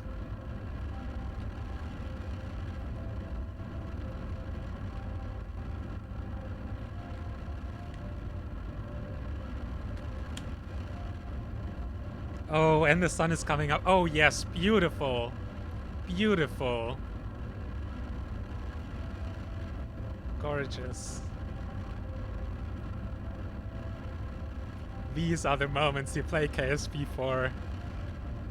Now you can also see a bit more of the actual rocket. Let's see. Okay, 40 seconds until this stage burnout. Now, I am so looking forward to this. Because in our testing, we were often between 1 and 20 meters per second left over in the stage after orbit insertion. 1 meter per second. Like, these first two stages are so hyper optimized for launching into Leo like this. It's not even funny. There, we have 8 meters per second left over. 0.2 seconds of burn time. Like, if that's not perfect, then I don't know what is. And here we are in orbit.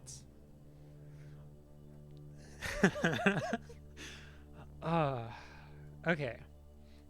Now, we will immediately ditch the second stage here.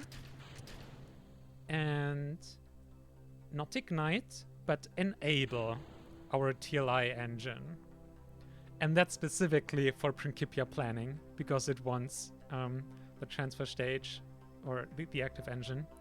And this is really about what we are most proud of in terms of visuals. We'll see it later when we are in better sunlight, so you can see it better. So let's first do our planning for the TLI burn, and then we can look at the rocket some more.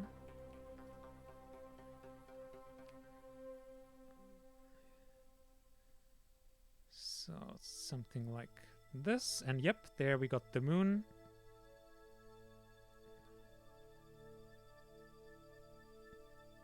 Did I quick save already? Let's save again, because so far this was brilliant. And yeah, this is super close already.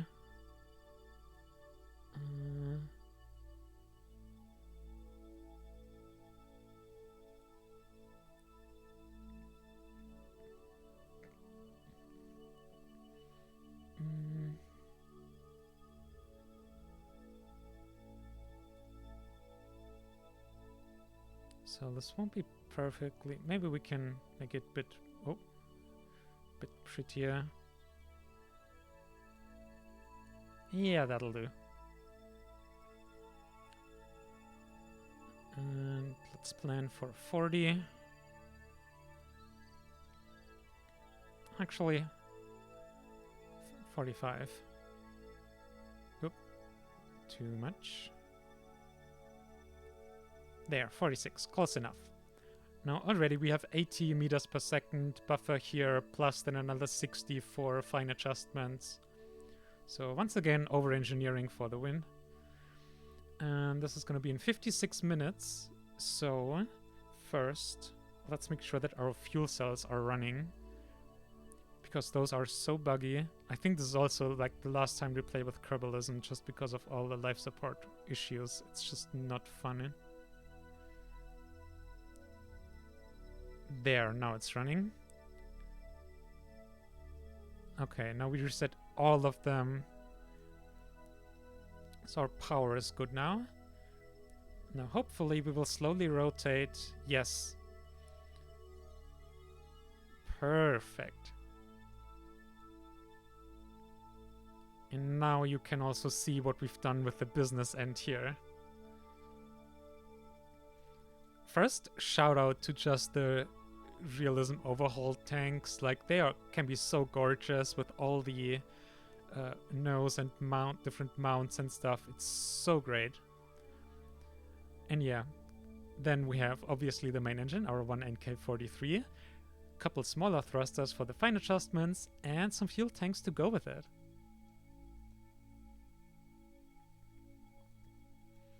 So you can also see highlight a bit here is the TLI stage. Then up here will be our descent stage, and all the way up there our ascent stage.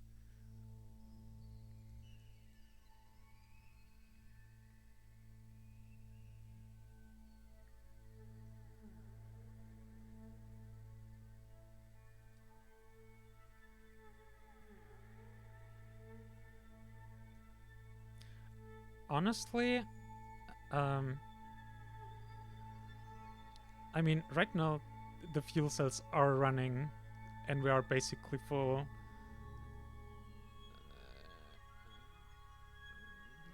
So I don't know, it doesn't seem to be that problem. Also kind of fun seeing that stage drift away. I don't know. And like we have so many issues with it. Also, like the display is also bugged. Like it'll show dump water, but then if you click on it, the display doesn't change, but it starts working, which implies that it wasn't actually dumping the water previously. So these things are definitely bugged. And in our experience, in more ways than one. Also, thank you to everyone saying nice things. Okay, 20 minutes out here for the TLI burn. The big moment. Will the engine ignite or not? So it'll be decided in the next minutes if we can actually land on the moon in this mission or not. Okay, 3.5 minutes. We should really get to orienting ourselves. This is gonna take a bit because, yeah, we're still 245 tons here in orbit. Which then, for anyone interested, is the payload capacity of our rocket here. 245 tons to Leo. Basically exactly, thanks to being so hyper-optimized. We didn't honestly try so hard to make it work that exactly. It just, with our gut feeling and first designs, we ended up pretty close. And obviously we have a feeling at this point for how much delta V roughly a rocket needs. But yeah.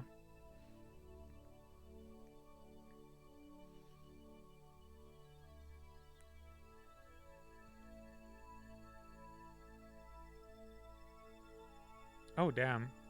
That is a big bug with depressurizing during EVAs. With another big EVA bug in a simulation where we were jumping and trying to use the jetpack. Okay, once the game just flat out crashed, and the other time we tried that, the Kerbal flung so hard into the ground it exploded. So yeah, our next playthrough is probably just gonna be Realism Overhaul without Kerbalism and without Principia both, because those just, also as cool as they are, and they are pretty amazing honestly, but they invite a lot of issues. And it's fine enough, like up to like missions to the moon, like on interplanetary missions, it's hard thinking that that will go well, and we might try, like we might still try to go as far as like Mars or something with crew, but chances are that it's just gonna be so buggy it'll be hard to play. Also things like ISRU is so hard to get working. We tried in the past and basically had a career also going where we were at the point where we could have landed people on Mars. We had our ISRU craft built out and everything, but just all the bugs prevented us from actually being able to use it. And that's just a real shame. I mean, yeah, KSP is generally pretty buggy, but there's a number of bugs we haven't had before, like not playing with Kerbalism, not with Principia, and then, for example, using other life support mods like Tech Life Support that worked really well for us, and we've used that a lot then also in previous careers, like even going to Mars or even further beyond. We even had plans once for a crewed Pluto craft, but that was also the career with the ISRU stuff, and we wanted to use ISRU for it, so when that turned out to just not work, we also abandoned those plans. But we had plans to doing that.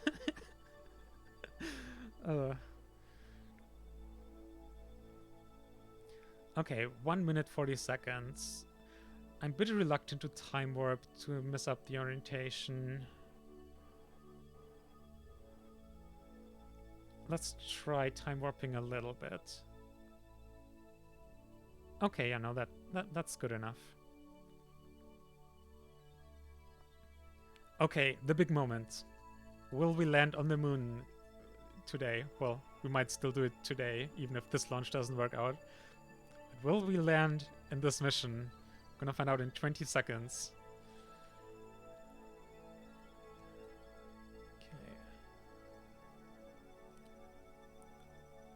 Ullage. Okay, we still have set of Ullage motors. That's also good to remind ourselves. 10, 9, 8, 7, 6, 5, 4, Ullage, 3, 2, 1.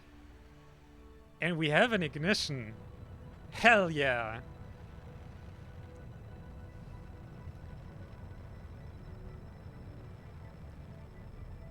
Looks like we are going to the moon today. Lesbians and non-lesbians.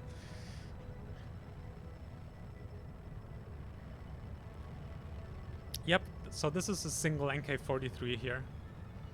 Oh right, RCS. We need RCS for roll control on this stage. But yeah, this is also why this stage is just the most critical, because it only has a single engine. So we can't do our patented reliability through redundancy. We started planning it with RD31s. Or is it NK31s probably? I don't know. Basically, there were like 400 kilonewton level engines, and we would have had 5 on this transfer stage. But they both had pretty poor reliability on their own. And it's just much more efficient like this. And actually, like, the reliability of the NK-43s is actually really impressive. Like, at max data, I think it's like beyond 99%, 99.6 or something.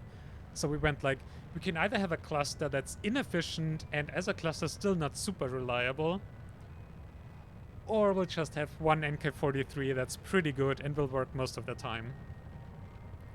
Especially because this is a kind of stage like, if the TLI stage doesn't work, you don't really lose anything in terms of like losing crew. It just means you're not going to the moon. But in low Earth orbit, that's a very safe place to be stranded in, and you're not stranded anyway, because you have 2 more stages, the descent stage and the ascent stage, that you can maneuver around with. So it's just a really safe space to fail.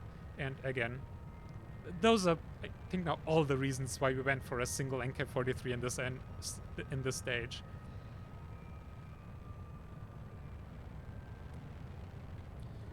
I mean, that's true. That, like, Apollo had a bunch of single engine stages, but especially for, I mean, you'll see Orlando's. It's it's gonna be awesome. On the one hand, yes, it worked out well enough, but it's still at that point where the moment you have one problem, you are fucked. The lunar ascent stage doesn't work, you are dead on the moon. Period. And we're just not huge fans of that, which you see in most of our... Also, we should just time warp. Kind of forgot that. It's just really core of our rocket design philosophy. Safety through redundancy. And yeah, you'll see that in the lander design in particular. I will just announce one thing I will do. If we have no engine failures by default, I will just kill one of the engines to show that our design can deal with it, implying also that if we then get an engine failure from the game afterwards, it'll still be fine. Also, I should probably start looking at our orbits here.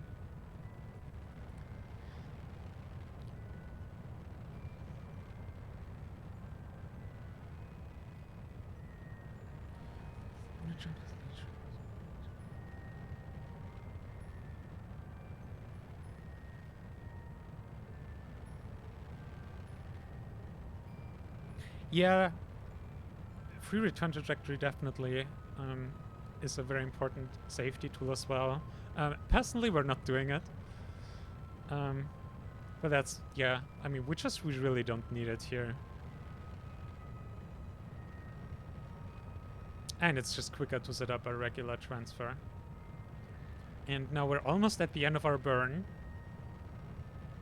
Couple seconds left here. And now we have to manually turn off the engine here. Oh wait, we can throttle down. Almost forgot about that. Oh yeah, that's another big plus for the NK43. It's a throttleable engine. Okay, so that wasn't super great, but it's fine. I mean, we could try reigniting for a quick burp, but I think... Okay, let's try it. Just a quick reignition.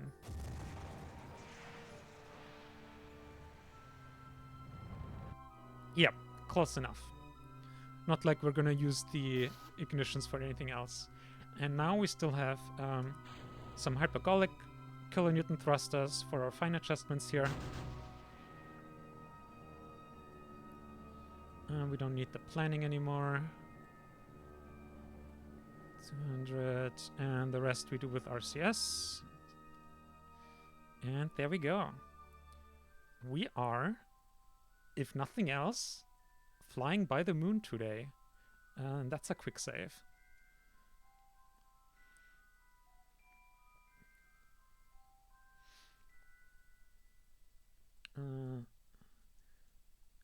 Yeah, I guess we can start running some science. Fine. And... whee! Goodbye, Earth. We will see you in a couple days again.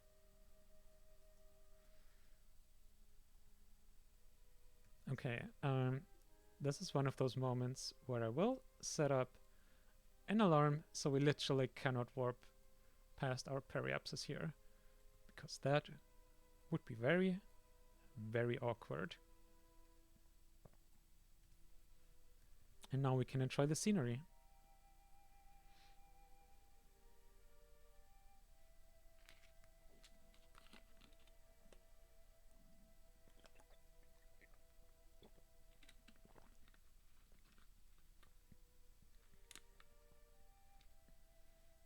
Oh yeah, that's right. Throttle level. Yeah, differential throttle for steering. Which is a honestly really, really wild way of controlling a rocket. Okay, we're still there. Why is time warp stopped? Or slowed down? Also, what's this? Ah yes, crude speed record, 9 km per second. I'll take that 76k funds.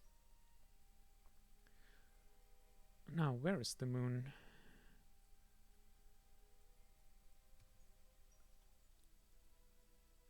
It should be... Wee, hi camera. Should be around... Ah, there it is.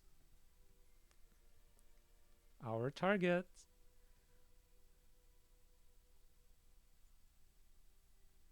Actually, I should do a check of like electric charge and everything. Okay, yeah, electric charge is fine. Oh, I forgot one thing. Oh, Jesus Christ. Oh, gods.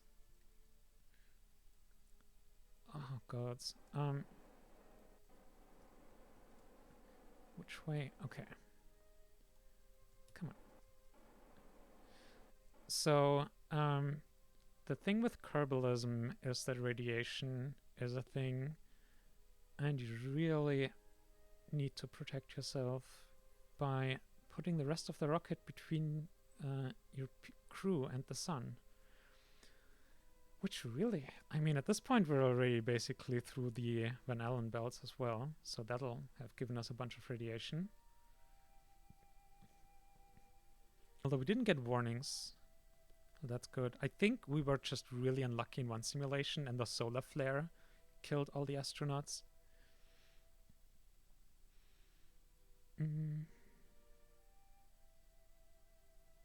MacChap can do differential throttling.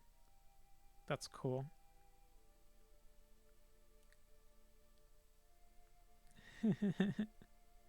Hello to all the planetary dragons watching.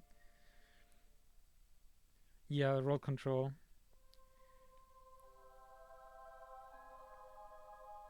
I mean, yeah, but we did literally lose crews in a simulation. They died.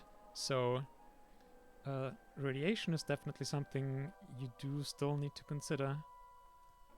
We learned that well, not super hard way, simulation, but still.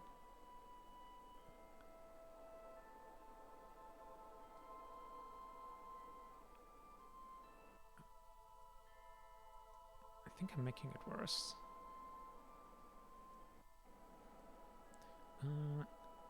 Sensors still shows radiation.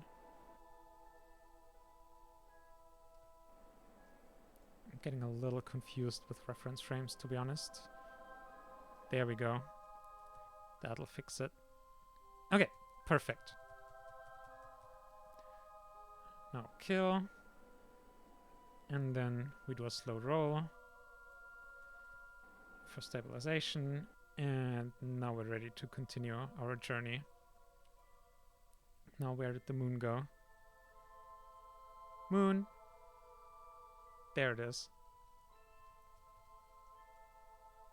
Oh. Well. Close enough, I guess.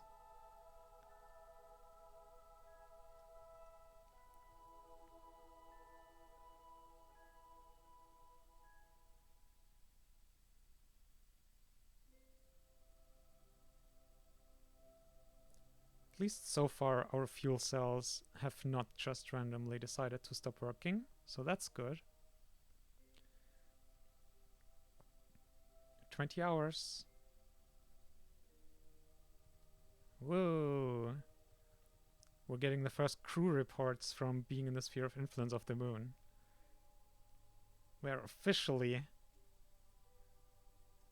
at the moon.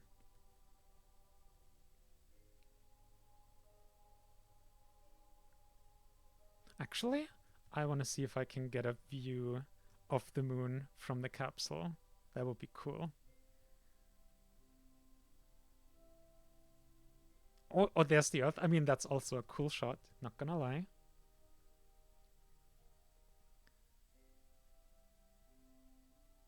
Okay, I don't think we're gonna see the moon here. Worth a shot.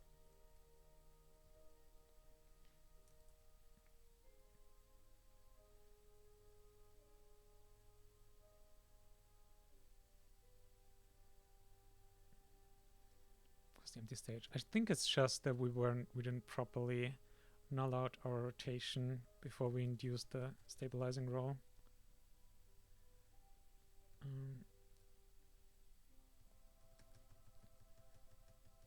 If we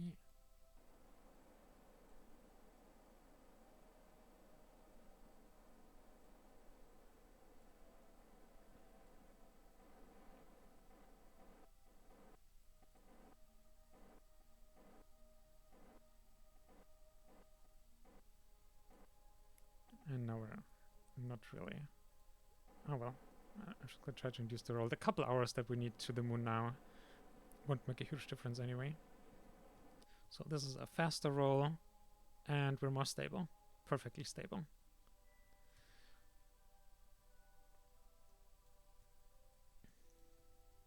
And the crew is, I'm sure, having a lot of fun with the fast rotation.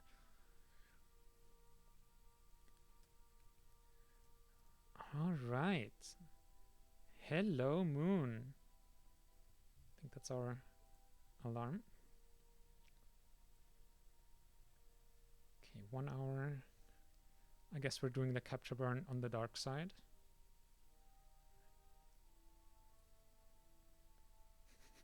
I guess I shouldn't use the term just to not confuse people, even though right now it's literally true. We are at the dark side. Okay. Not Earth Center.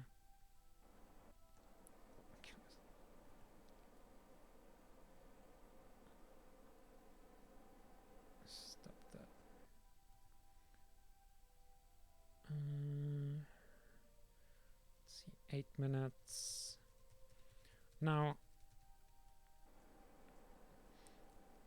the descent stage is intended to be used for the capture burn already, but since we have 58 meters per second extra here, we're just gonna take it. Even though like everything's over-engineered, we'll literally have to end up having to scrub excess delta V. But still, while we have it, we'll make use of it. Oh wait, this is a 6-minute burn. We can actually start that pretty soon.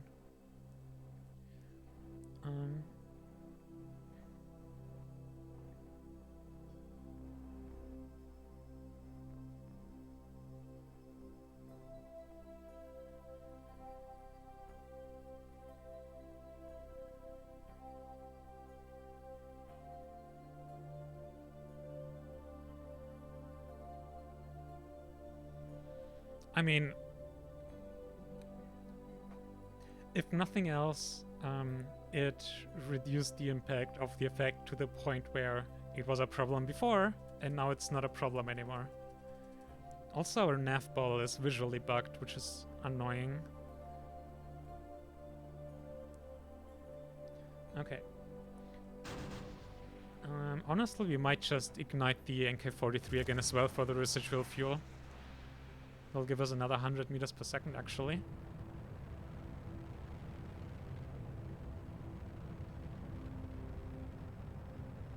And now it's burned out. So far, we haven't had a single NK-43 failure. Very nice.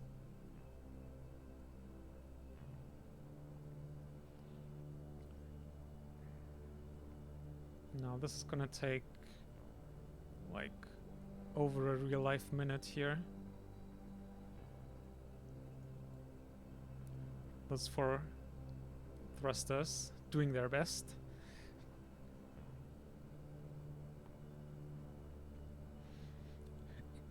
Oh yeah, and like, I forget the name of the effect, but we're definitely aware of the effect with the rotational axes and stuff and what's stable and what isn't.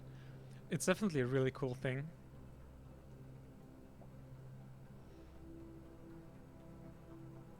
Also that it's just that it works in Kerbal Space Program, that is pretty mind-blowing, honestly.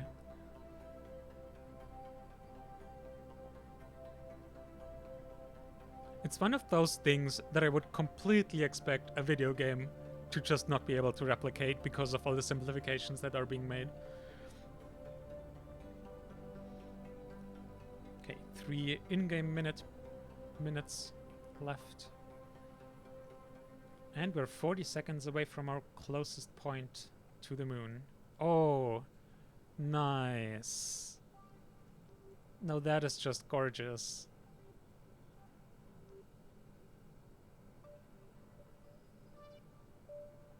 So we're actually flying away from the Earth. We're oriented that way because we're braking. But yeah, that is very nice. 1 minute 20 seconds.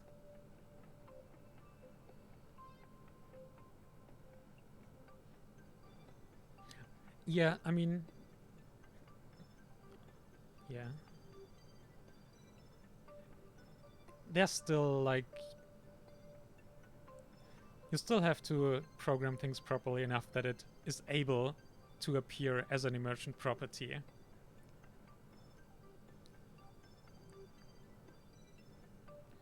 Okay, we're about to burn out here, and it is time for our descent stage. Oh wait, it's no engine ignition yet. So you can already see this cluster of engines here.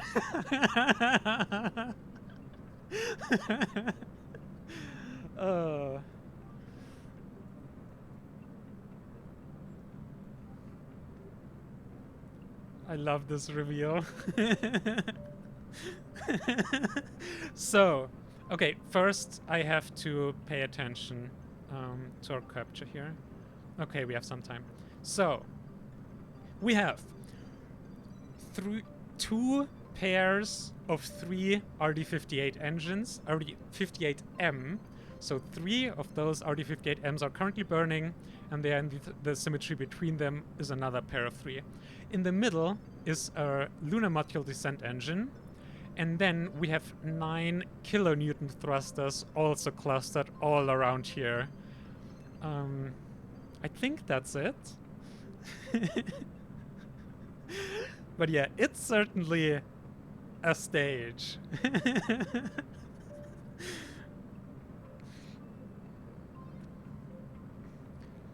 So this is a mix of burn time limitations, ignition limitations, thrust limitations,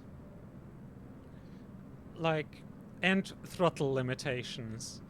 Basically, the RD58Ms are really efficient, and we're using for the majority of the descent and just for the whole ascent. But you can throttle them, which makes them very... they both...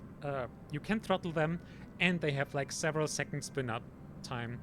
It's not the first time we tried making it work, still landing them despite those shortcomings and pulsing them, but it's just... It's not literally impossible, but it's so difficult that it might as well be. Now I just need to quickly pitch up. Up or down?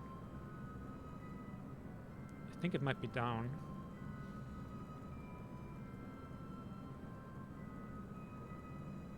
Yes. So the reason I'm pitching down now is because we're past our periapsis.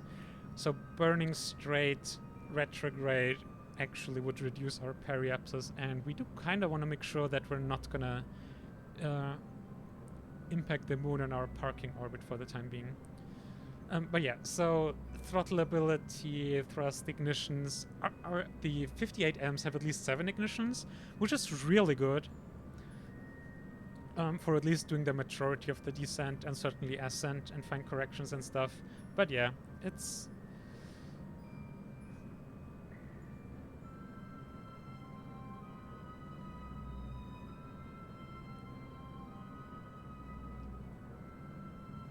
Thank you. I mean, yeah, it's honestly... We've done similar style landers in the past. I think the last time we did this, we used something... Viking lander engines, couple of them, or I don't know, some other engine that was throttleable, and I think we had several of them as well.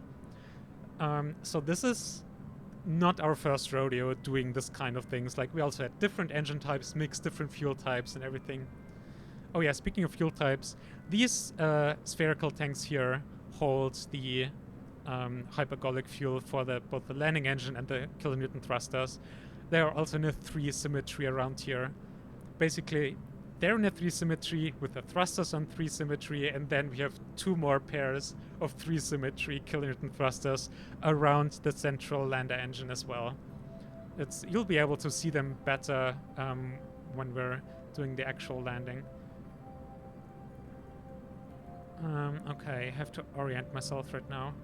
Okay, the Earth is there. Oh, so we're gonna have to land in the shadow, basically. Well, that sucks. In other simulations, we were at, like... could still be in the light somehow, somewhat at least. I mean, this is super... We've been wasting a bunch of our fuel now, not being proper retrograde. I'm getting a little bit worried. But we should have plenty of Martians. Like, there's several 100 meters per second Martians everywhere here. 3 is really nice. Also, like... okay, hang on. Need brain power.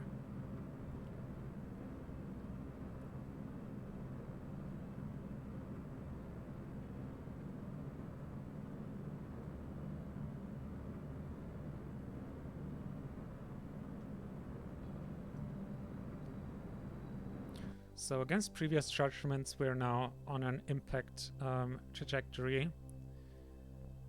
I will quick save.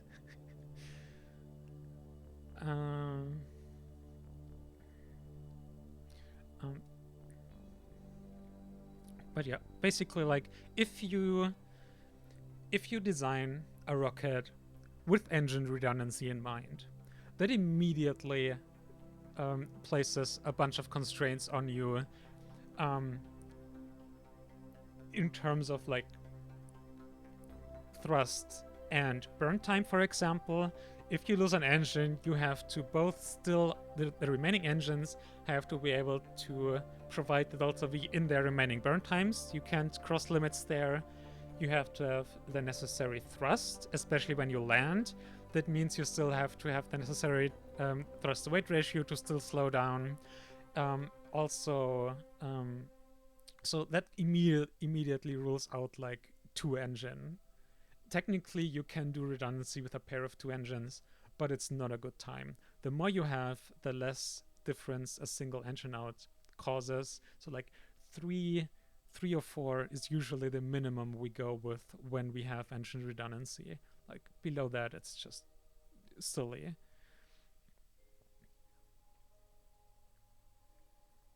So yeah, like 2 technically possible but horrible. 3 is about the smallest number you can reasonably do engine out capability. And yeah, also forgot if we responded to that early already, but definitely a lot of engineering went into this and many simulations. I think we did like 2 or 3 attempts to land without the designated lander engine, the throat level one, and just with the RD-58s. But yeah, that didn't work out well. And then, I don't know, 3-4 simulations later, we had a working design. And in fact, this is an untested design technically, because we upgraded the lunar descent engine to a config with more thrust. So it should only be easier now than all the simulations we've done. Okay, we're close enough to Earth that we have communications. So we can land basically anywhere we want here. Let's try and hit this crater.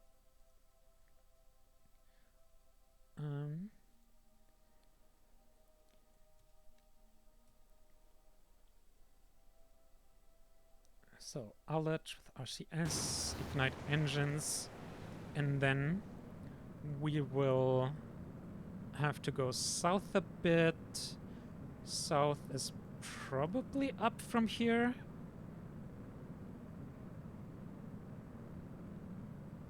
I can't quite tell. No, I think we're going up. Wrong direction. Oh, wait. No, yeah, we have to burn south, not north. I kind of had the right thought and then did it the wrong way around anyway. But it's fun. Like, we are at 1.5 thrust to weight ratio for lunar gravity right now. So it was a couple seconds burning the wrong way that we have to make up for now. But it's not a lot of loss in terms of delta V spend. Oh, we have an engine failure. This is perfect. And you can tell we are stable. This is another feature that we definitely hard designed for. You can tell that the engines are all angled to make them go, to make the thrust vectors go more through the center of mass of the rocket. So that if any one engine fails, the rest can compensate with gimbaling. And we can still be on track.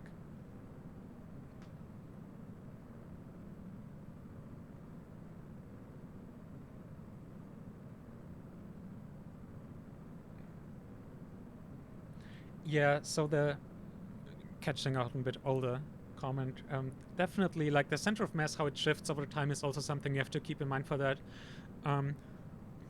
So this is also something we looked at when designing these rockets, that it's not just static center of mass, but both full and empty, that works.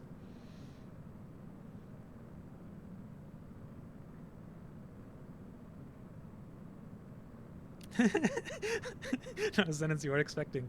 Well, this is honestly what we were hoping for, that we get some really cool engine failures to prove, and like literally we had an engine failure and we're continuing going for the landing here. Like it's not even actually, and we're gonna spool up the other pair of 3. This is completely within expected and planned for parameters. We can lose like, once we start losing 2 more engines, then I might start worrying about the landing and considering maybe aborting. But I would probably still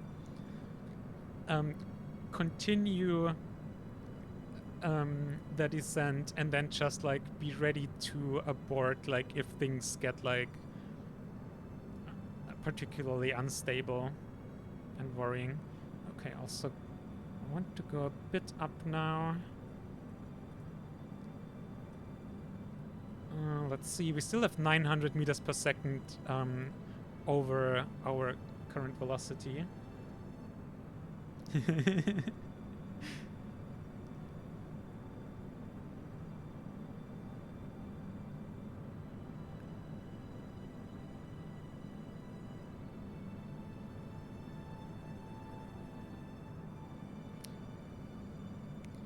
This is one very proud system being happy to show off their engineering. Video game engineering, but still. And also our landing spot here is very close to the crater now, so that's good. I'm gonna burn a little bit longer, giving us a bit of upwards velocity here, and then we're soon gonna start cutting the engines and coasting for a bit again for our next phase of descent. Like, this is not how we would usually do it properly. This is kind of a mess. Usually we'd go in a proper low circular parking orbit and then start bringing down periapsis to very close above the surface, do deceleration burn with a constant altitude basically, or at least constant vertical speed, with that speed being very low. Being on a collision course like this is not a safe way to do a crewed lunar landing, and I do not recommend doing this in any way. Let's just get that out there. I would in particular not recommend doing something like this if you're not experienced already. That's really the only reason we're doing this, because we kind of know what we're doing. Also time warping while on a collision course. Alright, I think this is our target crater here, this dark area. I think let's wait a little bit more. 300. Okay, we are starting our possibly it might be second to final burn overall. We might cut the engines again at some point. We'll see. But we're now getting at least very close to the final burn here for our landing. So adrenaline is going up, that's for sure. And I'll let with RCS and ignite. No further ignition failure.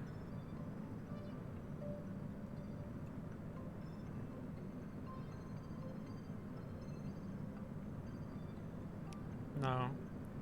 Without engines, we would impact the moon in 2 minutes. Which is perfectly safe in our case. We have the thrust to weight and the delta V to slow down in time. I will, in fact... Oh lol. Wait. Did the previously failed to ignite engine is working, actually? I thought ignition failure means you just can't use it anymore. Well, that's unexpected. Basically, I was using a hotkey to disable one of the 3 groups of engines, and because it was a toggle... Wait, I can't manually disable it. I think this is a bug. The engine should not work, I'm pretty sure. That's funny.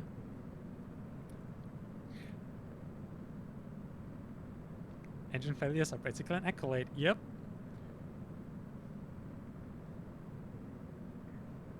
This is terrifying.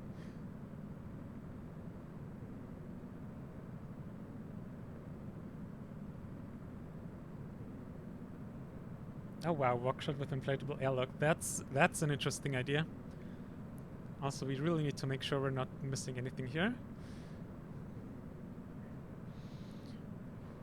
This is definitely the time where we need to pay very close attention to what we're doing. like failures to set ourselves up properly at this point, and there will be not quite in the middle of the crater, but will definitely be in the crater, which is very good. So at least our landing target we're gonna hit. All that's left is making sure we hit it very, very softly. Okay. So one of the really important metrics when doing landings is what's your altitude versus your vertical speed. So right now we're 100 seconds off of impacting the surface basically, although that time is rapidly increasing because our velocity is getting pretty low. And so it is really, this is one of those rules of thumb you can have for doing a manual landing.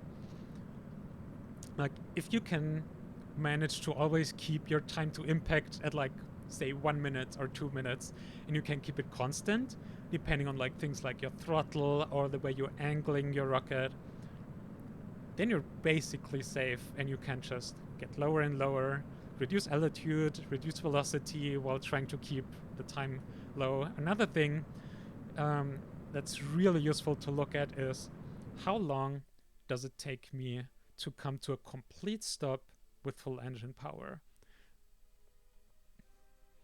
And then just make sure you always have healthy margins. Then again, if you have multiple engines, that you can handle engine outs and all the good stuff.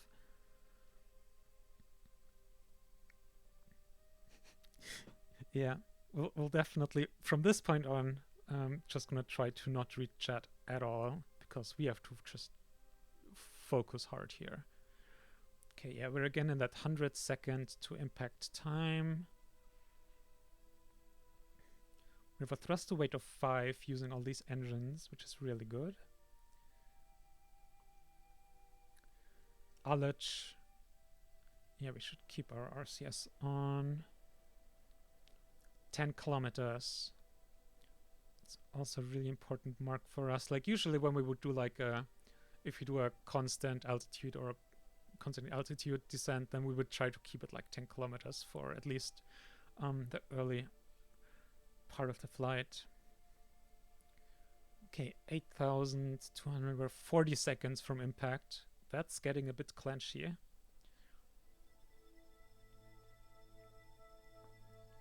Come on, spin up.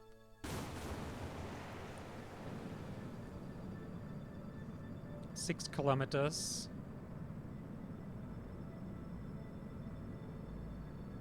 5 kilometers. 4.5.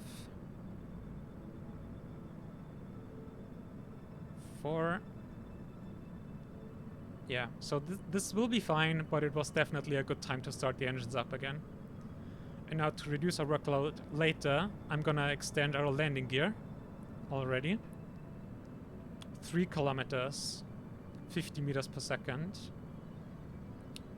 Okay, so we have 2 more distinct phases of flight. We will go down to 300 to 500 meters above surface using the RD-58Ms. And then it's time to switch over to the dedicated lander engine and the hypergolic thrusters.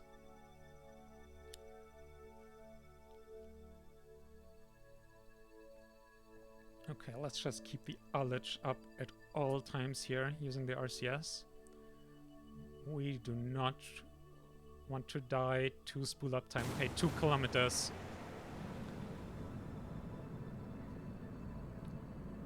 How many ignitions do we have in these? 2. So this is also the time where having these... This is the reason why we have these engines in different groups. Because then we can be, oh yeah, this group has very few ignitions left, and we can use the other one. Okay, 1.2 kilometers, 40 meters per second. Okay, this is only 2 engines. We might have to actually start up the other ones again.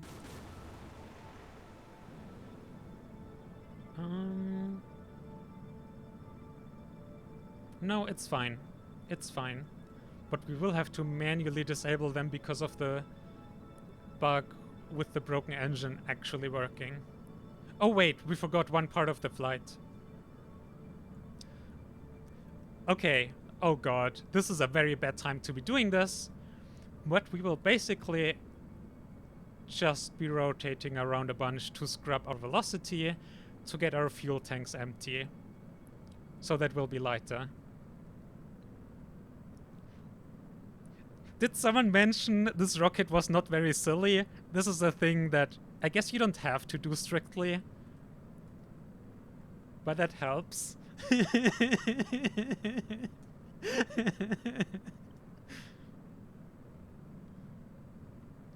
So we'll just stick around like this for a minute.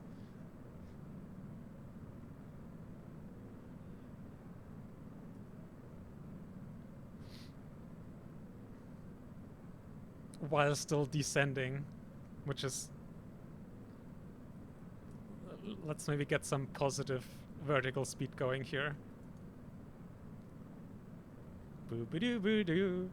This is a very normal thing you do. This is totally fine.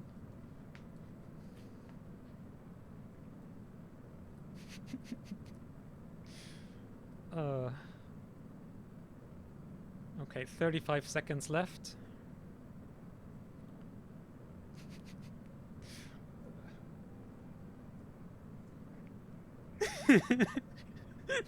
I told you it was gonna be silly.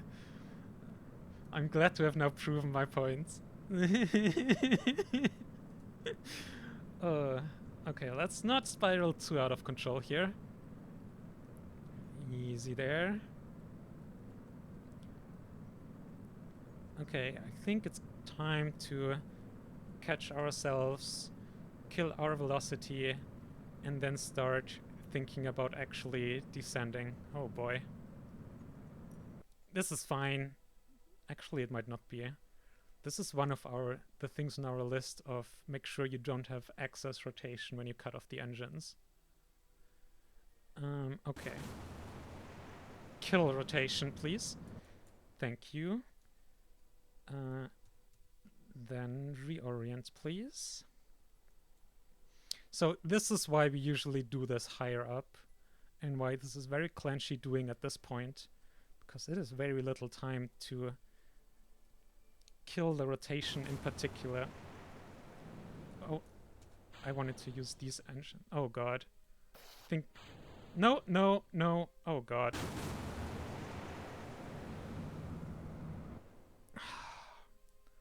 I'm gonna quick load, I think, because I messed something very silly up. Yep. So what happened there? Come on. Accidentally hit spacebar, which fired the ascent engines. Which is one of those things where it's like, if we weren't this dissociated at this point, we would not have done that, and then it would have been fine things, which is our cutoff for when we reload. Like, the crew would have been fine. We could have escaped to orbit and stuff and returned. Ah, damn. We didn't make a save close there. I guess because it was so absurd.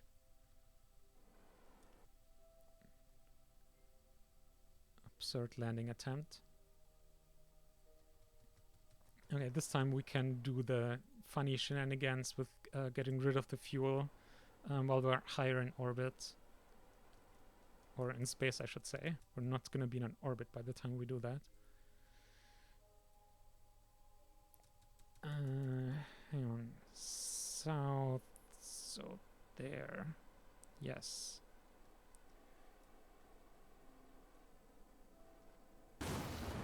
And this time I'm gonna make a quick save sooner to the landing, because really, this was fine until very close.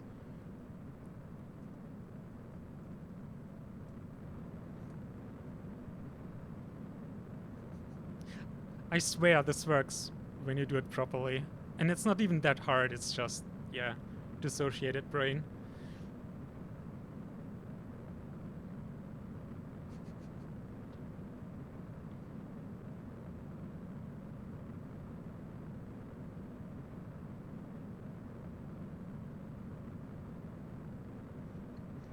Learning to do precision landings from having to rescue all the coals in the moon is definitely a very KSP experience.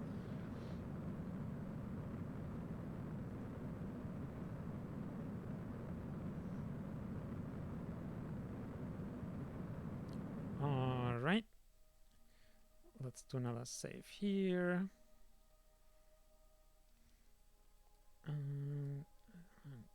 Warpy warp.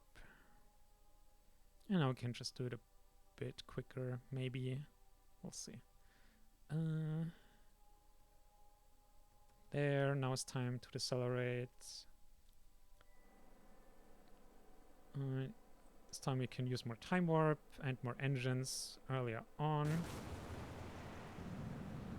Hello. More engines, please. So we're not going to be as centered in this this time around in the crater, but there, time warp. Oh, sea, ground. Oh, 18 kilometers. Okay.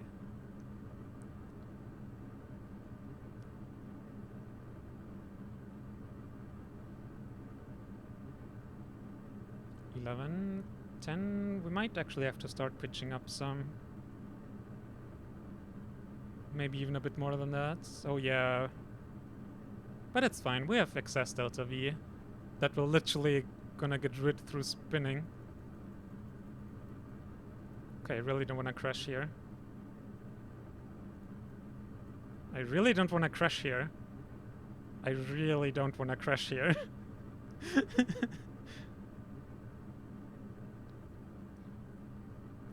See, this is another prime example for how not to do a lunar landing.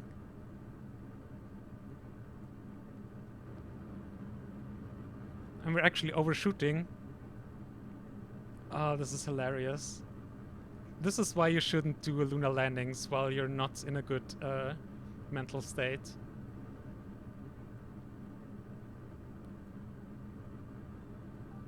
What are you even doing here, MacChap? You're lagging way behind. Do I have to fly this manually?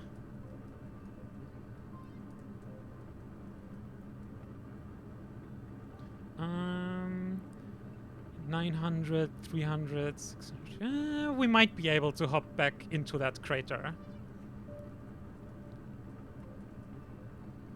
Time warp. Literally turning around and flying back where we came from. That's what we're doing now.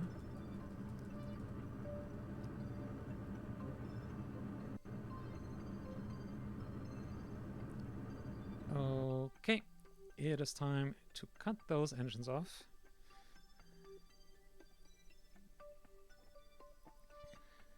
Okay. Shall I do a quick save here? This would be a very silly place to do a quick save, honestly. So basically, normally you would never quick save here because you... This is such an unsafe thing to do, what we're doing here all this time.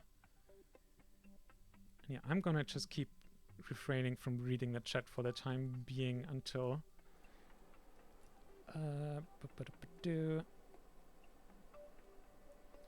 100, okay, that's fine.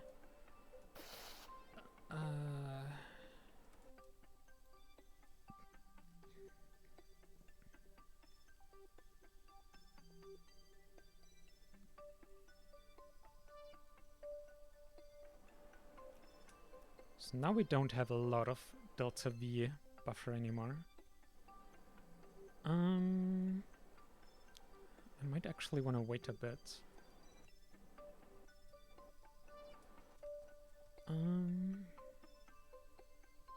Let's trust Cable Engineer's countdown here, even though we know it's not reliable. Oh, but no, we have amazing thrust-to-weight ratio at the moment. We can afford waiting. Yep, okay. Landing gear out again. Very important. I am so confident. I'm quick saving again right now. We will make this work. Okay.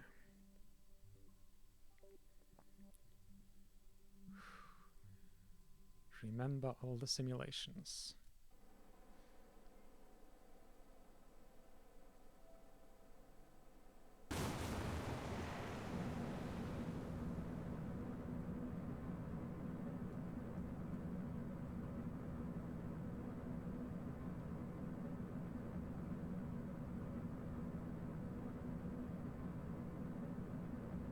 5 kilometers up. Oh wait, you are still to 10 degrees. We don't need that. You're so slow to fixing that. I guess it just doesn't actually.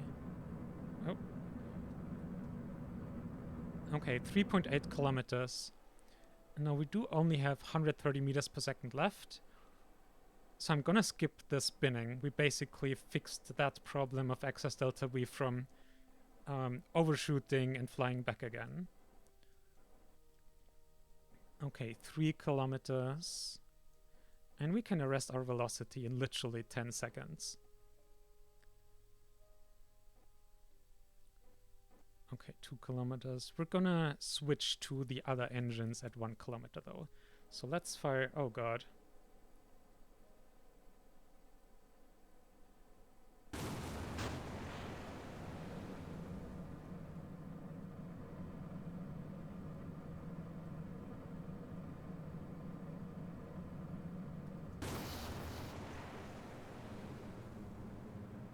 Oh no, we have that issue with the action groups and the... Are you kidding me? The stupid bug with the engines is now... Oh my god.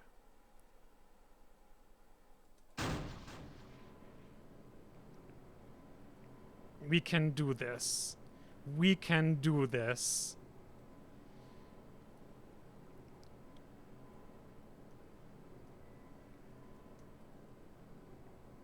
Throttle.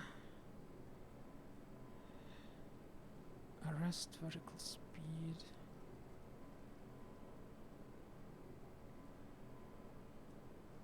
Yep, got this. Off.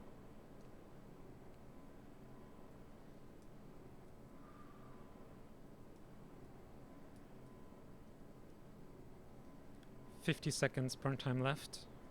This is fine. 140 meters. Let's enable landing lights. This is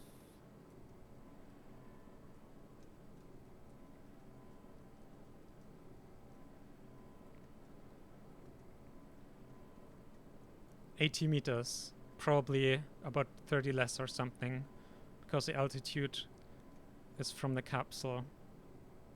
50 meters.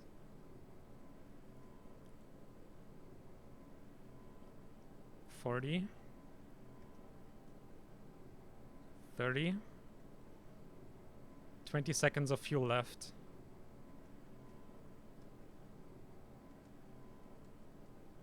20 meters. I guess it is to the bottom of the rocket after all. Kill.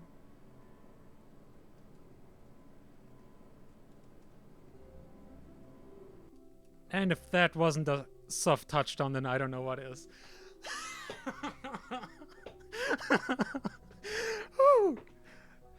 13 seconds of fuel left. Just like Armstrong. Jesus Christ. What a landing.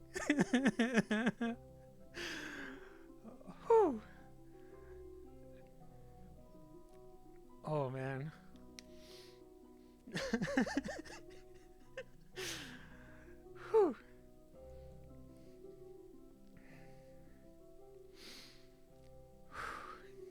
My whole body is thingy needles. Alright,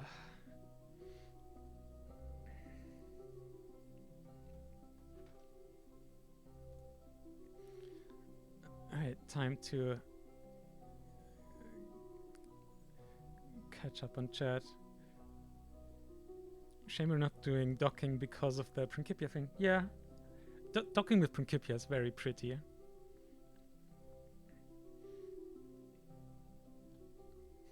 Seems like a normal lunar landing to me. Yeah, reading that comment now, definitely very normal. Yep, totally, everything totally normal.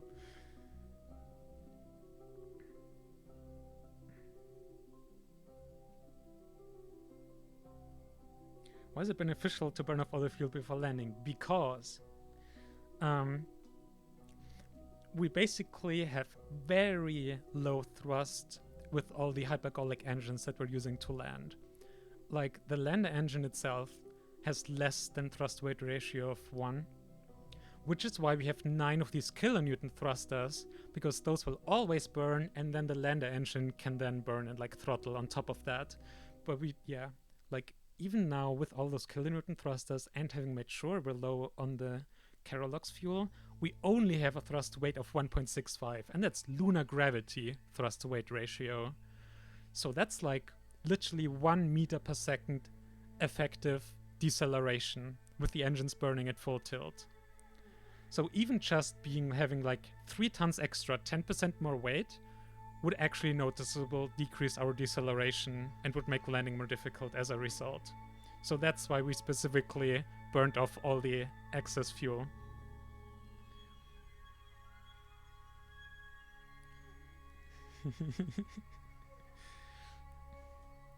And thank you. Okay, it's time for a celebratory photo op. Now, this is a very important quick save, because we've literally killed Kerbals before with ladders and jetpacks and stuff. So this is honestly the most dangerous part of the mission for the Kerbals. And yes, we had to do several takes for getting the ladders right, in fact. In one simulation, we landed it on the moon, and then Kerbal got stuck on the ladder here. This also, like, this really shows you the scale of this thing. Like, compared to the whole rocket, this might seem tiny, but here, Kerbal for scale, this thing is still huge. Like, these engines are several times the size of a Kerbal. And we have 6 of them. Whoop, fell down there, but everything's okay. First steps on the moon.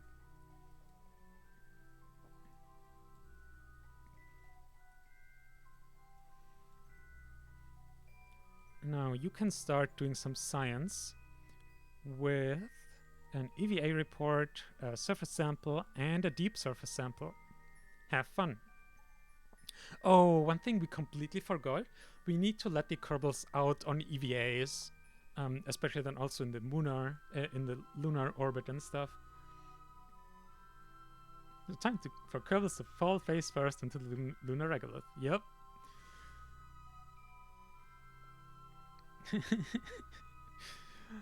Okay, while you do science, let's get some of the others. Because obviously, this is one of those missions where everyone gets to walk on the moon. In fact, everyone will get their turn at planting a flag. I hope we can plant flags. I think we should be able to. That we have the astronaut complex upgrade for it.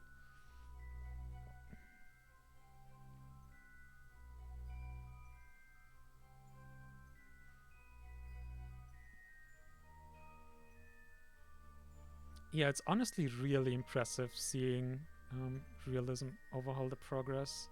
It's so cool. And you... I guess you can collectively work on the deep surface samples. Maybe then it'll go faster. And yes, we can place flags. Oh, there we go. Looks like we found the first river on the moon.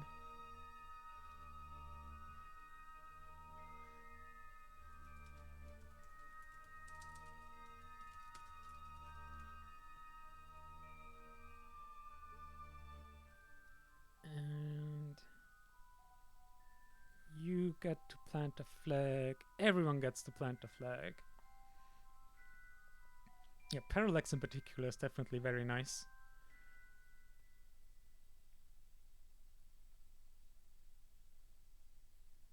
Oh, nice. That would actually be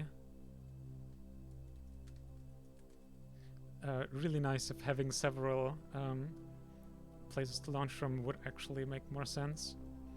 And Sigrid, come on out. I hear the weather is beautiful.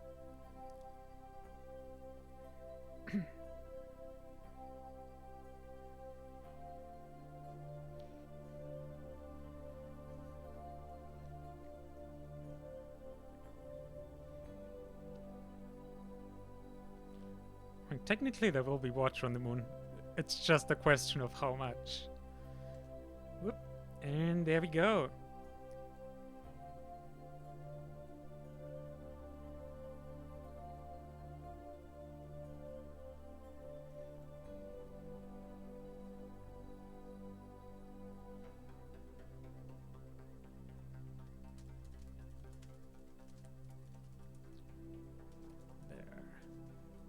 I also get to write a very original flag title. There you go. Oh, that's beautiful with the earth in the background. Oh, I love it. Perfect. Also, is that a planet right there that we see? Oh no, that was dust on the monitor. Never mind.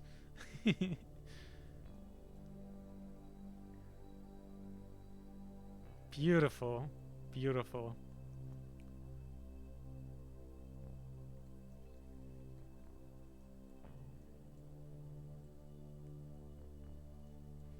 Alright, now we will... Okay, you can actually also start running the experiment. This experiment takes 2.5 hours, taking a deep surface sample. So we're just gonna time warp there for a hot minute. Oh, actually we should probably disable the lights of the crobbles so that they use less electricity. I don't know if it makes a big difference. Oh yeah, it's noticeable. We definitely don't want to run out of... Oh, I guess we're done. Oh yeah, 1 hour with 3 Kerbals. Checks out. Off you go then. Everyone back into the ship.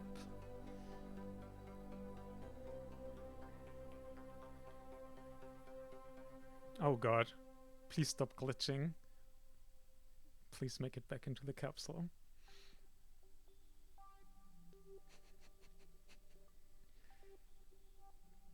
New planet telescope, new clean telescope, previously mistaken for dust on the lens. That's a nice reverse on that. I like it. Also, we still have our parachutes on board. That's good to know. Also, yeah, docking port for later missions, obviously. At some point, we're gonna want to do more shenanigans. In our last realism overhaul career, we actually had a pretty big space station in low lunar orbit. Oh, and we also had a base on the moon itself as well. That was definitely a thing we did. We also had a similarly ridiculously oversized rocket. It might also have been a direct descent, I don't know. I was ridiculously big as well. We like big rockets, if you can't tell.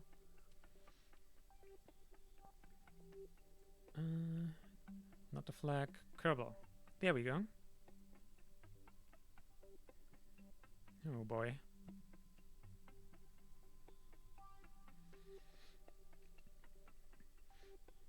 Oh yeah, station signs. We're so excited for that.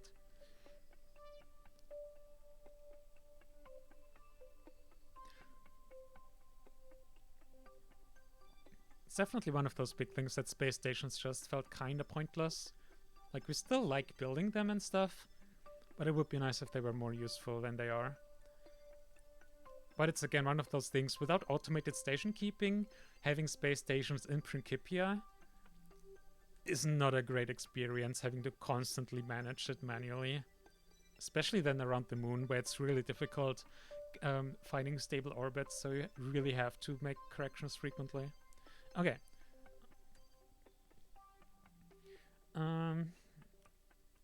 Time to disable all the engines individually manually, I guess. Or I guess we don't need to disable the kilonewton thrusters. That's enough. And then time to go home. Okay, let's first orient. East is there. I think we can just launch eastwards. Yep.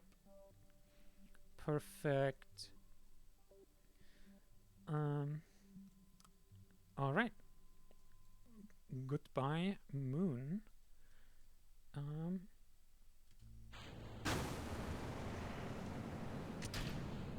And off we go.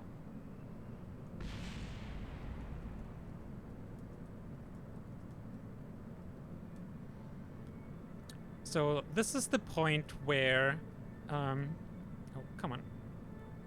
This is the point where having 3 RD58s in this stage, or 4 even, 4 is completely overkill in terms of thrust. But it's the point where we really need the redundancy. That is the only reason we have this many engines here. Actually, we might have to pitch up a bit more. That's the only reason for this number of engines. Because if, say, I don't know, we lose an engine. Oh, there we go.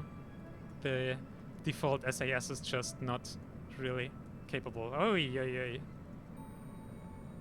Okay. Then everything is still fine.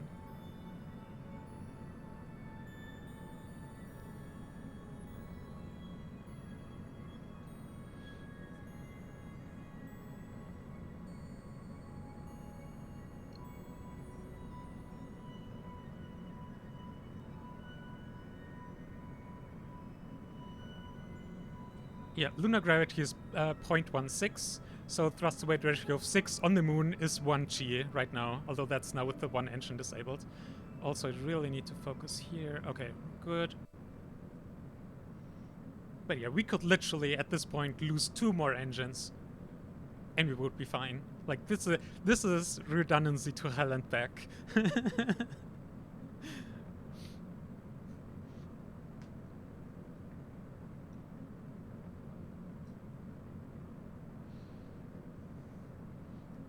Yeah, for lunar ascent, this is absolutely ridiculous. But we did establish we're here for silly rockets, and silly rockets is what you get. This is also much simpler, but we still enjoy the mounting plate back here. Just playing with... Oh. Never mind. Gotta quickly pay attention to here. Where are we? Okay, so we could... I could eyeball the return to Earth. I probably shouldn't. Let's plan it. I mean, honestly, I am pretty confident, like 98% confident that I could do a return with eyeballing and without planning. But let's do the planning. Let's plan.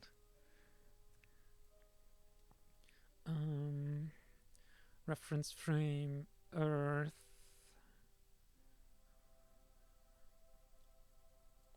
Oh, we just need to... There, that's what we need. Come on, give me the Earth. Yeah, earlier this... Yep, no, eyeballing would have been the right call.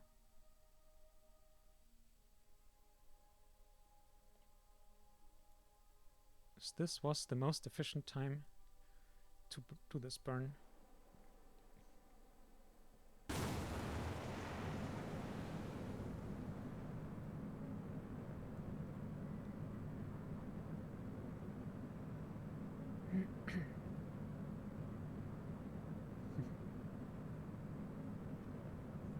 Terra's Horde. I love it. But yeah. It is time for us to go back to where we came from. It's kind of a nice accident that we're almost burning straight towards Earth from this perspective. Even though, yeah. Oh, Jesus Christ. You can tell I just panic, hit a couple buttons there because Principia happened again. Oh dear. Well, let's stop that spin. Dear me.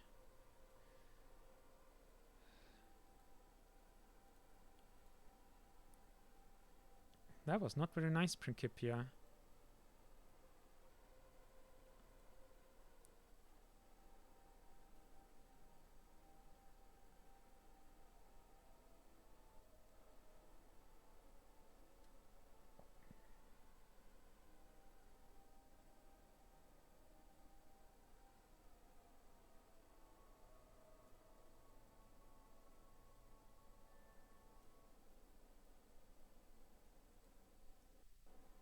Oh, wow, you're still arresting the rotation there.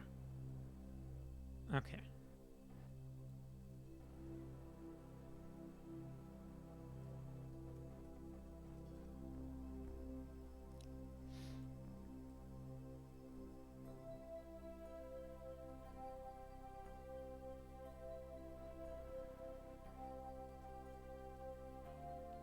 Okay, 15 seconds to this burn.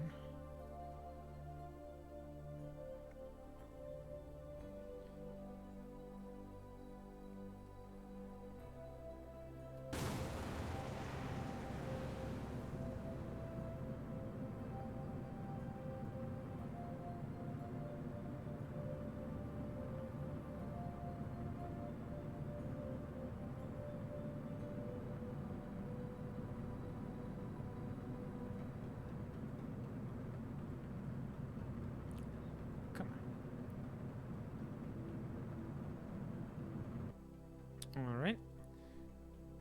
Time to disable those engines.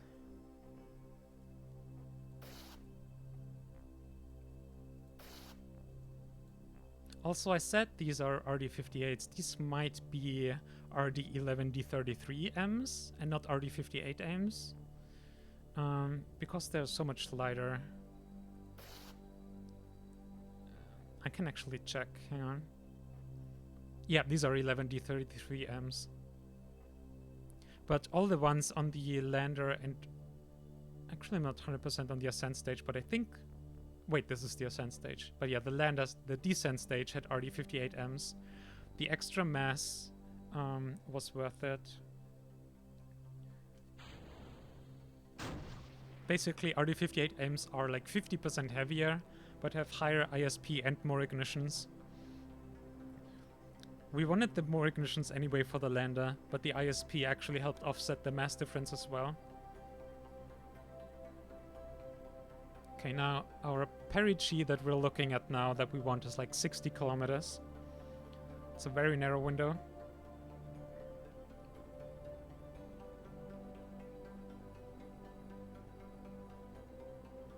I mean, we're not purely pro-grade. Catching up on all the messages. Yeah. There... Wait, 12 days. That's a bit long. Is this Principia? Okay, no, we have one that's 3 days. I was just...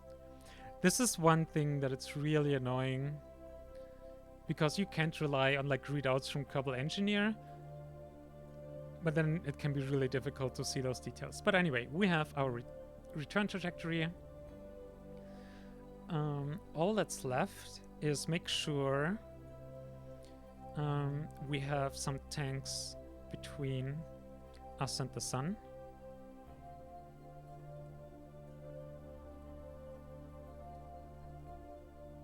Even if there's not a ton of fuel left in them anymore. Now this is probably messed with our trajectory. Okay, not a lot, but those 2 kilometers are actually something I do want to get rid of again. And spin. Quick save. And see, now our fuel cells stopped working. Now we're losing power. Now I had to cycle them off and on again, and now they work again. Bug in action. And goodbye, moon. Just big black. Whoa, hello, camera. Just another black hole in the sky, like with Mercury earlier for the flyby.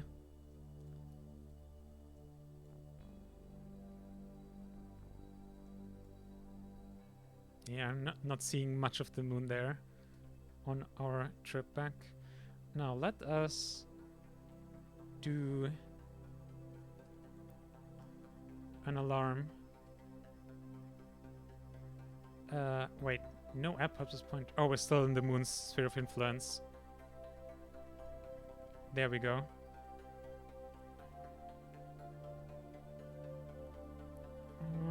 2 days, 3 hours. Yep, good enough. And our electric charge goes down again. But now cycling them doesn't fix it. Oh yeah, now it's the dump issue. See, now I clicked on the dump. It was water already, but now it's working again. This is what we're meaning with like the horribly bugged fuel cells.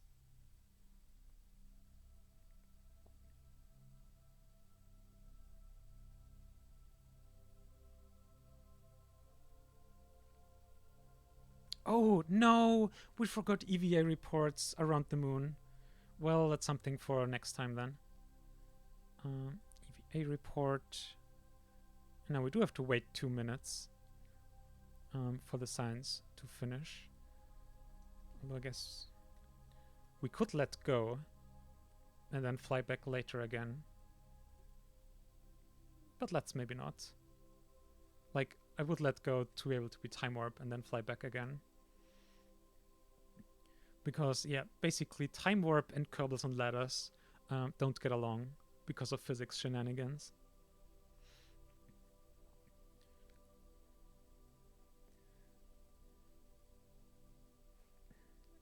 Can I do physics time warp? Okay. So far, no Kerbals have exploded yet.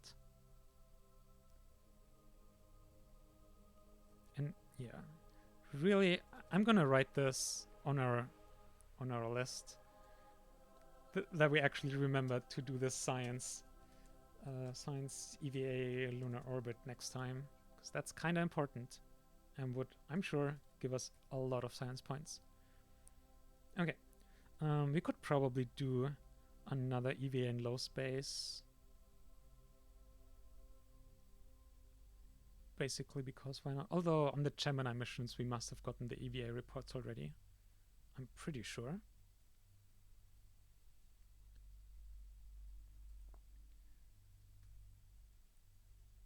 Okay, we should check our periapsis. Yep, 60. Good.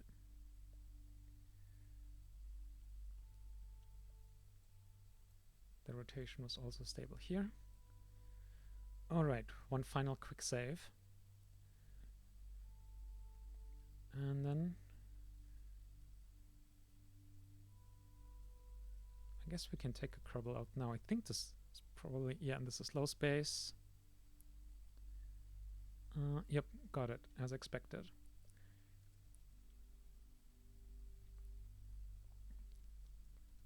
Okay, let's set ourselves up for the re-entry.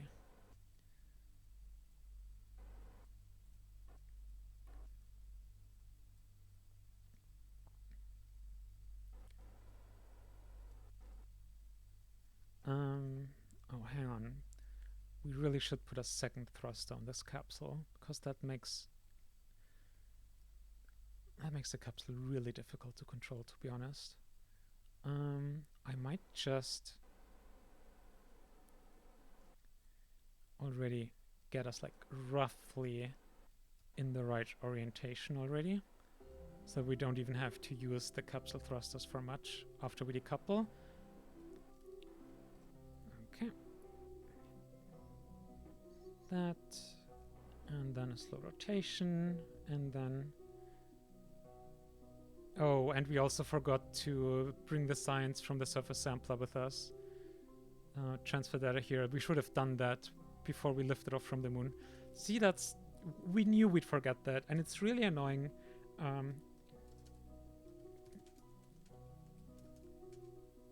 It's really annoying that you just have to remember doing those things and that they're not done automatically. Especially for our dissociated ass. Remembering things, less likely than you'd think.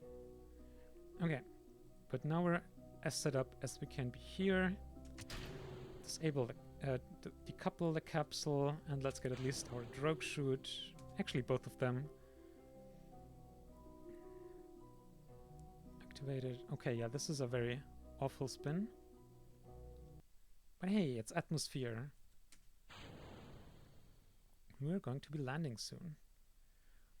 Speaking of landing, descent mode. I think it's on now.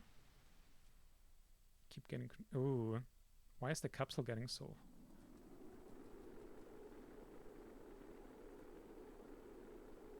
Okay. Sensor says 200 Kelvin.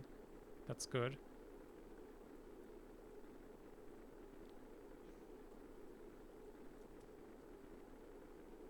Oh god, yeah, this thruster is barely strong enough to control us here.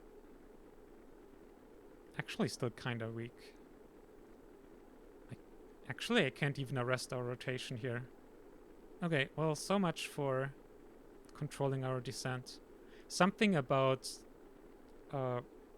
maybe the parachutes or something on the capsule. Oh, lost consciousness. Okay.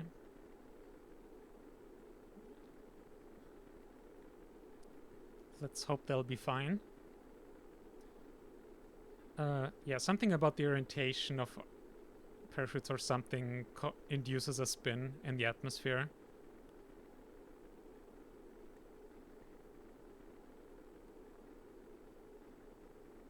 I mean, that's certainly a re-entry I would not want to be on. What's the max G? Oh, only 15. I thought that was gonna... was more than that.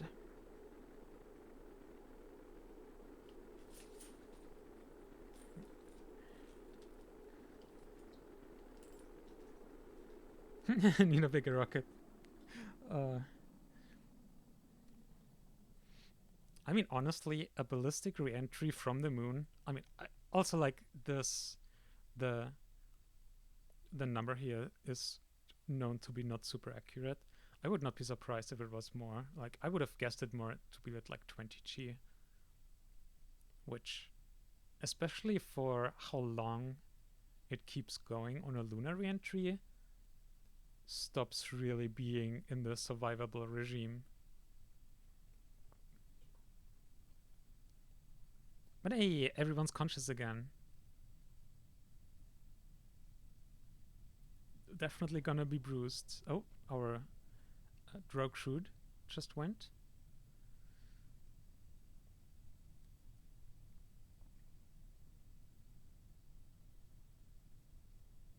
Now our main chute should start pre-deploying soon. There it goes.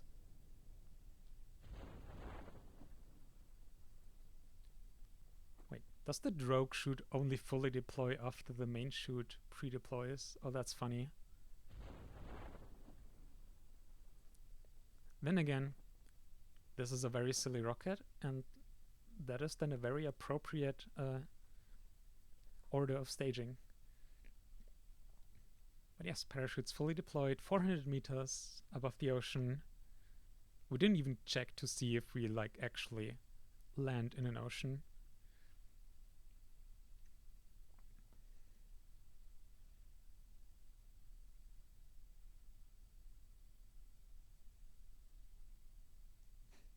Yeah, if you're fine with sustained 20G, you're definitely not human, that's for sure. And 20 meters, 10, and we have a splashdown. And the capsule is upside down. Well, ain't that gonna be a fun ride for everyone in here. Oh, that's funny. I wonder why. Why is it so front heavy? Is it the docking port maybe?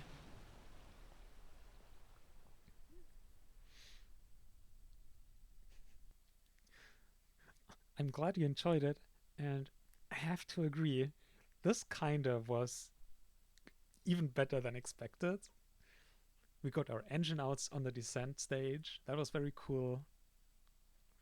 And the landing, like, oh my god, the landing. That was amazing.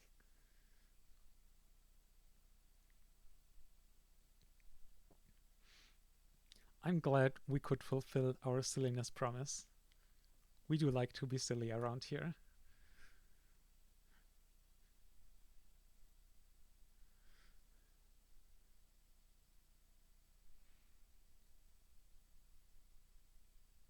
And KSC Hello.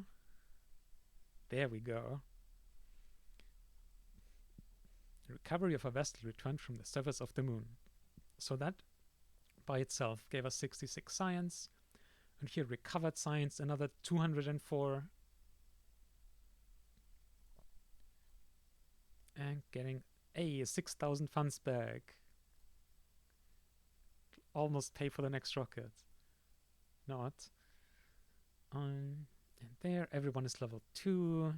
A lot of experience. 36 upgrade points. Now let's improve our build times here a bit, shall we? There, that's better. Now we should also have completed... Oh no! No! We didn't get the orbit contract! Oh, we should have looked at the specific requirements. Oh no! Periups is below 200, airpups is below 500. Oh, the 20 hours, yeah, because we immediately descended. And also, after ascent, we just immediately went home. We just didn't take the time. Oh no. So this is like literally like wasted, like could have gotten 1.5 million funds here that we didn't. Oh god.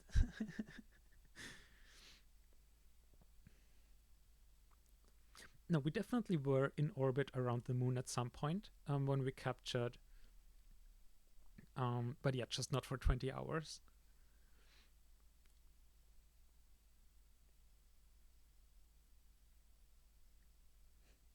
I'm glad you could join us for this, pile of cats.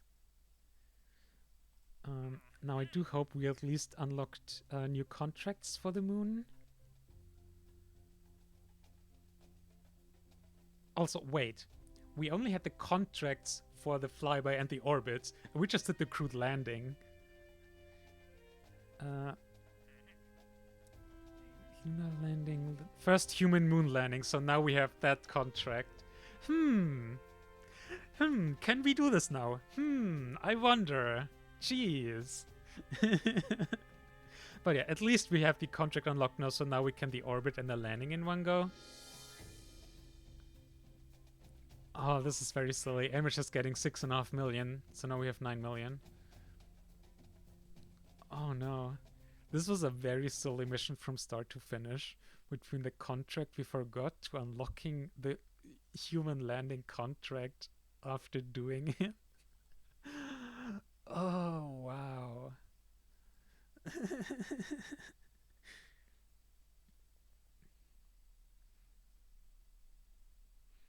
Need a bigger rocket so we can do all this again. Forget to orbit the moon. Stop from Earth to go back. No kidding. Have you seen... Was it the Destroyer?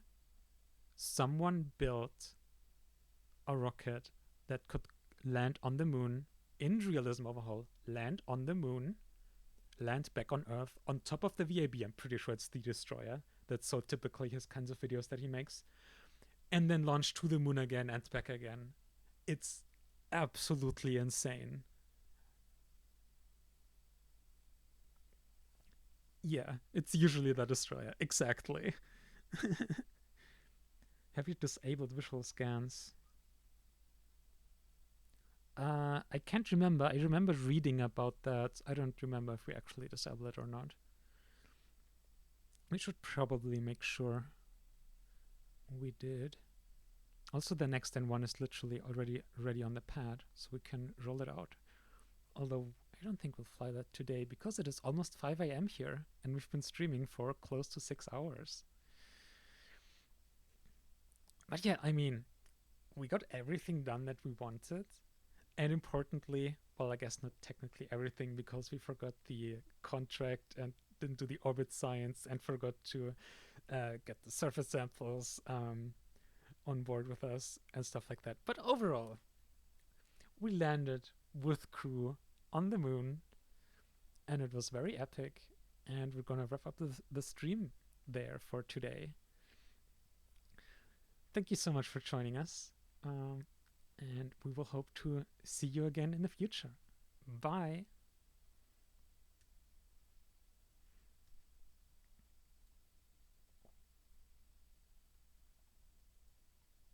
Oh, yeah, sure. Feel free to post the link again. Although, like, chat log, we could also dig it up. But yeah. Seriously, bye.